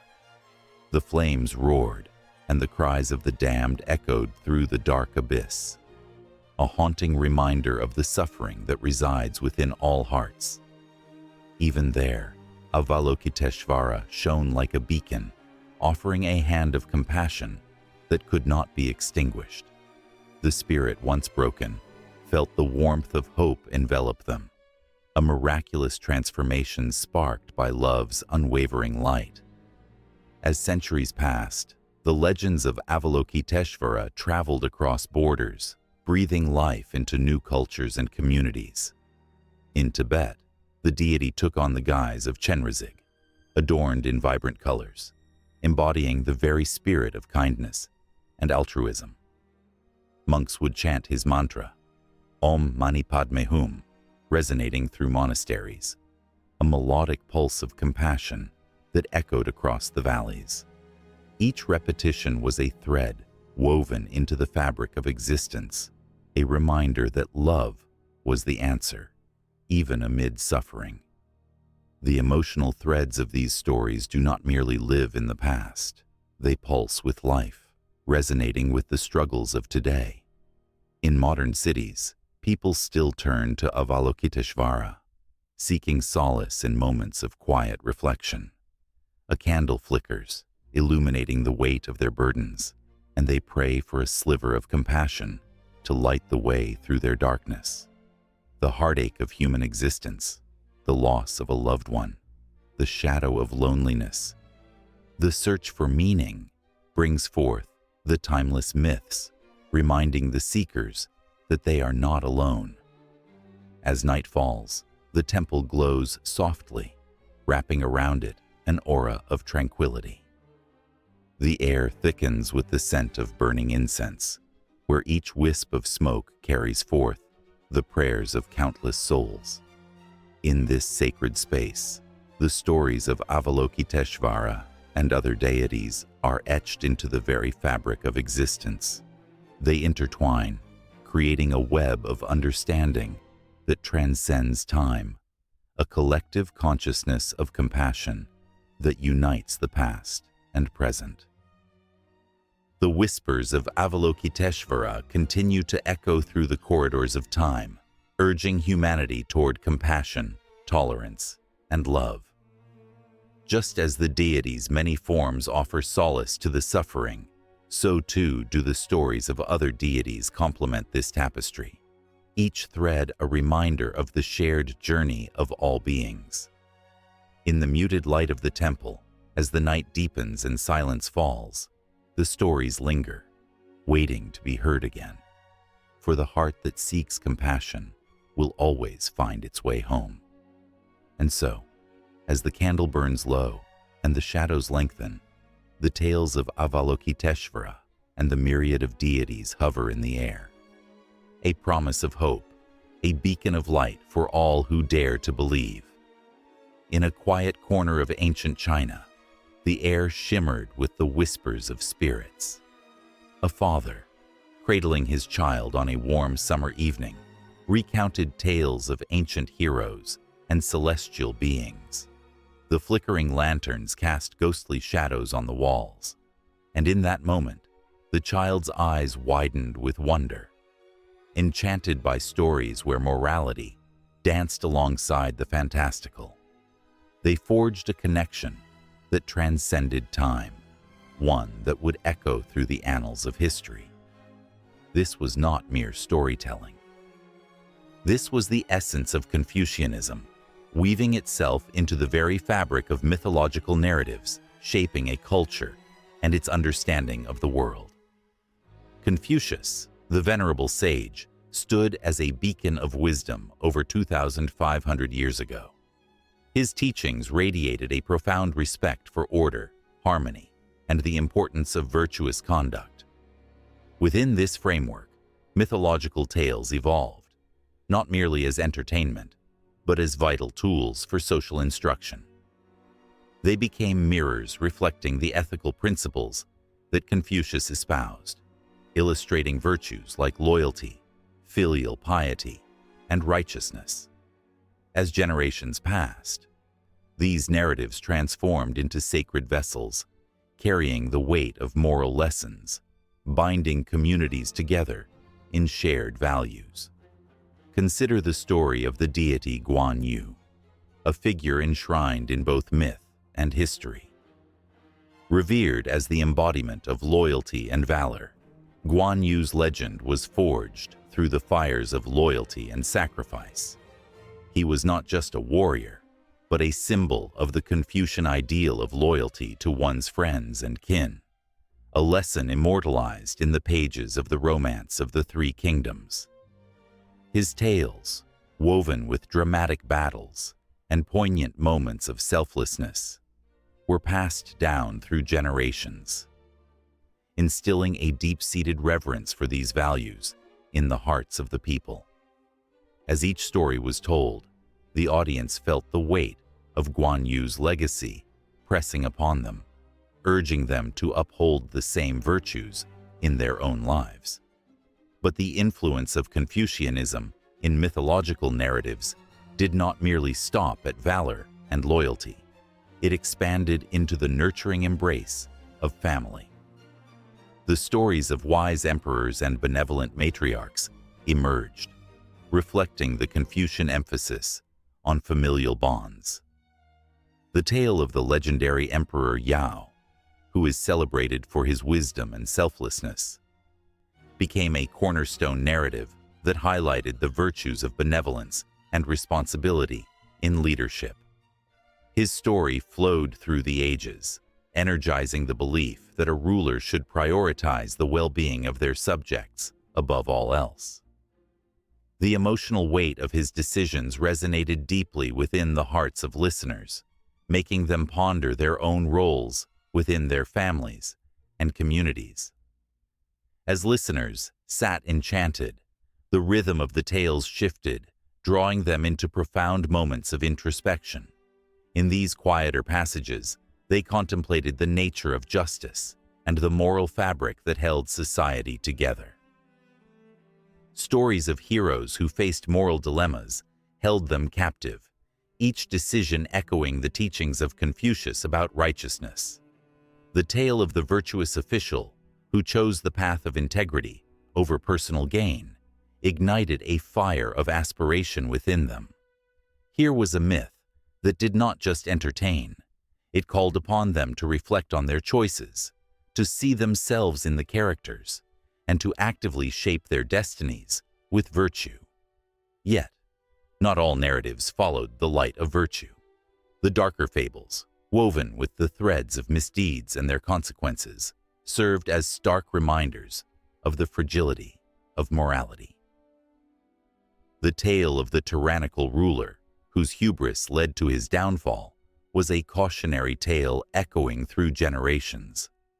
Each word was laden with emotion, as listeners felt the turmoil of the characters, the weight of their choices, and the inevitable descent into chaos. These stories, while cautionary, functioned as vital lessons, reinforcing Confucian ideals by demonstrating the repercussions of straying from the path of righteousness.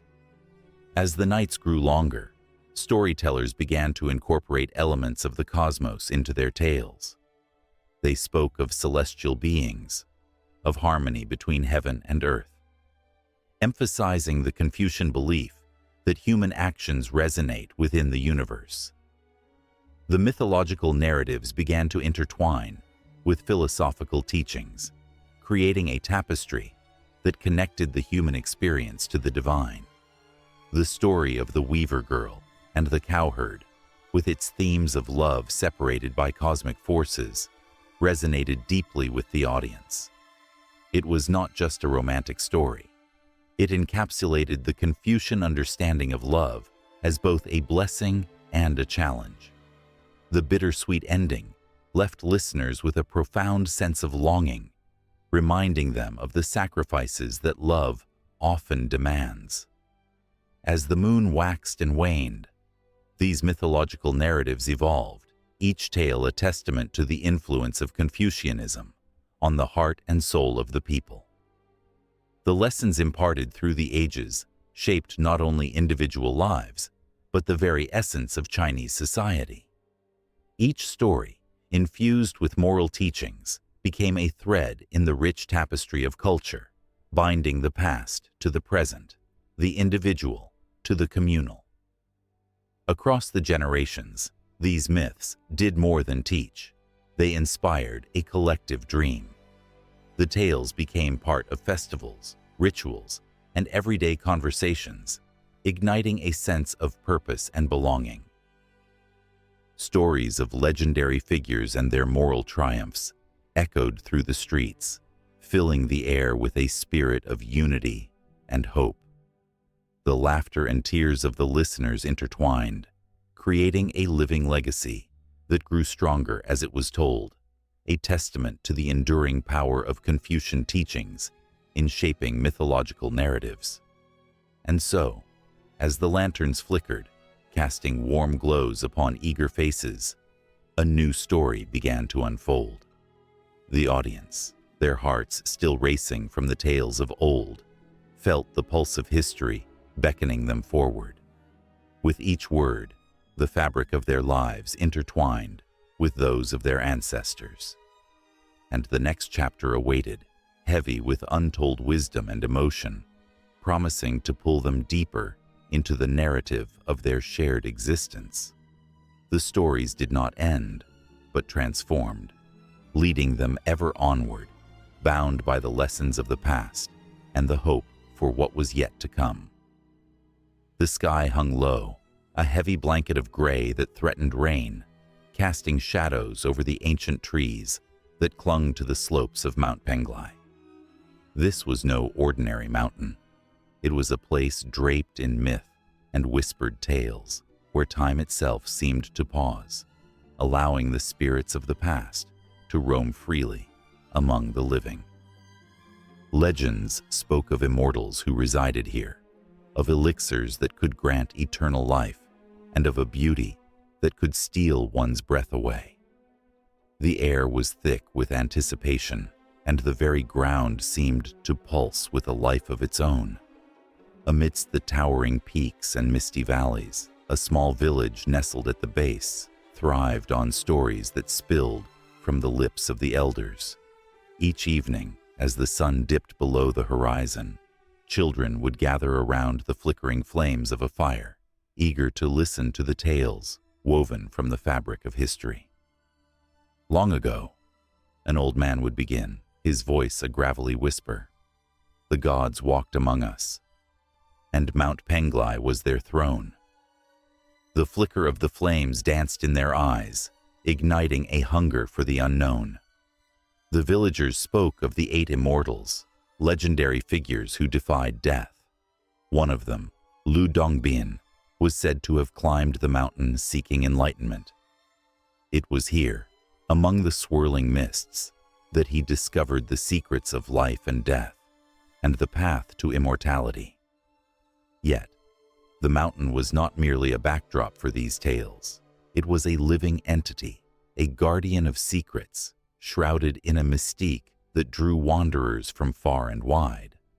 Some sought wisdom, while others sought riches, but all felt the mountain's magnetic pull. As the moon rose high, casting silver beams upon the rugged terrain, an unexpected visitor arrived. His name was Chen Wei, a traveler with a heart full of dreams and a mind brimming with questions.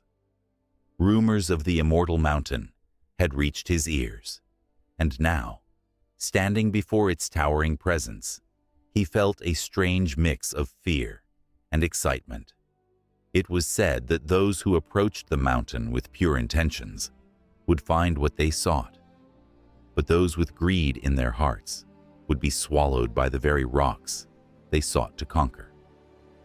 Chen Wei took a deep breath and began his ascent. Each step felt heavier, as if the mountain itself were testing his resolve. The air was rich with the scent of pine, and the sounds of rustling leaves echoed like whispers of encouragement. But with every inch he climbed, a growing unease settled in his chest. What if the legends were true?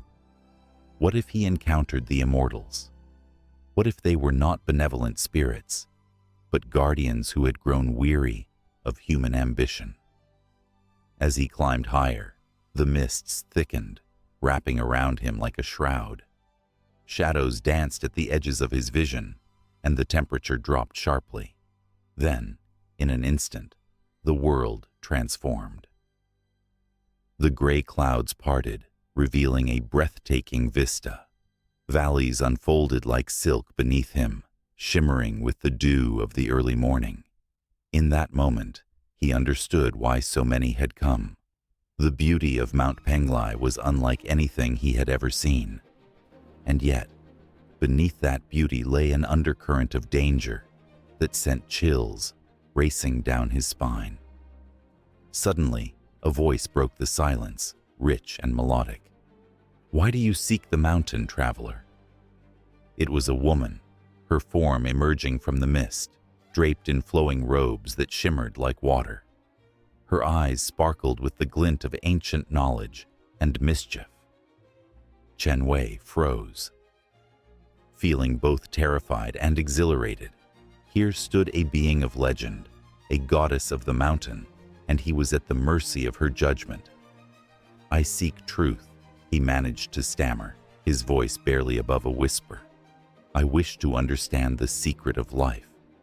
A smile danced across her lips, enigmatic and knowing. "And what would you sacrifice for that truth?"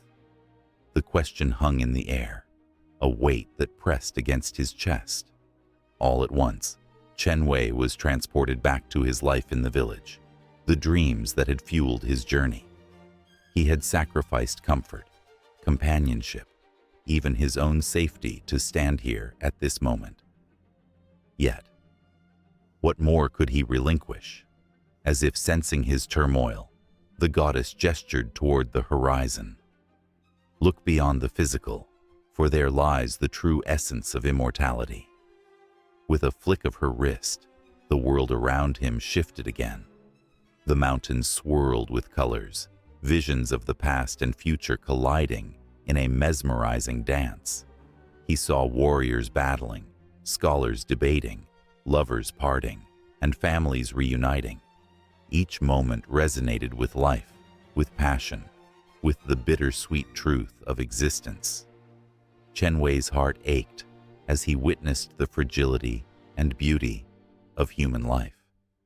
The immortals might live on, but they were forever trapped in the echoes of memories that shaped the world.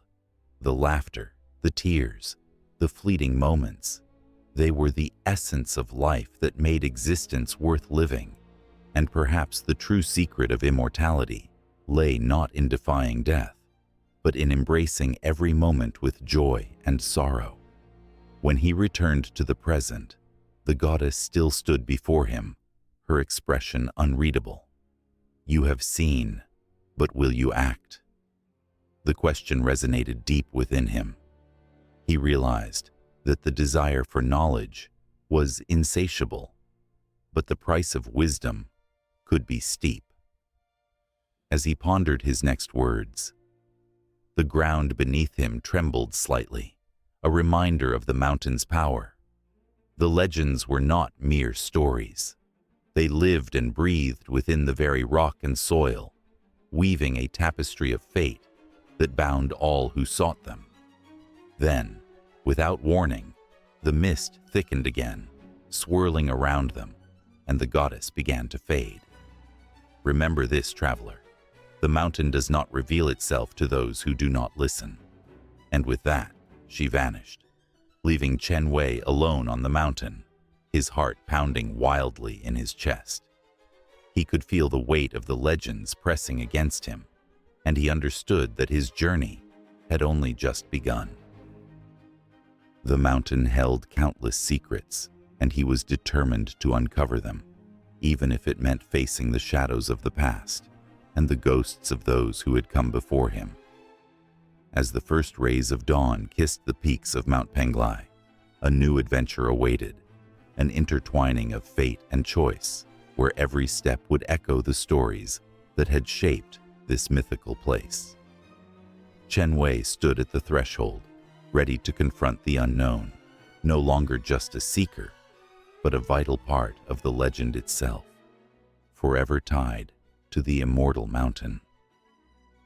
In the silence of the night, a soft glow illuminated the ancient temple nestled among the mist-clad mountains of China. The moon, casting silver beams, seemed to whisper secrets to the stones weathered by time.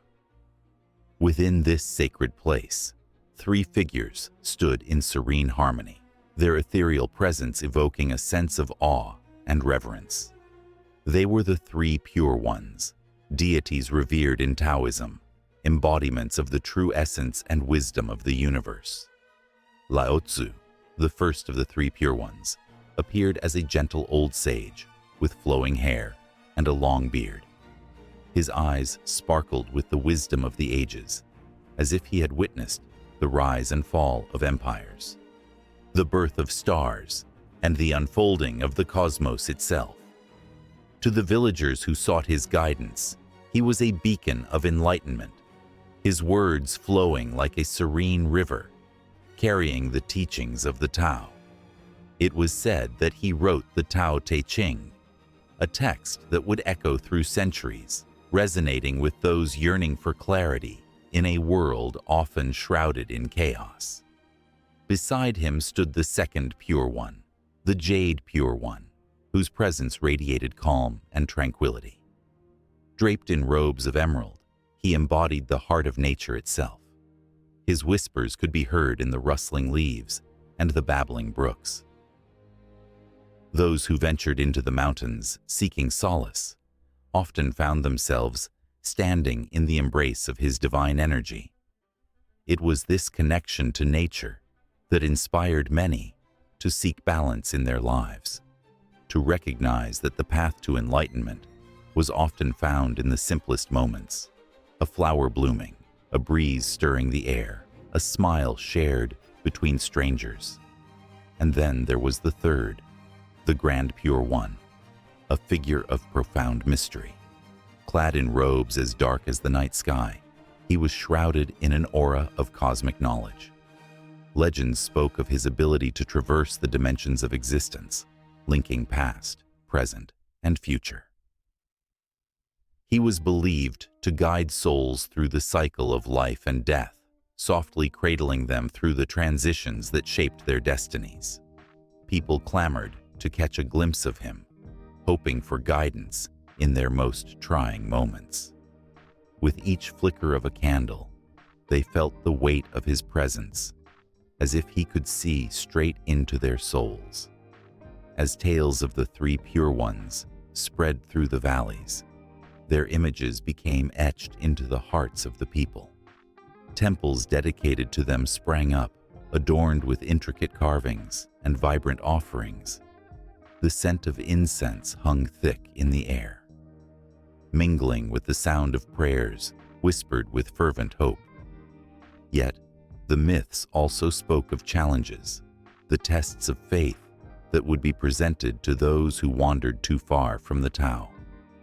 The path was not merely one of peace, but also of trials that could shake the very foundations of belief. One stormy night, as thunder growled and lightning split the sky, a desperate villager sought the wisdom of the three pure ones. His heart was heavy with sorrow, burdened by the loss of his beloved. He rushed into the temple, the walls echoing his cries, pleading for guidance and solace. Lao Tzu, with his gentle eyes, approached him first. "Life and death are but the dance of the universe," he whispered, his voice soothing like a lullaby. "Embrace the cycles, for in grief there is also love." The villager's tears flowed freely, caught between despair and the warmth of understanding. Yet, he was still lost. The Jade Pure One extended a hand, and in that simple gesture the air shifted. "Look to the earth, for it nurtures life anew. Every ending is a beginning." As the villager gazed into the depths of the Pure One's compassionate eyes, he felt a flicker of hope ignite within him. The storms in his heart began to calm, but he needed more. Finally, the Grand Pure One stepped forth, his presence ethereal and commanding.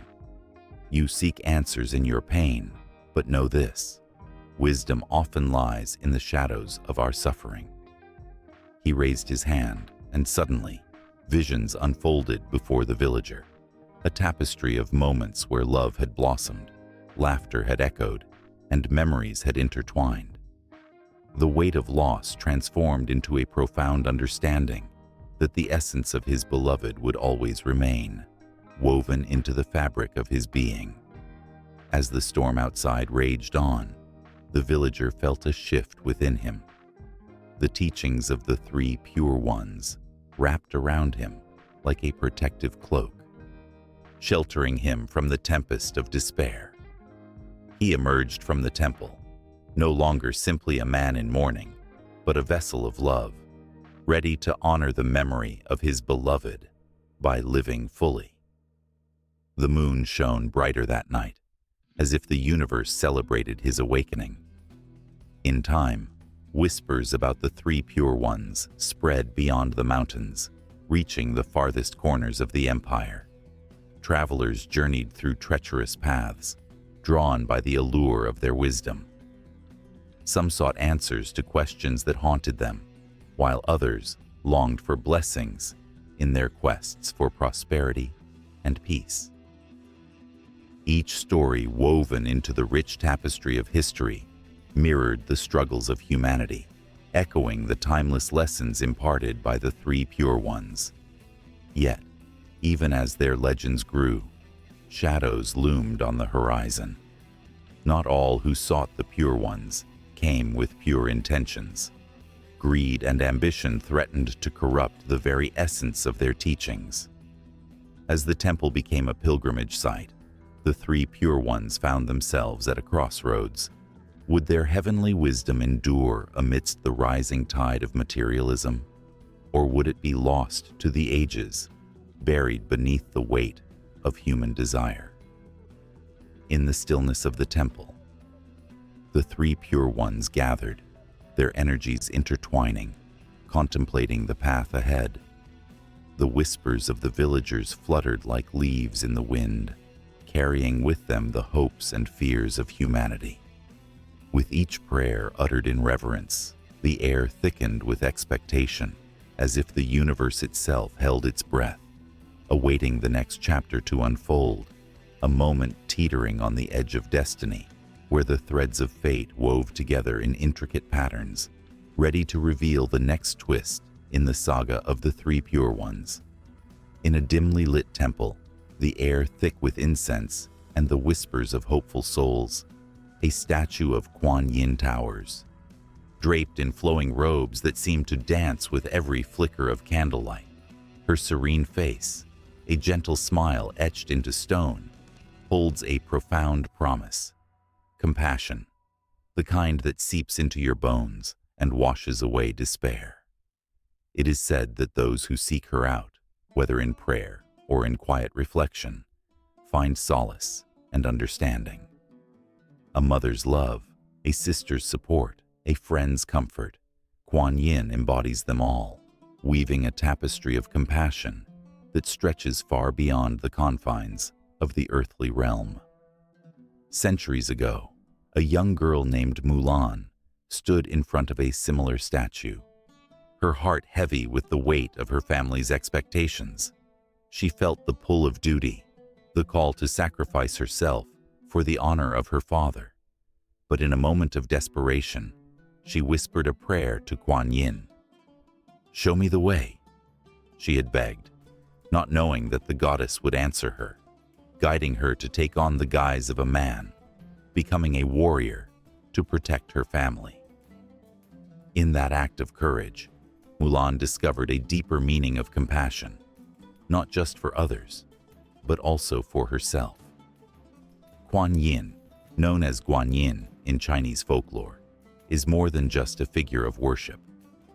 This compassionate bodhisattva, the embodiment of mercy, has roots that reach back over 1,000 years.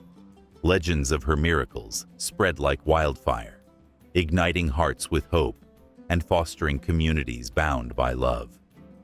In the Song dynasty, she became a beacon for those lost in suffering, her followers carving her likeness into temple walls and mountain caves, each stroke a testament to their devotion.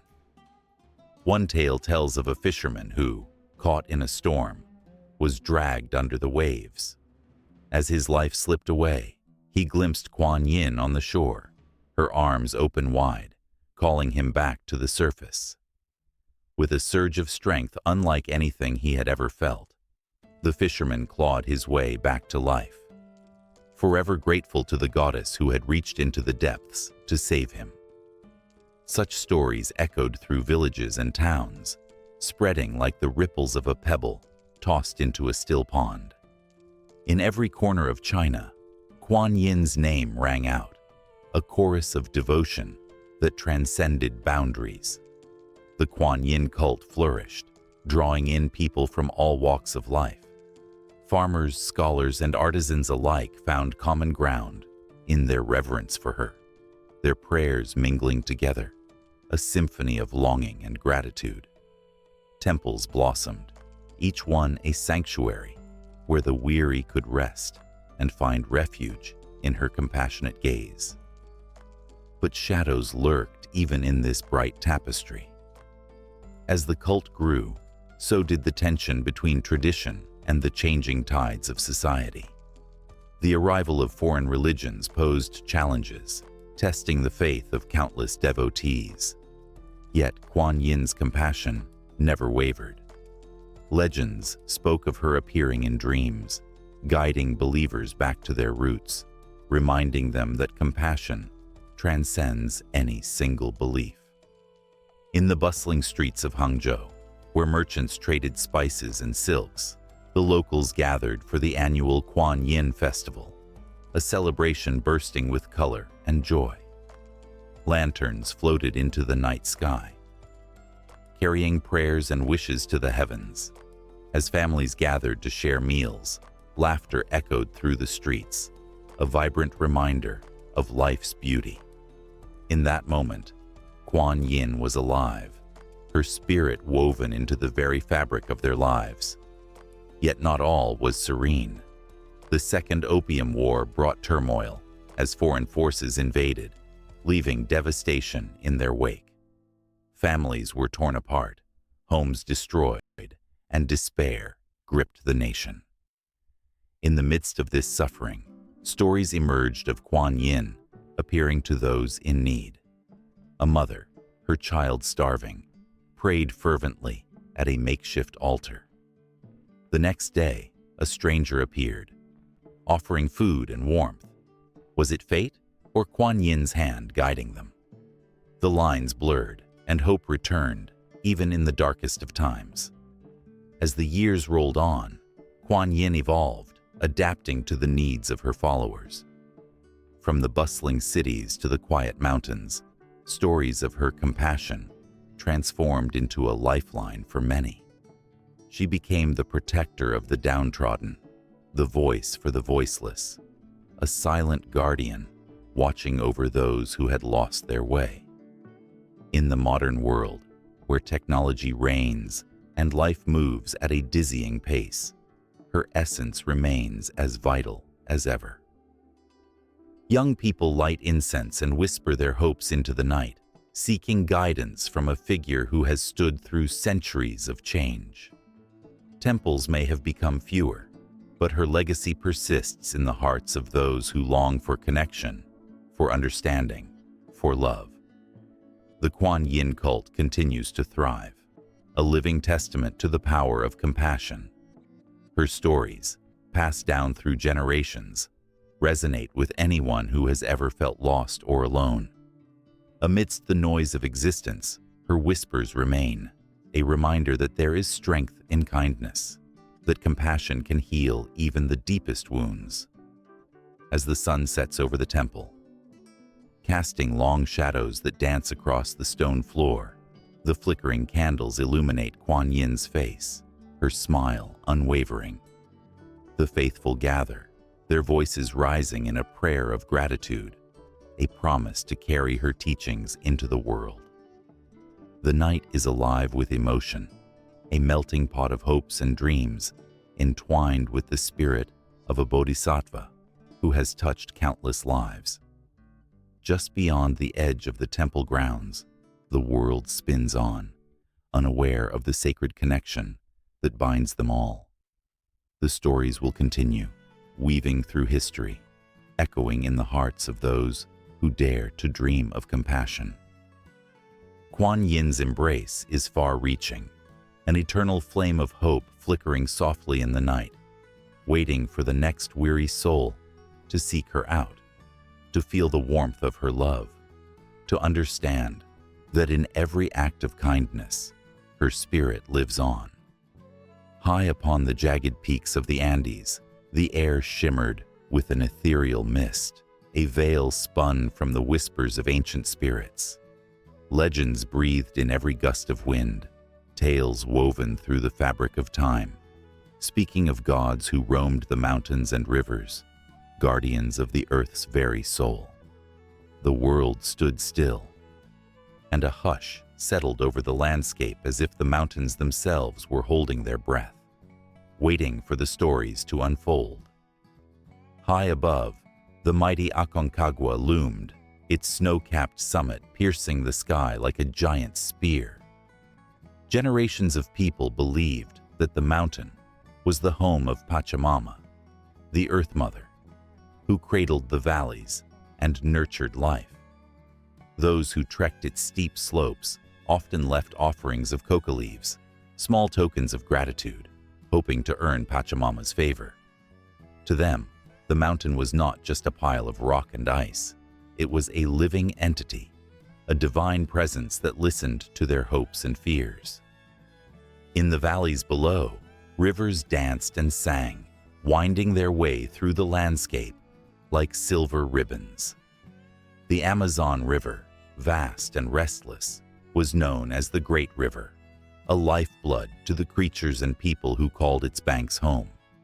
Whispered stories spoke of the spirit of the river, the Yakuruna, who guarded its depths and the treasures hidden beneath its surface.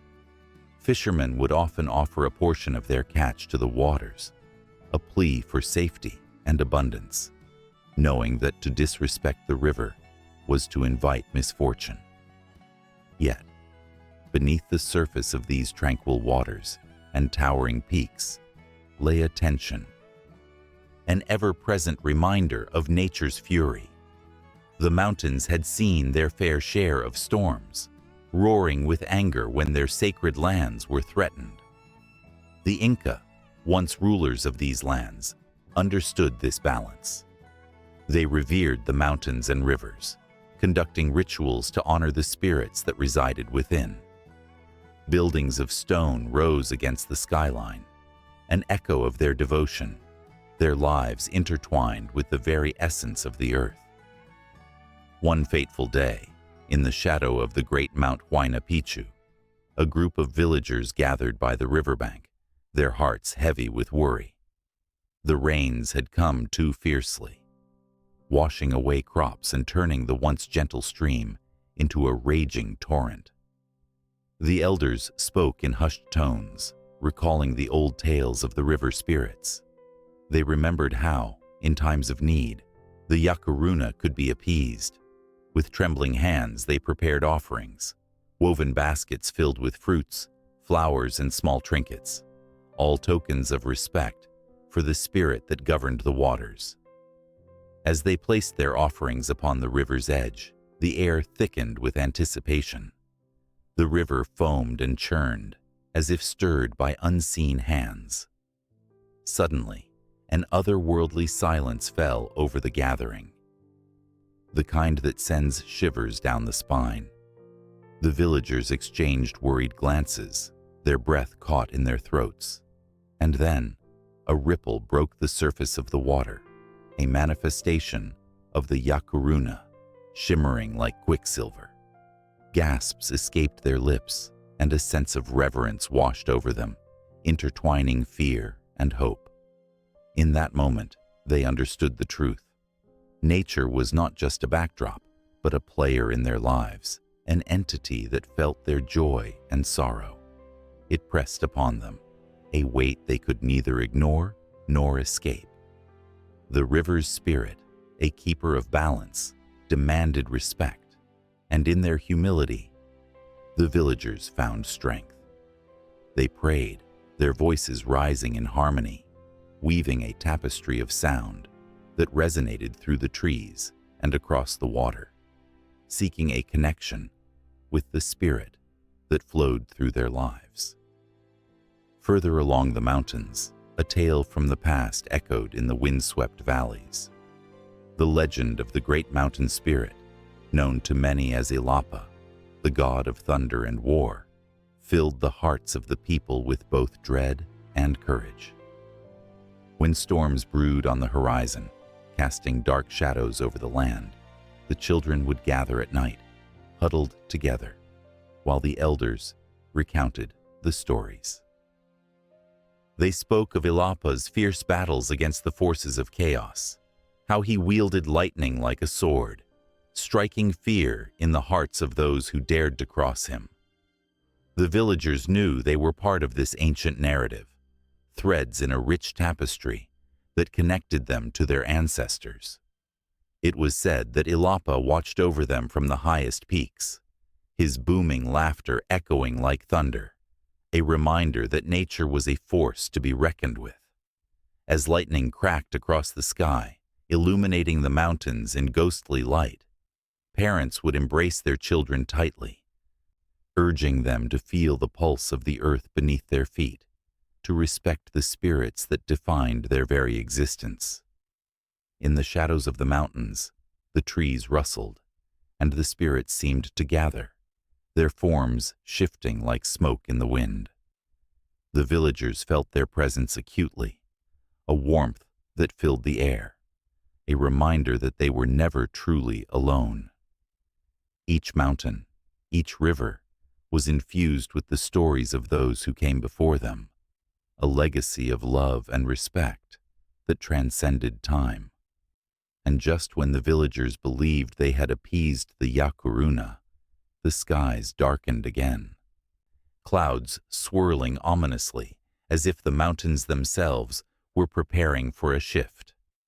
The sound of distant thunder rumbled, not just in the sky but within their hearts, a warning of what was to come. Nature, in all its beauty and fury, was about to remind them of its power. As their offerings floated downstream, the river stirred once more, glimmering ominously, hinting at both a blessing and a curse, a reminder that the balance was fragile. In the stillness that followed, the villagers stood united, hearts pounding like war drums, as the spirits of nature whispered their truths. They felt the weight of their ancestors, and the echoes of long-forgotten stories filled the air, histories intermingling with the present. The mountains loomed over them, ancient and wise, while the rivers flowed on, a continuous reminder of life's cycle. The moment hung there, suspended in anticipation, as the spirits of nature prepared to weave their next tale, one that would bind the past and present together in a dance as old as time itself. The air was thick with anticipation, the kind that prickled at the skin and danced in the hearts of the people. Lanterns, red and golden, flickered like the stars above, casting a warm glow over the bustling streets. Children laughed, their joy a melody that interwove with the scent of incense and the mouth-watering aroma of dumplings. The night was alive, pulsing with the promise of new beginnings, as families gathered to honor the age-old traditions of Chinese New Year. But beyond the colorful festivities lay a tapestry of mythology that shaped every flick of a firecracker and every brush of a calligrapher's brush. Each year, as the lunar calendar turned, the story of Nian returned to life, a great beast that haunted the villages. Long ago, this creature terrorized the people, devouring livestock and instilling fear in the hearts of all. They discovered, after much suffering, that loud noises, bright lights, and the color red would send Nian running. And so, each new year, as ancestors looked down with pride, families honored this ancient tale, lighting firecrackers that burst like stars in the night, each pop echoing the resounding message that they were no longer afraid. As midnight approached, the streets filled with the sound of laughter and the raucous cheer of dragon dances, the performers moving in a wave of silk and shadow, embodying the spirit of the dragon, a creature woven into the very fabric of Chinese culture. The dragon, a symbol of strength and good fortune, swirled through the throngs, carrying with it the hopes and dreams of every heart it touched. The dancers moved as if they were part of the dragon's soul, each twist and turn igniting the crowd's enthusiasm. And in these moments, heroes were born, stories were told, and legends were relived. Meanwhile, as the celebrations stretched into the early hours, another festival loomed on the horizon, the Duanwu Festival, a day thick with meaning and steeped in sorrow. It was here that the story of Qu Yuan unfolded, a tragic tale of loyalty and sacrifice. Qu Yuan, a poet and statesman, stood against corruption, his heart heavy with the weight of his land. When betrayal led to his exile, he wandered the banks of the Miluo River, penning verses of love and despair. It was said that on the 5th day of the 5th lunar month, he chose to leap into the river, his spirit forever intertwined with the waters of his homeland. Families gathered by rivers and lakes, each carrying zongzi, sticky rice wrapped in bamboo leaves, symbolizing their love for Qu Yuan and their desire to keep his spirit alive.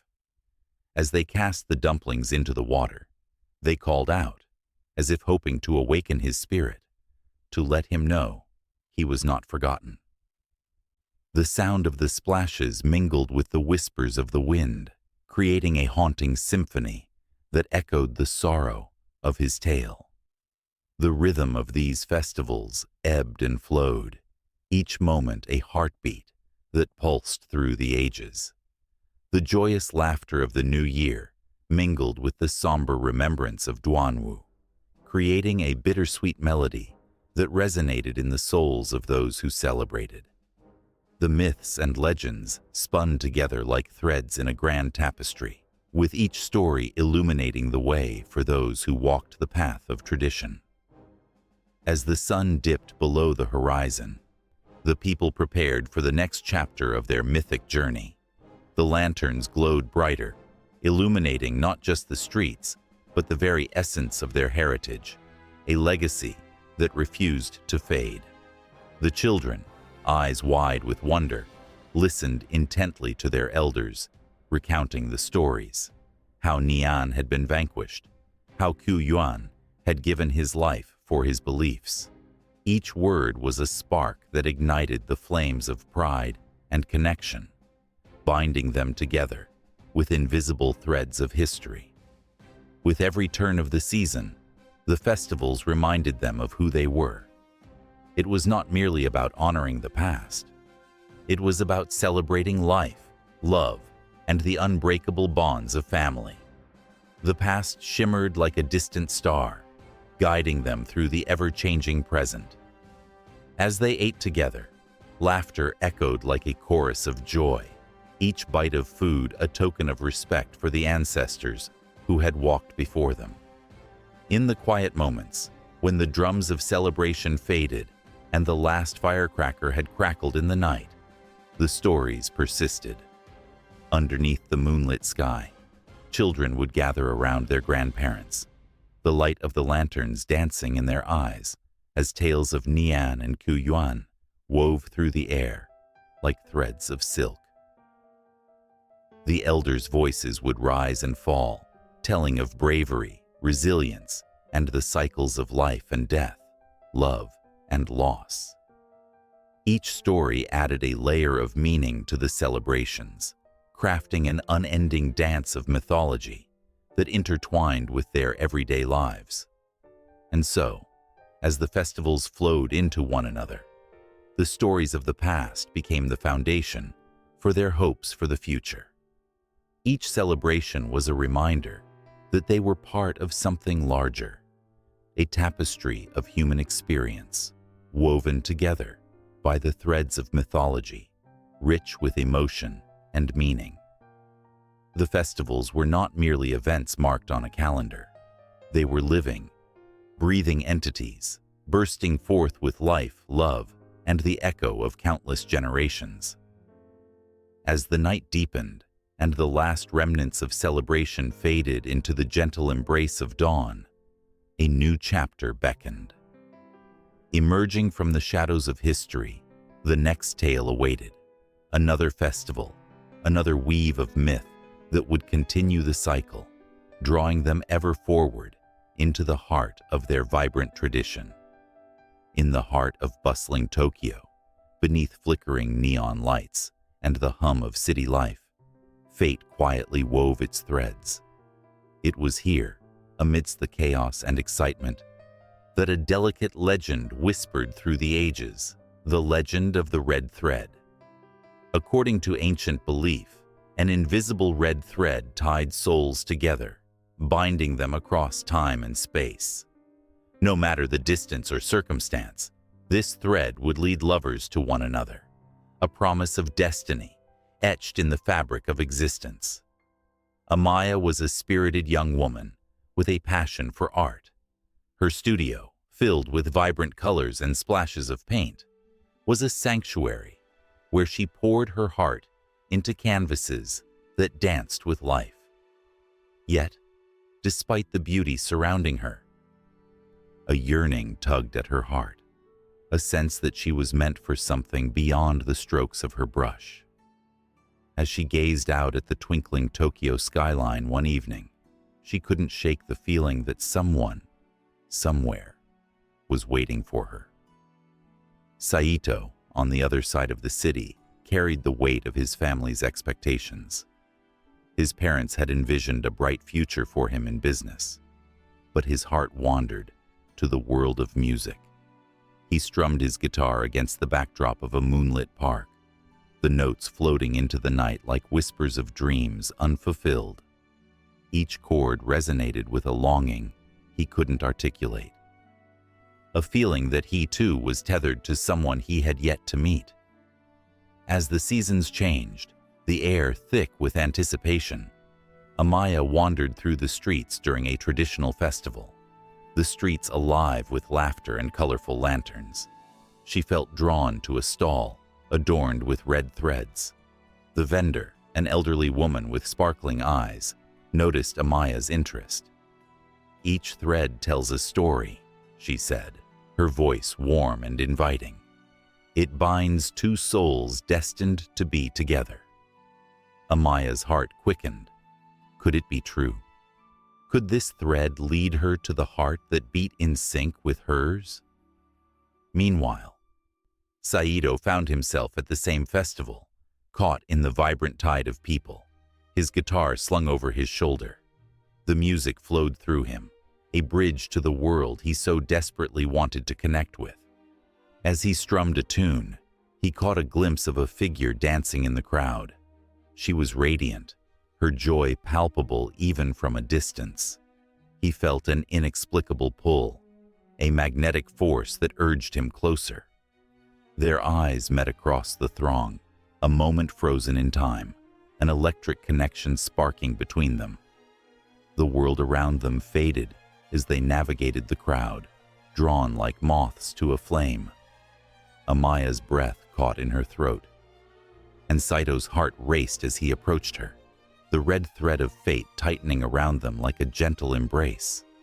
"Hi there," Saito said, his voice soft yet confident. Amaya's smile lit up the night, a smile that spoke of possibilities yet to unfold. "I'm Saito. I couldn't help but notice you dancing." "I'm Amaya," she replied, her cheeks flush with excitement. "Your music was beautiful. It felt like it was calling me."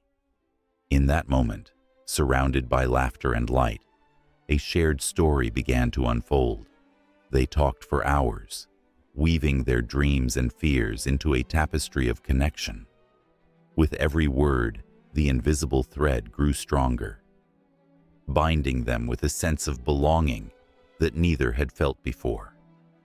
But lurking in the shadows of their budding love were the specters of doubt and uncertainty. Days turned into weeks, and their bond deepened. Yet, as they embraced their destiny, challenges loomed. Saito received an offer to study music abroad, a chance to follow his dreams, but one that would take him far from Amaya.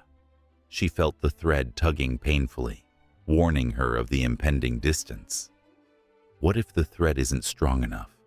she whispered one evening, eyes shimmering with unshed tears. Saito took her hands, warmth radiating from his touch. "I believe in this thread, Amaya. No matter where I go, it will lead us back to one another." But even as he spoke, doubt threaded through his heart. The world was vast and filled with distractions. Would their connection survive the test of time and distance?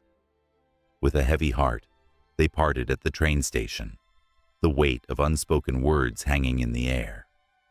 Amaya clutched a small red thread, a piece of the legend she hoped would tether them together, no matter how far they drifted apart. And as Saito boarded the train, the rhythmic clatter echoing in his ears, he felt the tug of love pulling him back, even as the train tore him away.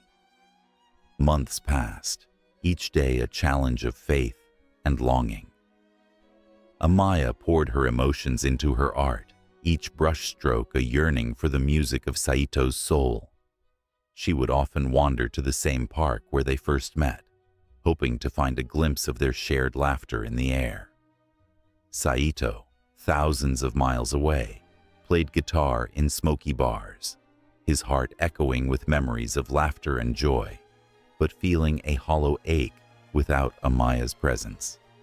As time moved on, the red thread began to fray under the pressure of uncertainty. Letters became sporadic, texts grew quiet, and the once vivid connection began to dim. But in the depths of their hearts, a flicker of hope remained, nourished by the belief that love could conquer all.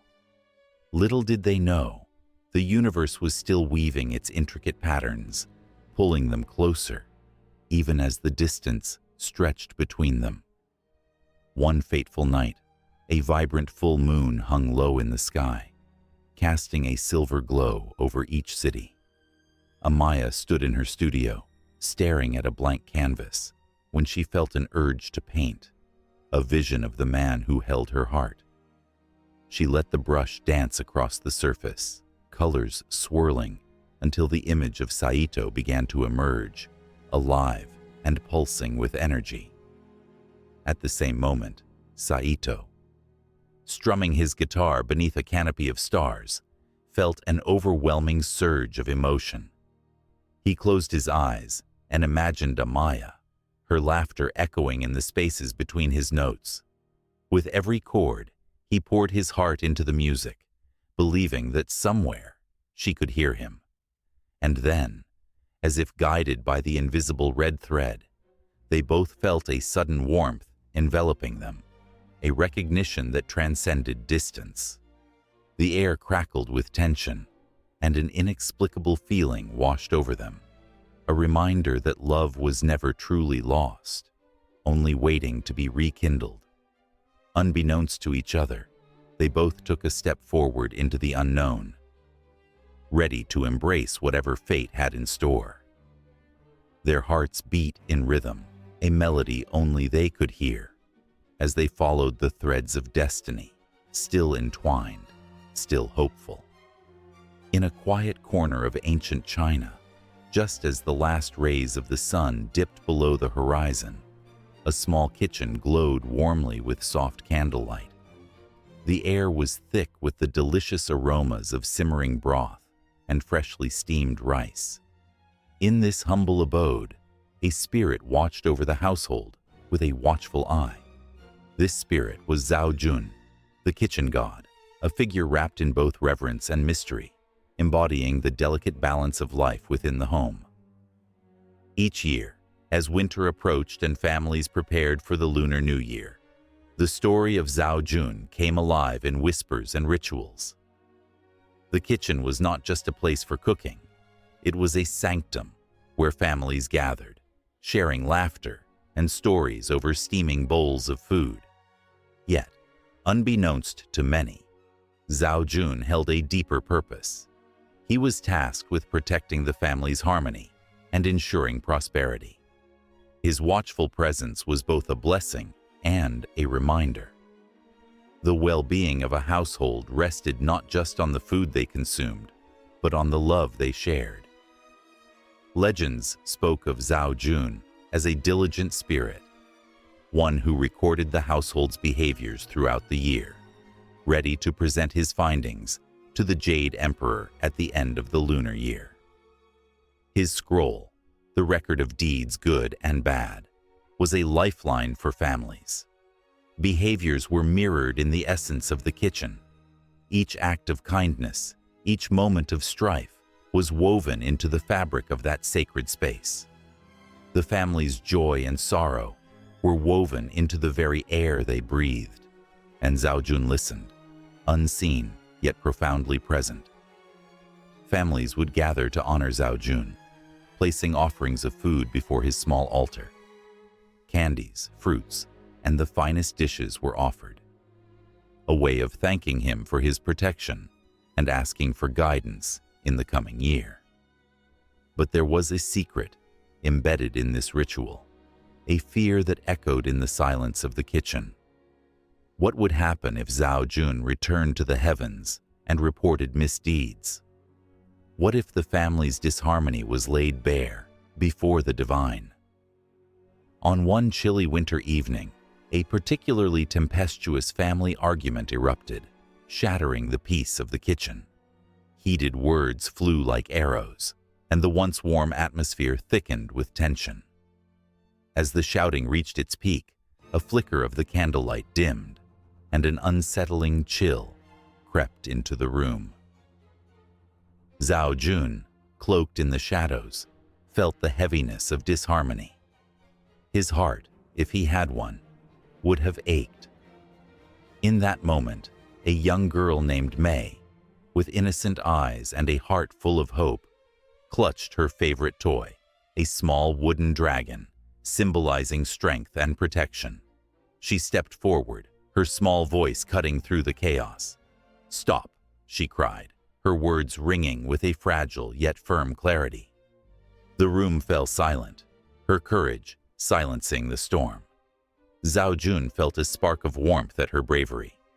With tenderness, she spoke of love, of family, and of the kitchen god's watchful presence. Each word was a plea to reconcile, to remember the bonds that tied them together.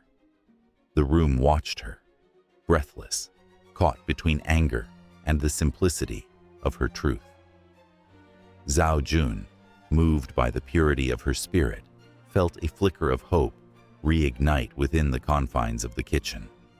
As the family turned to each other, the tension began to lift, like the morning mist retreating before the sun. Apologies began to flow, hesitant yet sincere. Zhao Jun smiled softly, the warmth of the kitchen pulsing back to life. In that instant, he understood the power of the domestic space. It was not merely a kitchen, but a sanctuary.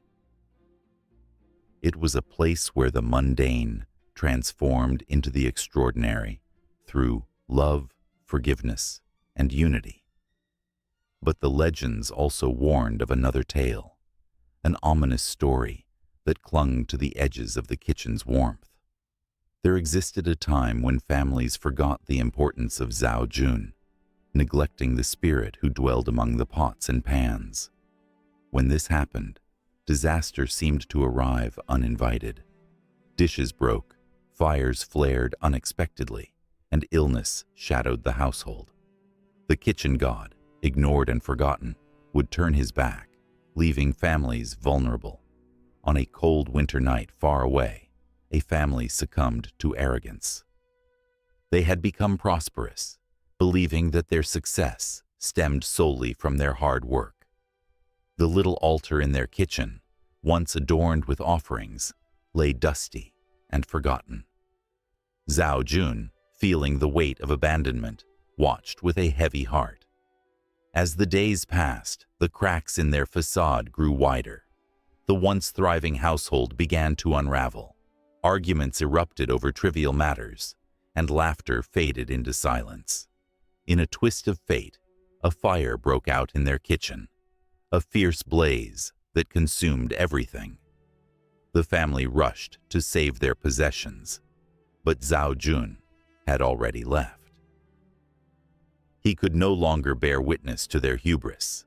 The flames danced wildly, mimicking the chaos that had taken root in their hearts.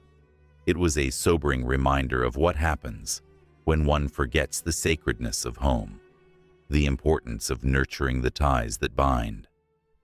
As the embers smoldered and the ashes settled into the cold earth, there lay a lesson wrapped in sorrow.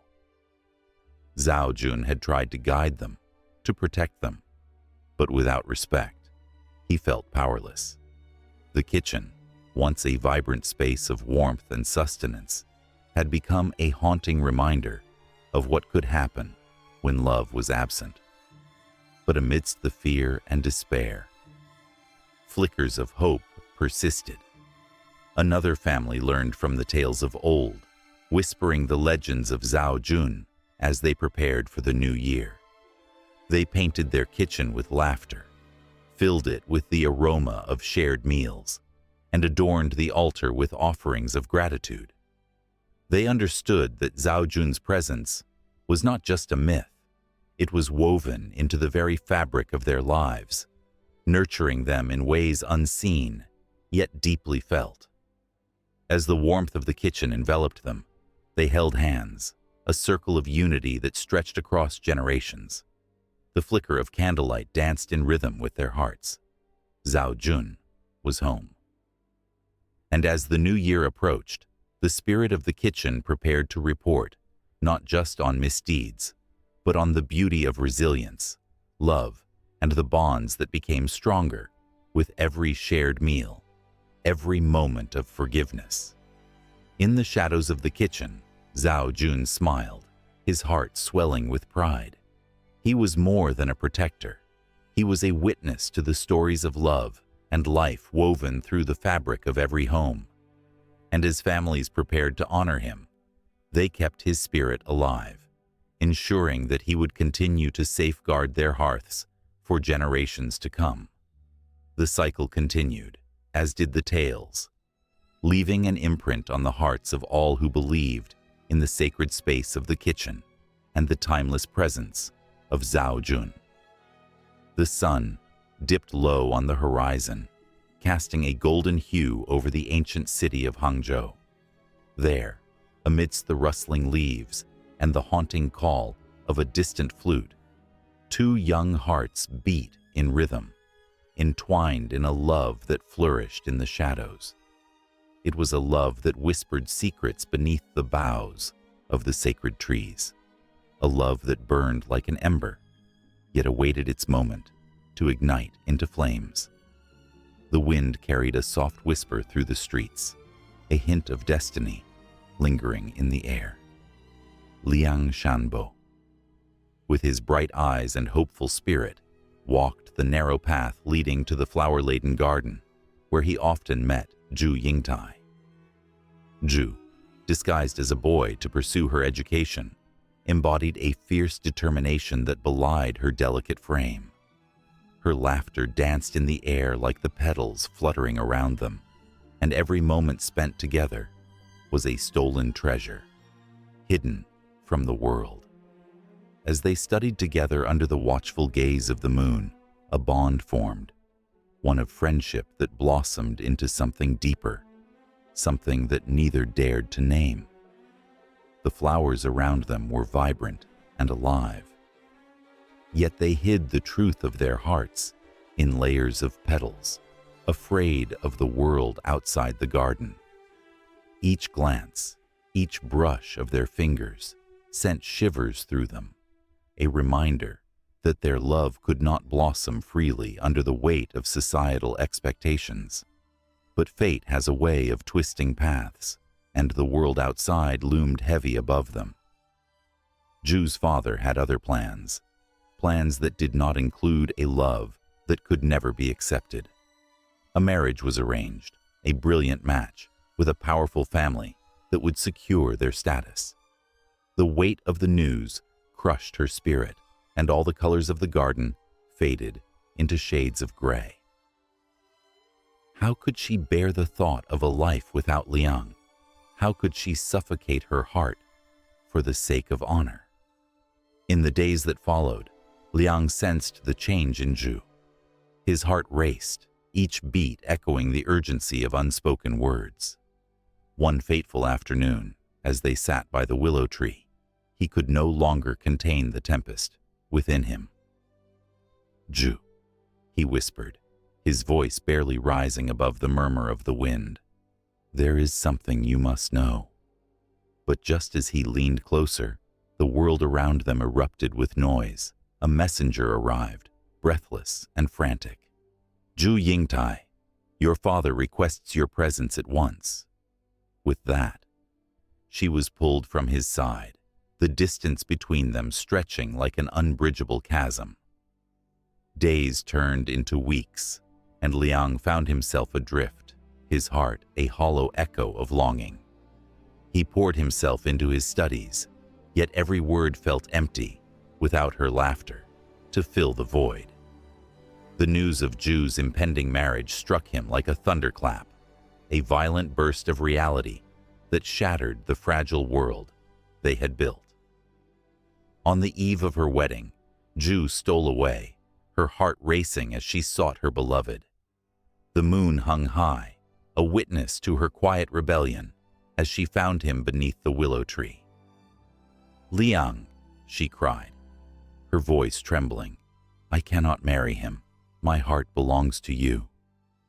Tears glistened in their eyes, and for a fleeting moment, nothing else mattered. But reality crashed down, unyielding and merciless.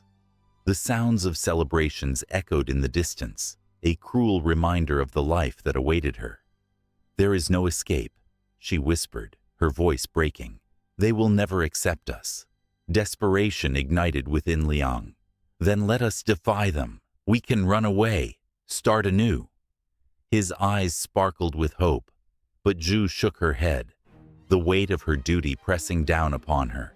With a heavy heart, she reached for his hand, one last time. "If I cannot be yours in this life, I will find you in the next," she vowed. As dawn broke, she slipped away, leaving Liang with nothing but the scent of her presence lingering in the air. Days turned into months, and the sun rose and set without Zhu, each moment a reminder of what he had lost.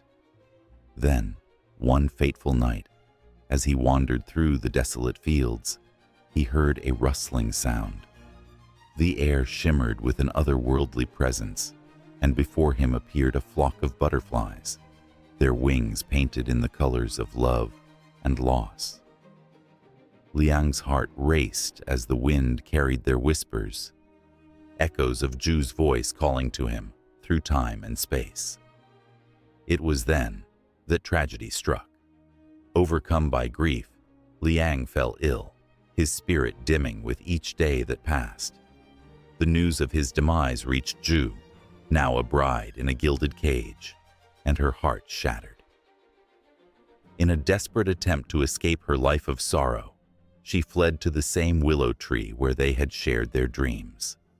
As she knelt at its roots, she cried out for Liang, her tears mingling with the earth. In that moment, the very fabric of fate twisted and turned. The air crackled with energy, and around them, the fluttering butterflies grew brighter, swirling in a dance of destiny. Zhu's heart raced, and she felt a surge of warmth enveloping her. "Together, we will find peace," she whispered, longing for the freedom they had both yearned for. With a final poignant choice, she stepped forward, embracing the shimmering presence of the butterflies. In an instant, their forms entwined, transforming into a magnificent spectacle, a testament to their love that transcended time and space. And as the first rays of dawn broke through, illuminating the world in golden light, their spirits soared, forever united in a realm beyond the reach of sorrow and despair. The air hummed with the echo of their love, a bittersweet reminder that even in tragedy, transformation could bloom. The tale of the butterfly lovers would be passed down through generations, their story woven into the very fabric of culture, a poignant reminder of love's enduring power, echoing through time like the flutter of wings against a gentle breeze. And with each retelling, their spirits danced anew, forever entwined, forever free. In ancient times, the moon hung low and full, casting a silvery glow over quiet valleys, where the whispers of legends danced on the wind. Each rustling leaf, each gentle ripple in the water, carried echoes of stories waiting to be told. In this world, woven from silk and shadows, the threads of Chinese mythology entwined seamlessly with the fabric of literature, creating a vibrant tapestry of poetry and prose that would resonate through centuries. As the sun dipped below the horizon, leaving behind a palette of indigos and golds, the great poets of the Tang dynasty, Li Bai, Du Fu, and Wang Wei, gathered under the luminous sky, their hearts ignited by the tales of gods and demons. It was in this rich cultural soil that the seeds of myth found fertile ground. With every stroke of their brushes, they painted vivid images of celestial beings, majestic dragons, and the eternal struggle between good and evil. The gods were not just figures in the clouds. They whispered into the ears of poets, filling their verses with divine inspiration. Li Bai, with his wild hair and wine-filled spirit, often ventured into the mountains, drawing upon the legends that echoed in the stones and streams. His verses sang of the immortal Xuanyuan, the Yellow Emperor who brought civilization to the land. The imagery was so potent, one could almost feel the warmth of the emperor's wisdom, radiating through the ages. His poems, infused with the magic of mythology, transformed the mundane into the remarkable, inviting readers to see the world as not merely a collection of events, but as a stage where gods and mortals danced. In Du Fu's work, the weight of history pressed heavily, yet even in his somber reflections, the influence of myth shone through like a beacon of hope. He captured the essence of ancient heroes, drawing parallels between their valor and the struggles of his own time. Each line echoed the battles fought between the forces of nature and the human spirit, invoking the tales of legendary figures like the archer Hu Yi, who shot down 9 suns to save the earth from scorched desolation. It was not just poetry, it was a lifeline, a way to connect the past with the present, binding generations in a shared narrative. Wang Wei, the painter-poet, took a different path. His verses embodied the serene beauty of nature, where mythical creatures roamed freely. His poetic landscapes were filled with the ethereal presence of the dragon, a symbol of power and benevolence. In his writing, the dragon wasn't just a creature of nightmares, it was a guardian of wisdom, gliding through the clouds, casting a watchful eye over the world below. Readers could almost hear the rustle of its scales as they turned the pages, feeling the pulse of ancient lore in every syllable. The echoes of these poets rippled through the fabric of time, influencing countless writers who came after them. In the Song dynasty, the influence of Chinese mythology continued to flourish, giving birth to new forms of literature. The tales of the butterfly lovers and the cowherd and weaver girl became woven into the very essence of storytelling, celebrated in both poetry and prose. These narratives, steeped in love and longing, transcended time, echoing the lessons of sacrifice and devotion that resonated with the hearts of readers. As the centuries turned like the pages of a book, the influence of Chinese mythology seeped into novels, dramas, and essays. The classic Journey to the West emerged as a monumental work, blending adventure with spiritual quest. Sun Wukong, the Monkey King, became a symbol of rebellion and cleverness, embodying the spirit of a nation craving freedom from oppression. Readers could feel the thrill of his escapades, the tension of his battles against celestial foes, and the warmth of his friendships, each moment illuminated by the timeless glow of myth. Even in contemporary literature, the shadows of ancient tales linger. Modern writers weave mythological elements into their narratives, drawing upon the vast well of characters and stories that have shaped their cultural identity. They breathe new life into old legends, allowing the spirits of the past to walk alongside the present. The stories of gods and heroes, lovers and warriors continue to resonate, reminding readers of a shared humanity that transcends time. Every word penned by these authors carries with it the weight of history, a reminder that the past is never truly gone. It pulses through the veins of poetry and prose, a living testament to the power of storytelling. The reader can feel the shiver of excitement as they lose themselves in tales of courage and love, beauty and loss. The heart races at the thought of a dragon soaring through the clouds or a goddess descending to earth, each image igniting a flame of inspiration in the mind. In this intricate dance of literature and mythology, the stories do not simply end.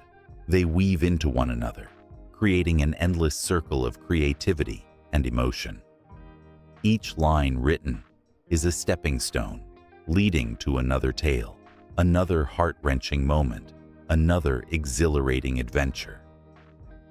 The emotional weight of these narratives binds the past to the present, forming a bridge where readers can wander with the heroes and gods, feeling their laughter and tears as if they were their own.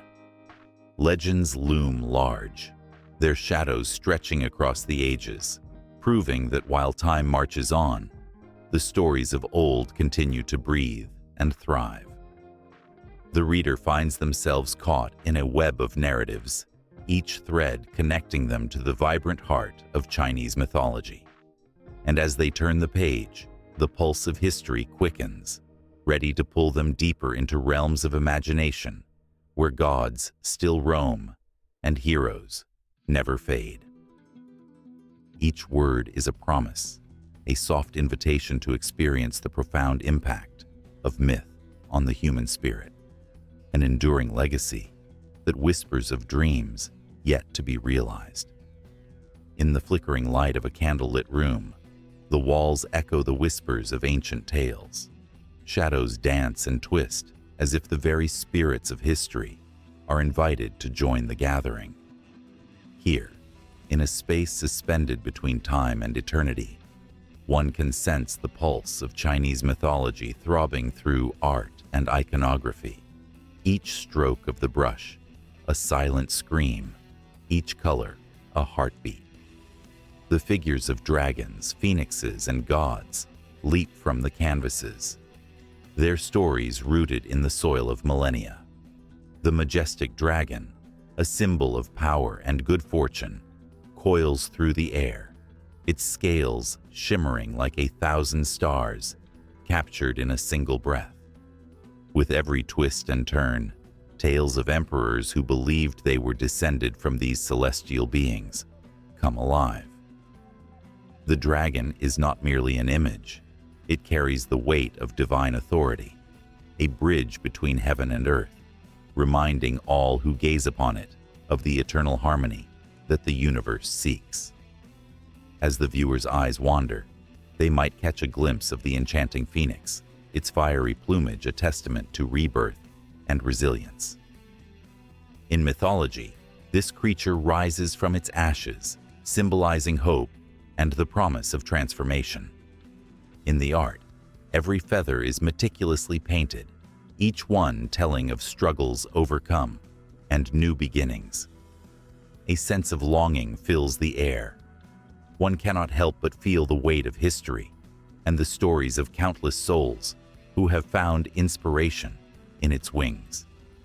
In the corners of elaborate murals, the deities stand as guardians of wisdom and prosperity. The serene face of Guanyin, the goddess of mercy, radiates an otherworldly calm. Her gentle smile seems to cradle the sorrows of the world, inviting compassion into the hearts of those who encounter her image. The tenderness in her gaze is palpable, stirring emotions buried deep within the soul. The art captures not just her likeness, but the essence of her being, an invitation to seek solace in her divine presence. Mythology weaves itself through each piece, like a thread of gold stitching together the fabric of society. The tales of Sun Wukong, the Monkey King, spring forth with playful mischief, illustrating the struggle against tyranny and the quest for self-discovery.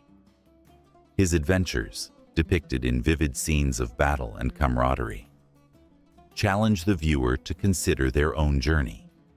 There's an emotional intensity in the way his character is portrayed, a reminder that even in the face of overwhelming odds, one can rise to greatness through cunning and courage.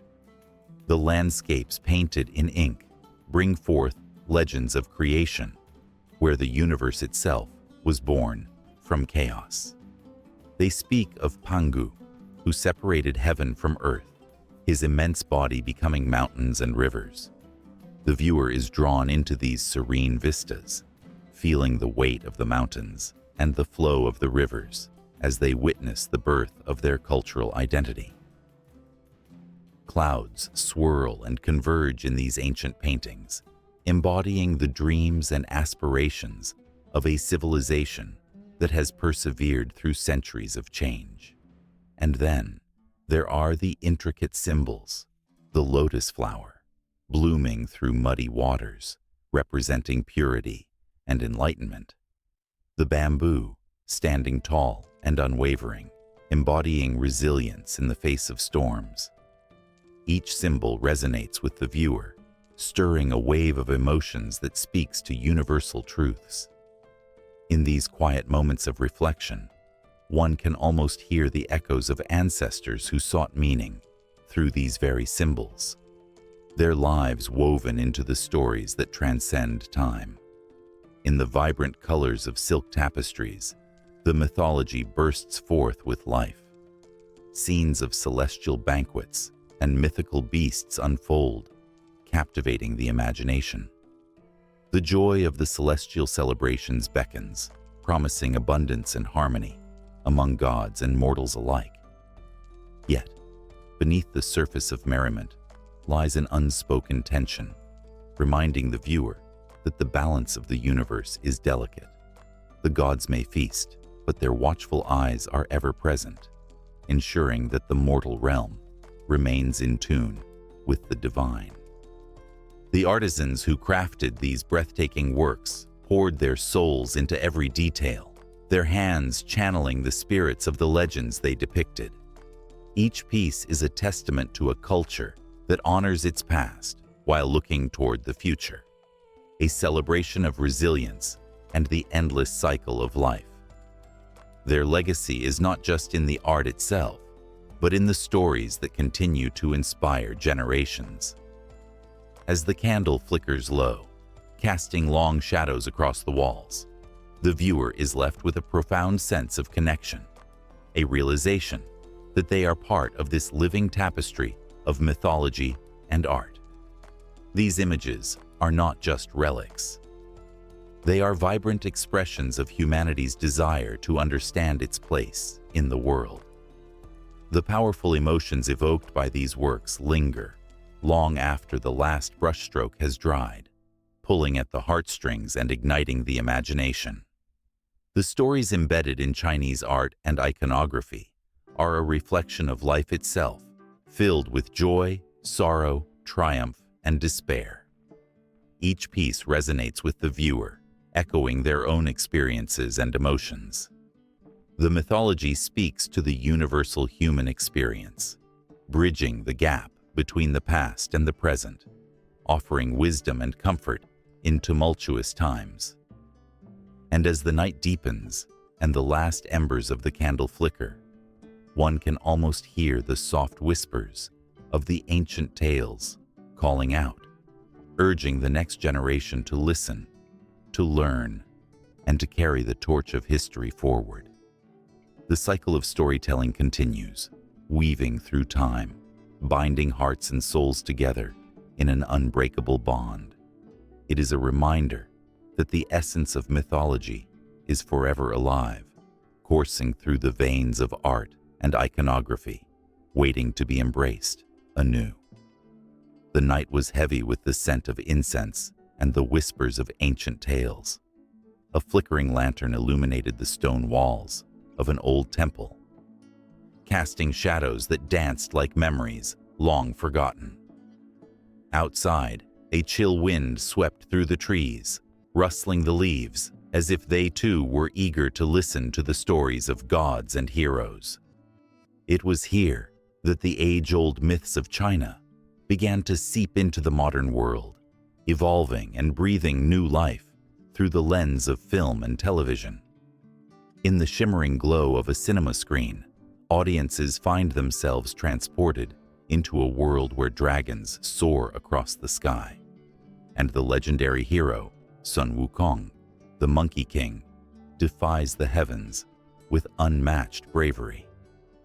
These adaptations breathe freshness into tales that have weathered the storms of time, preserving their essence while making them accessible to a new generation.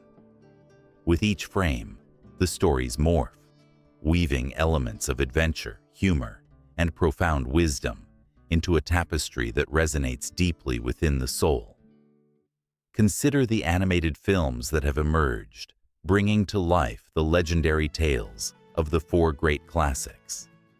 The vivid colors and dynamic action paint a picture that captures the imagination, A child watching the screen may not grasp the historical significance of the journey to the West, but the universal themes of friendship, loyalty, and the battle between good and evil resonate in their innocent hearts. Every action-packed sequence pulls them closer, creating a bridge between the past and present, making the myth relevant in a world where magic seems to slip through the cracks of reality.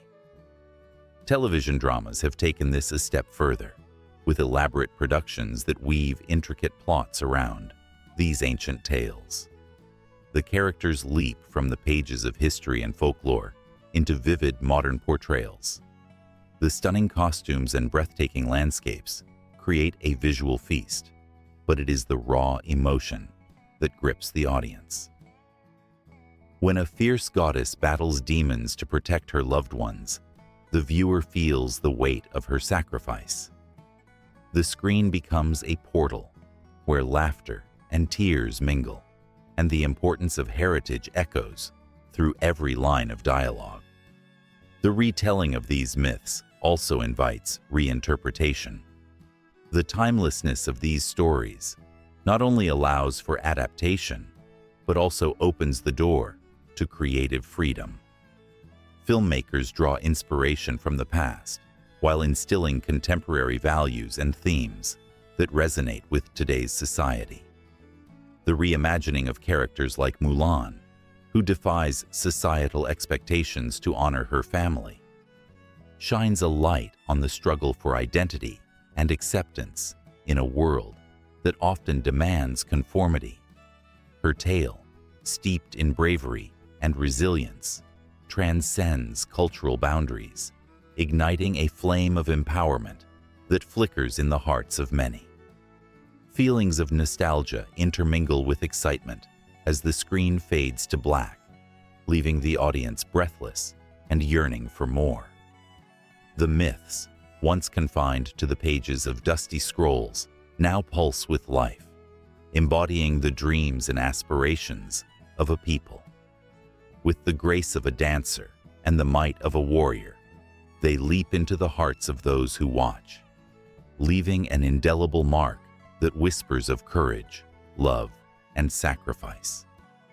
In this artistic dance between history and modernity, the adaptation of these myths in film and television allows for an exploration of themes that are both relevant and timeless. The struggles of ancient heroes resonate with contemporary issues, fighting against oppression, rising against injustice, and the quest for personal truth. The stories linger long after the credits roll, sparking discussions that travel from one eager heart to another. As the camera pans over breathtaking landscapes, it becomes clear that every adaptation is not merely a story rehashed, but a reflection of the values and challenges of the current age. It shines a light on the complexities of the human experience, echoing the sentiments of an ever-evolving society. The connection to history is undeniable, yet the interpretation is refreshingly new, inviting viewers to reflect on their own lives through the lens of these enduring tales. Each adaptation serves as a reminder that myths are not just relics of the past. They are living narratives that continue to shape and guide. The characters, once mere legends, become companions on the journey of life, offering wisdom that transcends time. The Monkey King's mischievous smile may be animated, but the lessons of his journey resonate with anyone who has ever dared to challenge the status quo. Amidst the laughter and the tears, the fabric of these adaptations becomes woven into the very identity of a society. They become part of the cultural lexicon, inspiring artists, writers, and dreamers everywhere. The myths evolve, adapting to the pulse of the world, yet their essence remains untouched, a testament to the power of storytelling and the unyielding spirit of humanity. As the lights dim and the next scene unfolds, a hush falls over the audience. They are united in their anticipation, hearts racing at the thrill of the unknown. Each story, whether it is a fantastical retelling or a poignant drama, serves as a reminder that the past is never truly gone. It lives on, breathing life into the present, connecting generations through a shared tapestry of emotions, struggles, and victories. Just as the flickering lanterns in the temple hold the shadows of history, modern adaptations grasp at the threads of mythology, pulling them into the light. The laughter of a child, the tears of a mother, the courage of a warrior. They intertwine like the fates of the characters themselves. An endless loop of life that continues to unfold. And as the screen fades to black, the heart races, eager for the next chapter. For the stories are far from over. They are just beginning to echo into the lives of those who are ready to listen. In an ancient world, lit by the flickering glow of campfires, the air was thick with stories that danced like shadows against stone walls. Beneath the stars, tribes gathered, their hearts racing as they listened to the tales of mighty beasts that soared across the heavens and roamed the earth. Among them, two creatures stood out, embodying both fear and awe: the dragon and the phoenix. These mythical beings were not mere figments of imagination.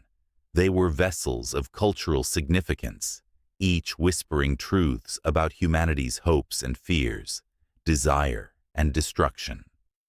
Dragons, with their scaly bodies and piercing eyes, have haunted the dreams of humankind for millennia. In European lore, they were often depicted as fierce, fire-breathing beasts, guarding treasures and demanding respect.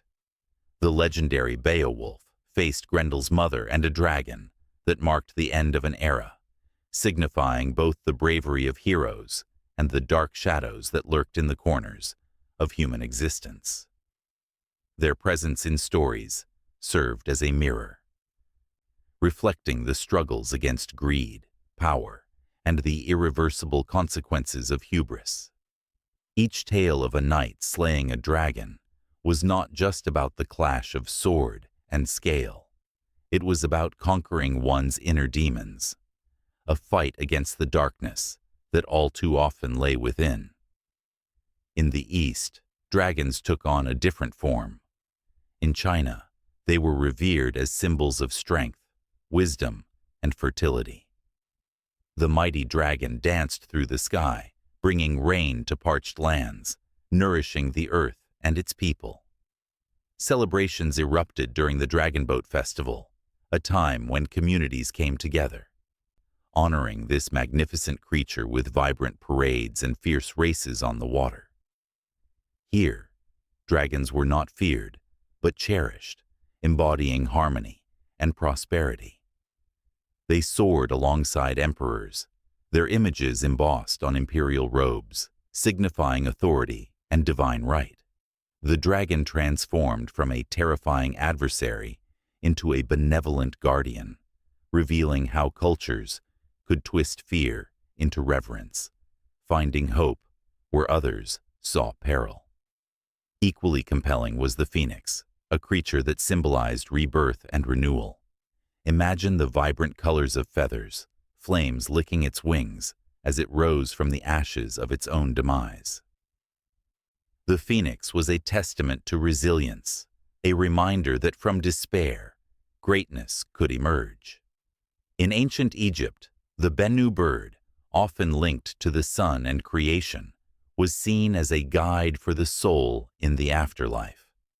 In Greek mythology, the phoenix signified the cyclical nature of life, death, and rebirth, echoing the human experience of loss and hope for a better tomorrow. The phoenix's mesmerizing journey from fire to flight resonated deeply with those who believed in second chances.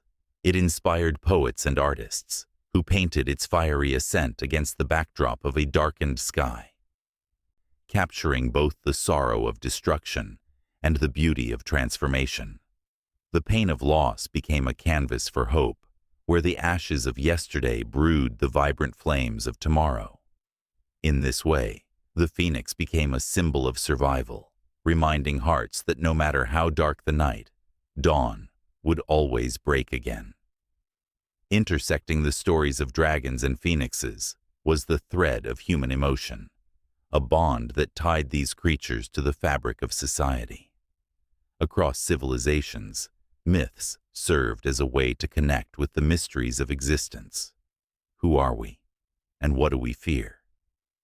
Heroes and villains danced through the pages of history, each engaging with these mythical beings in ways that revealed the deepest truths of their cultures. In the depths of the Aztec Empire, the Quetzalcoatl, a feathered serpent, echoed the attributes of both dragon and phoenix, embodying the duality of life and death. Worshipped as the god of wind and learning, he was revered for bringing knowledge and civilization to the people. Yet, like dragons, he was also feared. The tales told of his return as a harbinger of change and upheaval. This fluidity between adoration and fear showcased the complex relationship societies held with the unknown and the mysterious, the forces that shaped their very existence. The tumult of history often saw these creatures rise in times of turmoil. When nations faced invasions or cultural shifts, stories of dragons and phoenixes would surge forth, igniting the imaginations of those seeking solace. They became symbols of hope and strength during wars, with soldiers carrying the image of a dragon for courage and the phoenix for rebirth, believing that with every battle fought, there would be a chance for renewal. Throughout the ages, the allure of these mythical beings has endured, whispering secrets into the ears of generations.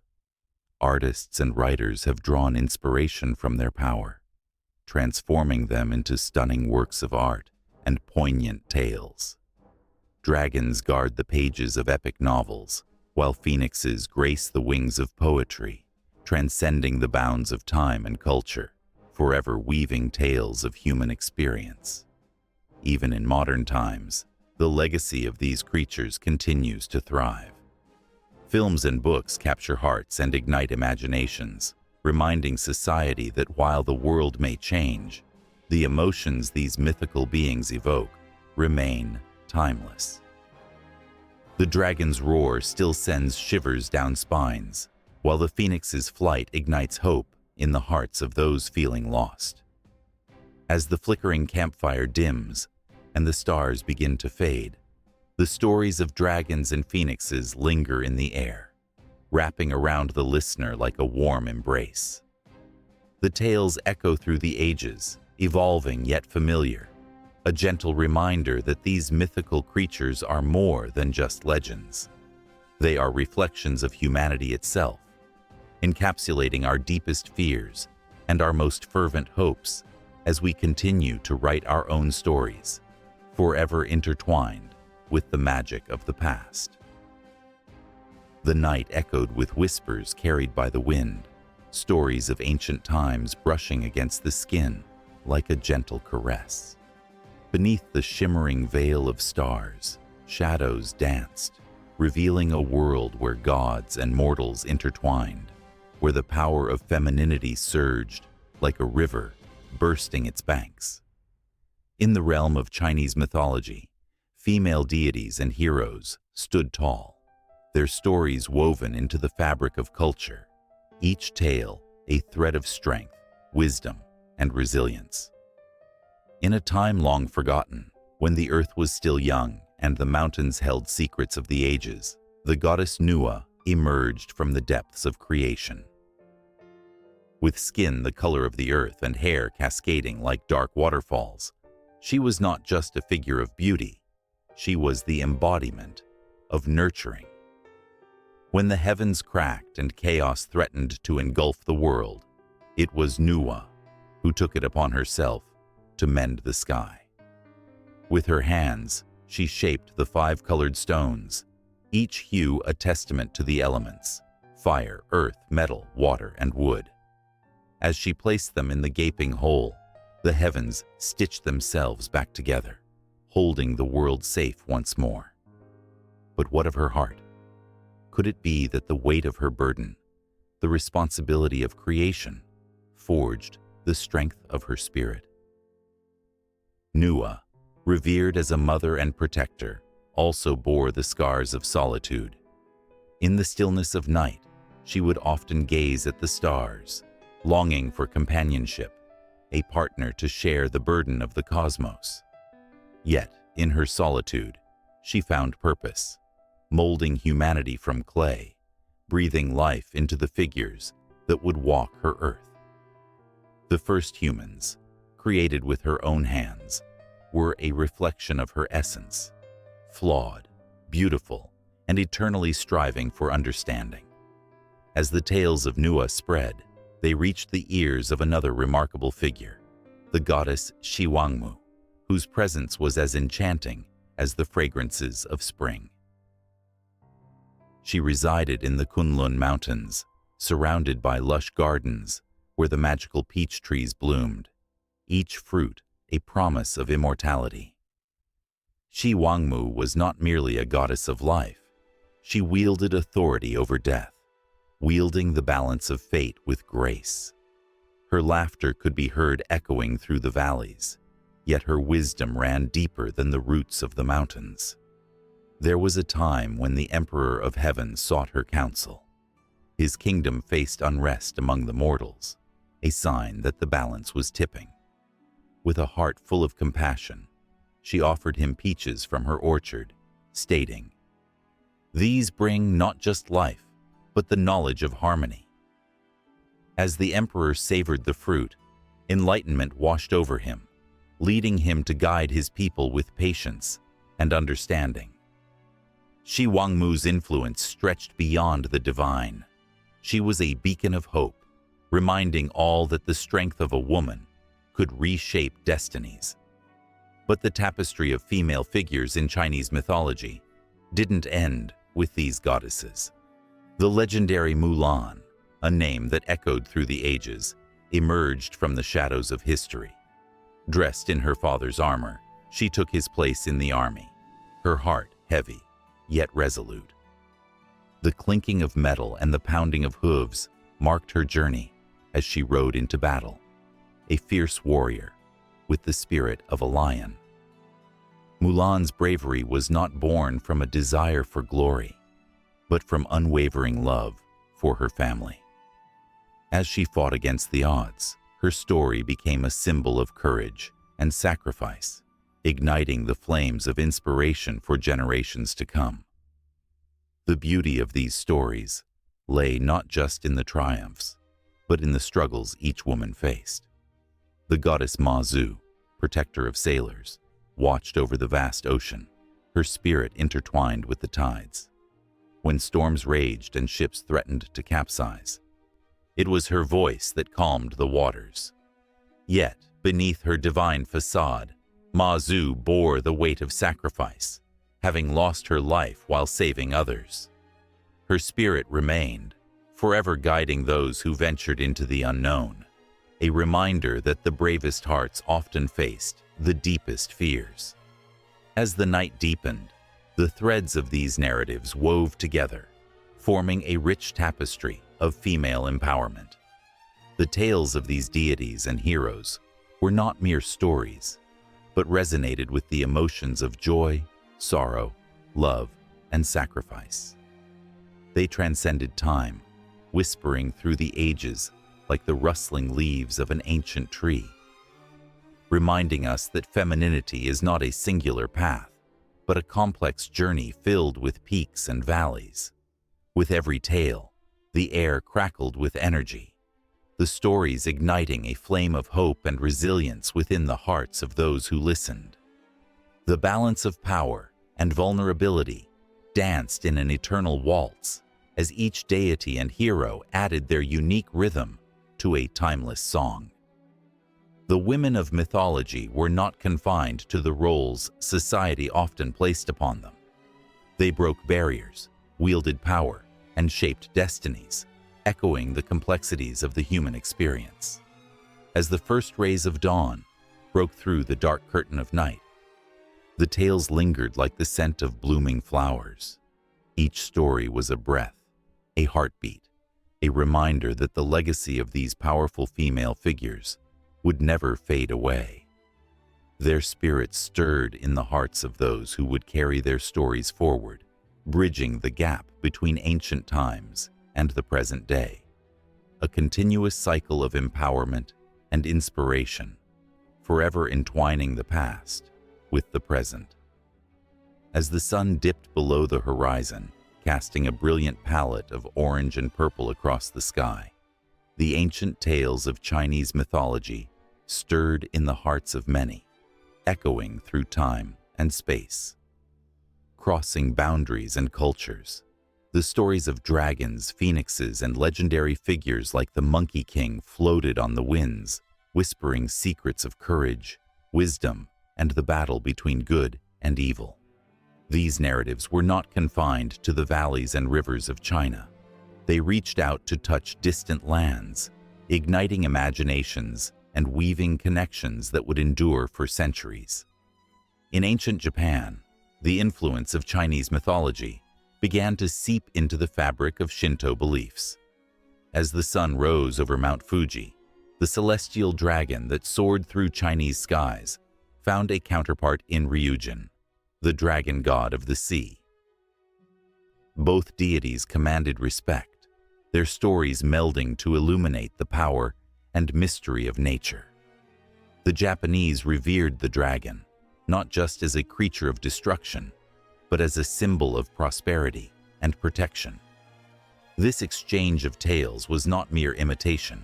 It was a dance of cultures, where each footstep added depth to the shared human experience. Looking westward, the Silk Road became a bustling artery of trade and interaction, carrying not only silk and spices, but also stories that transcended barriers.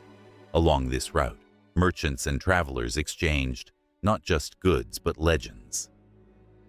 The tales of the 8 immortals journeyed to Persia, morphing into figures in the rich tapestry of Persian mythology.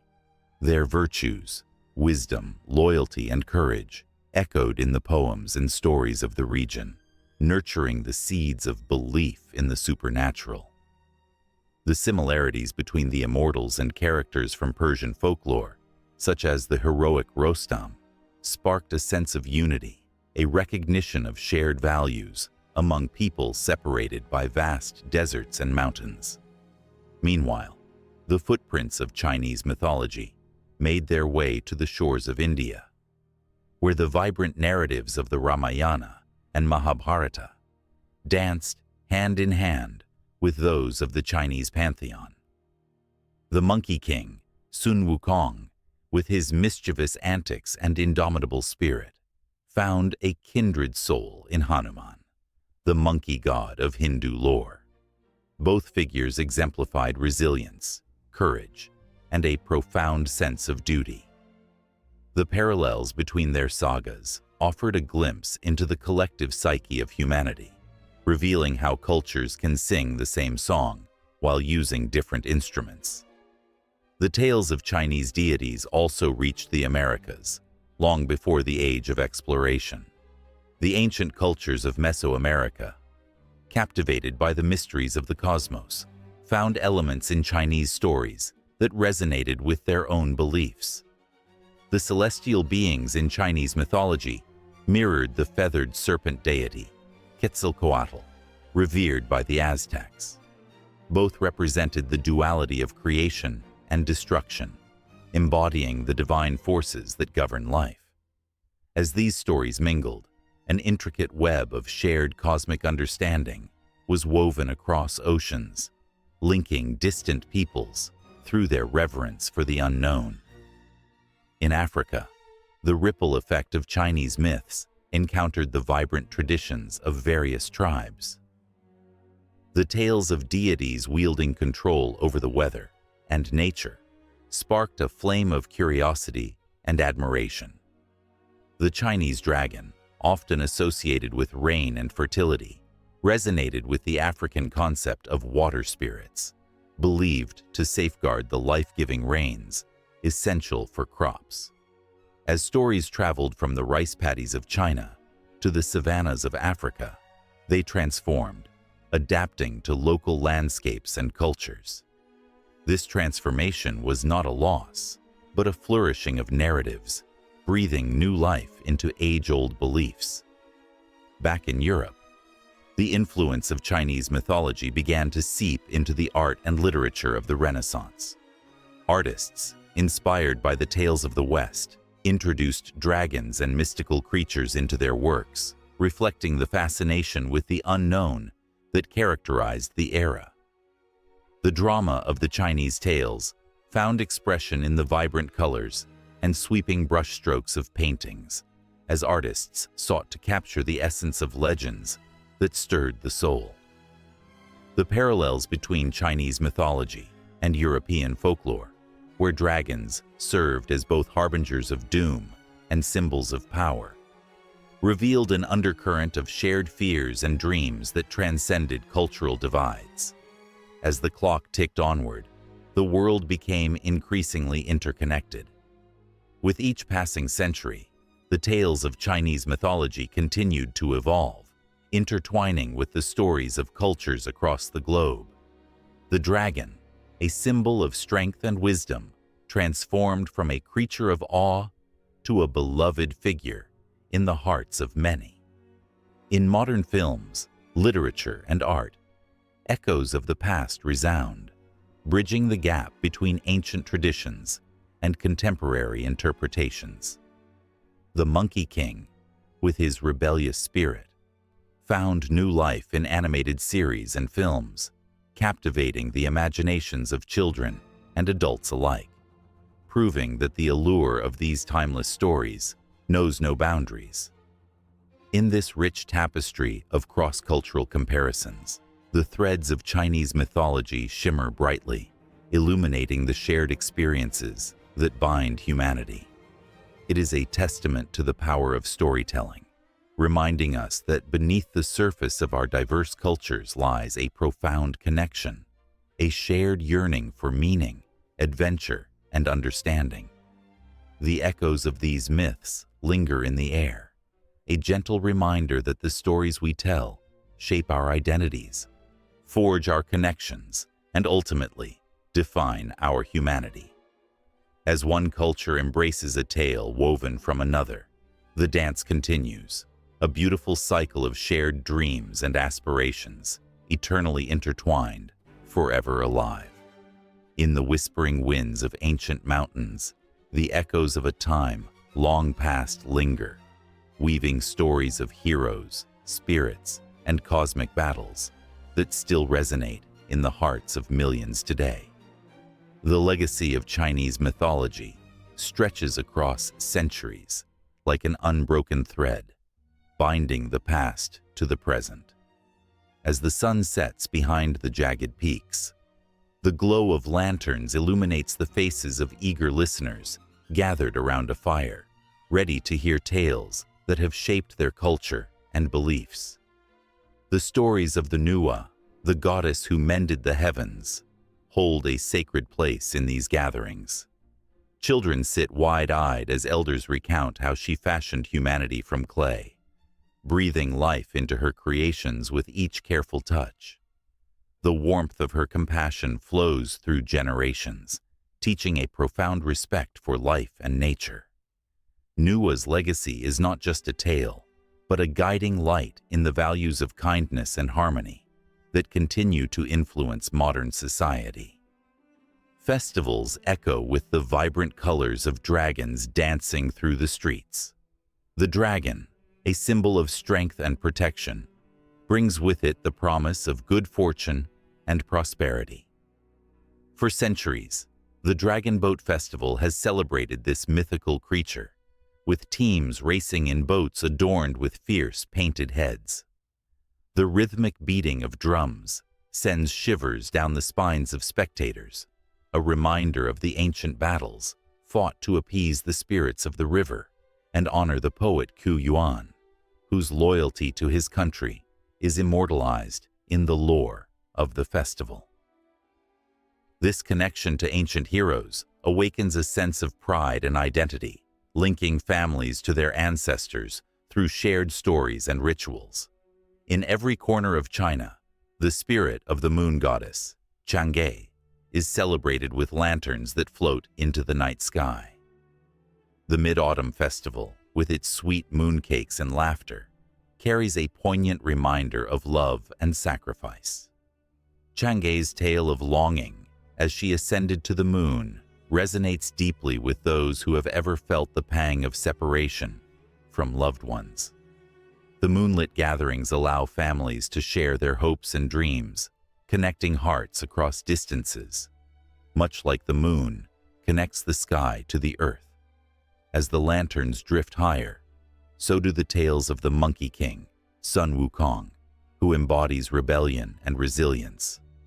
His journey to attain enlightenment is filled with mischief, cleverness, and the unyielding pursuit of freedom.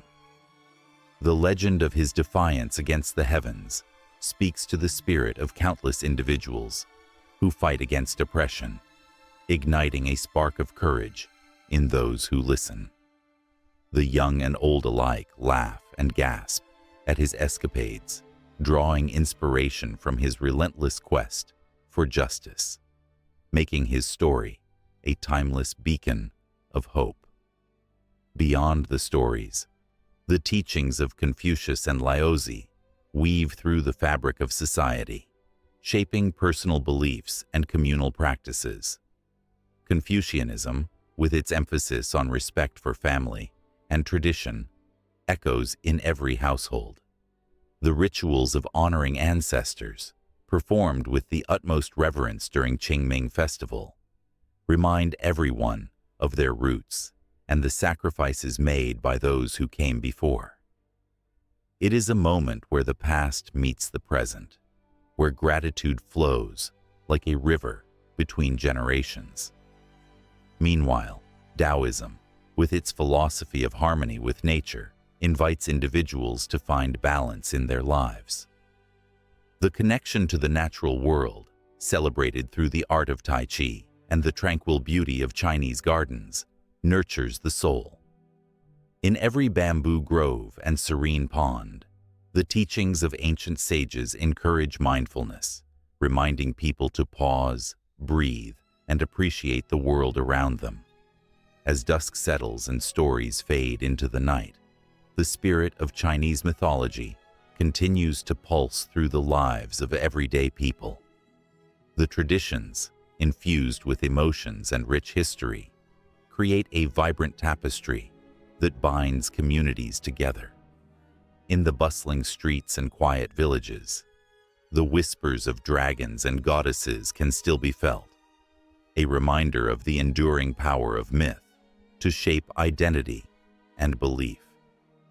With each passing year, the influence of these ancient tales evolves, intertwining with contemporary life in unexpected ways. Modern artists draw inspiration from mythology, creating films and novels that breathe new life into age-old stories. The allure of these legends captivates not only the hearts of the young, but also beckons global audiences to embrace the beauty of Chinese culture. The resonance of these myths transcends borders, creating a shared human experience that speaks to the universal themes of love, sacrifice, and the quest for meaning. In the sacred spaces of temples and the humble altars of homes, the rituals that honor these ancient stories are passed down like heirlooms. Each act of devotion, whether lighting incense or preparing offerings, is a testament to the belief that the past is never truly gone. It lives on in the hearts of those who remember. The cycle of life, death, and rebirth reflects the eternal nature of these myths, reminding everyone that they too are part of a larger story, a continuum of hope and resilience. As the last embers of the fire flicker and fade, the legacy of Chinese mythology lingers in the air, a palpable connection to the divine, a reminder that every story told is a bridge that spans time. It is in the laughter, the tears, and the shared moments of reverence that these ancient beliefs continue to thrive, nourishing the soul and igniting the imagination. Here, in this sacred space of storytelling, the echoes of the past blend seamlessly with the present, creating a vibrant heartbeat that will resonate for generations to come. The flickering flames of a bonfire cast long shadows beneath a canopy of stars, illuminating the faces of those gathered around it. Their eyes glimmer with the reflections of ancient stories, tales passed down through generations like precious heirlooms. In that moment, the weight of history hangs in the air, a tapestry woven with threads of superstition, belief, and the undying spirit of a culture that has thrived for millennia. The stories of dragons soaring across the sky, of clever fox spirits, and of gods who walk among mortals pulse with life. And yet, an unsettling question stirs among the crowd. How long can these vibrant tales endure? As the night deepens, the elderly storyteller begins to weave a narrative that transcends time, capturing not only the audience's attention, but their very souls. He speaks of Pangu, the giant who separated heaven and earth, and the creation of the world as it is known today. Yet, with every word, the flicker of doubt lingers. Will the future allow these myths to flourish, or will they fade into the abyss of forgotten history?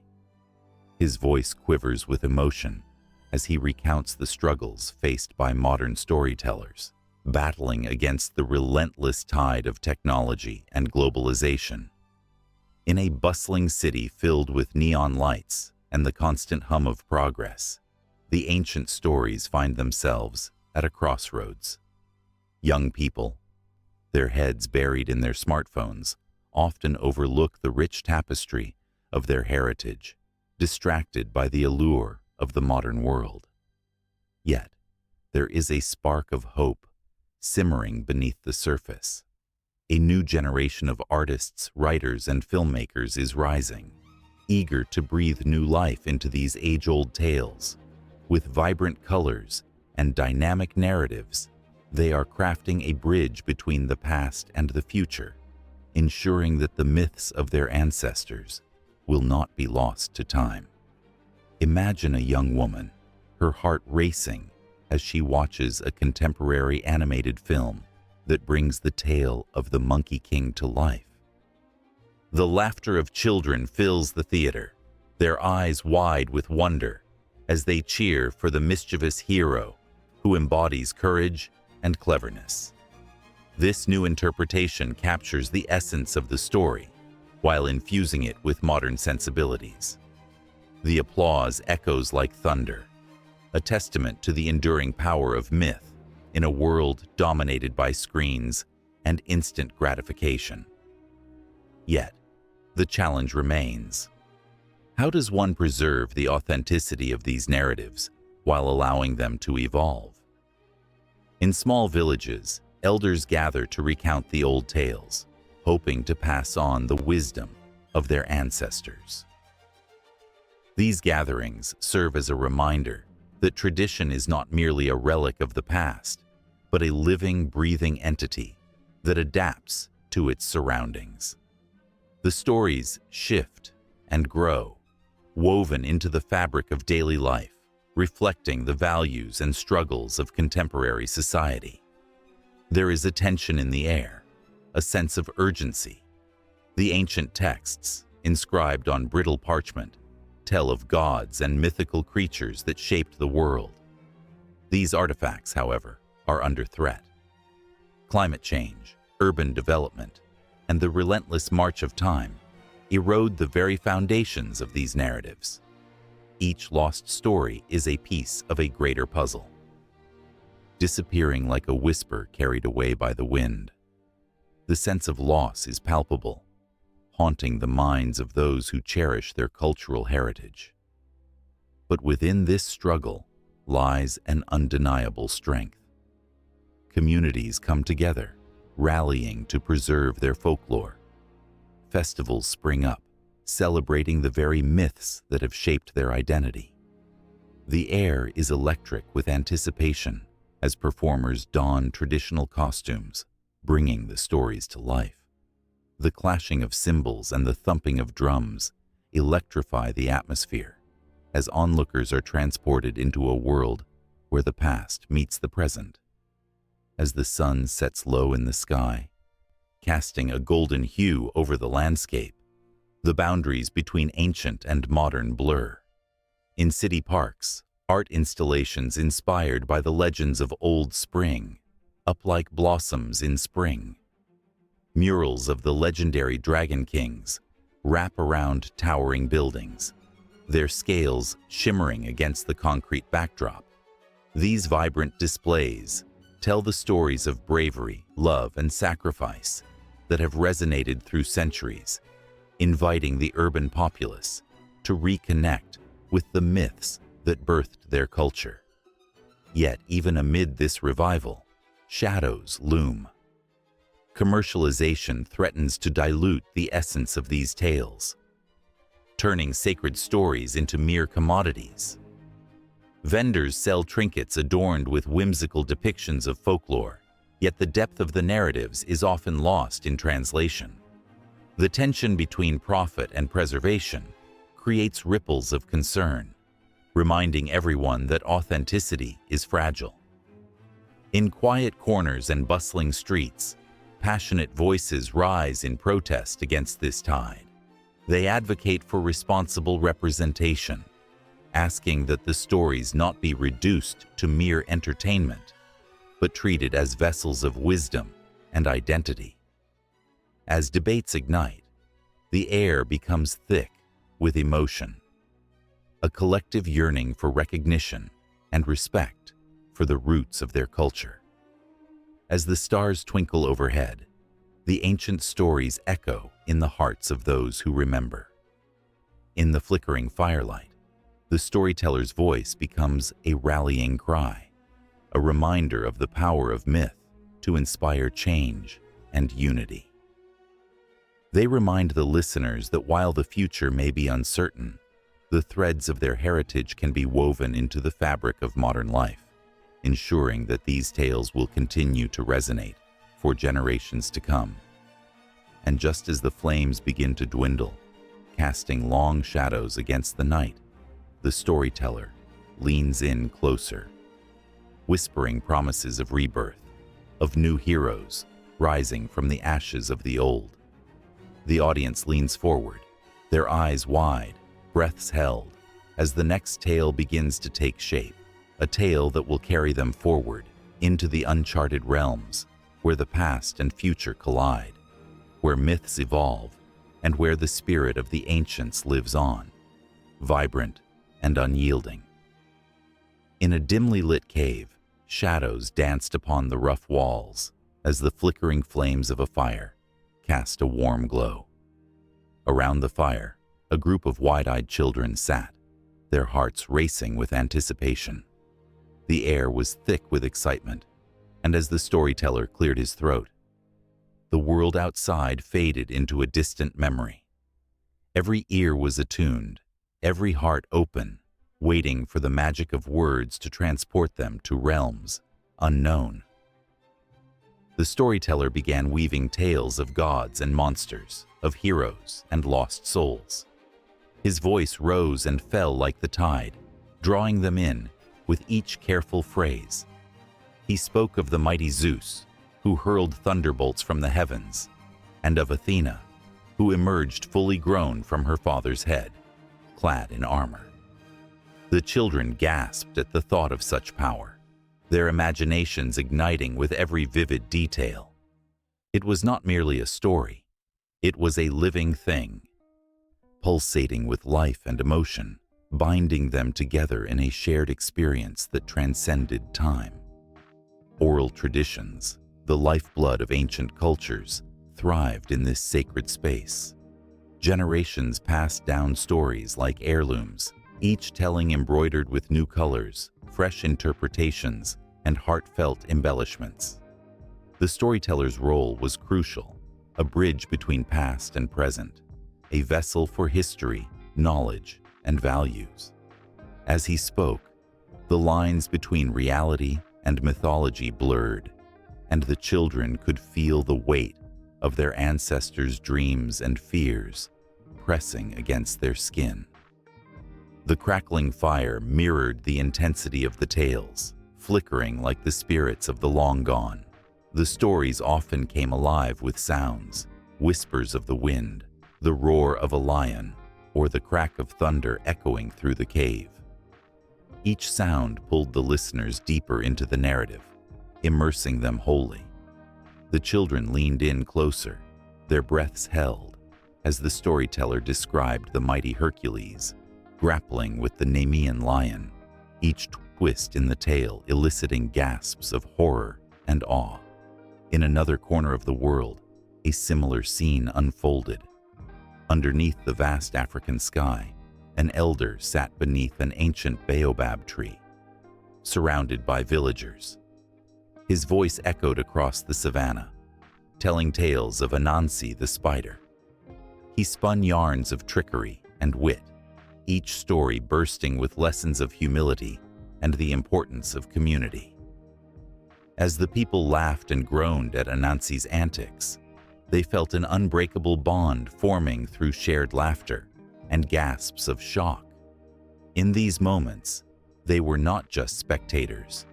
They became participants in a grand tapestry of life that connected them to every storyteller, before and after.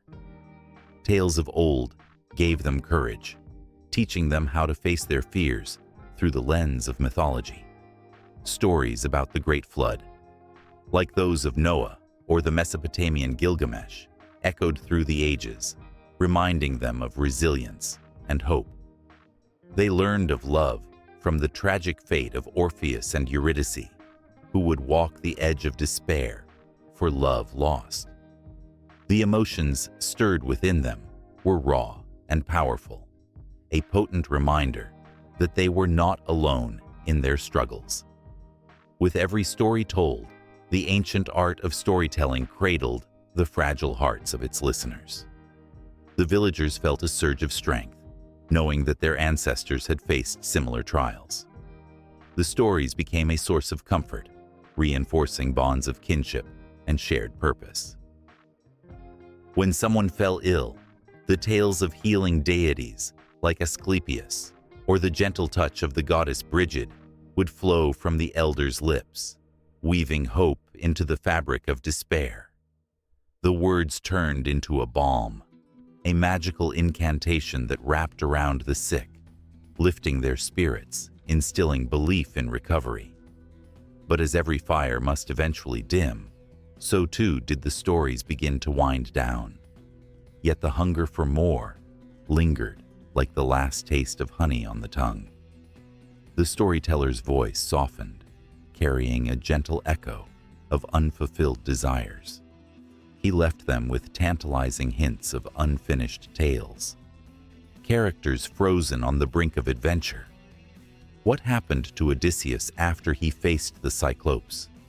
Did Persephone ever truly return to the earth? These questions hung in the air, heavy with anticipation, feeding their imaginations and dreams long after the fire had flickered out.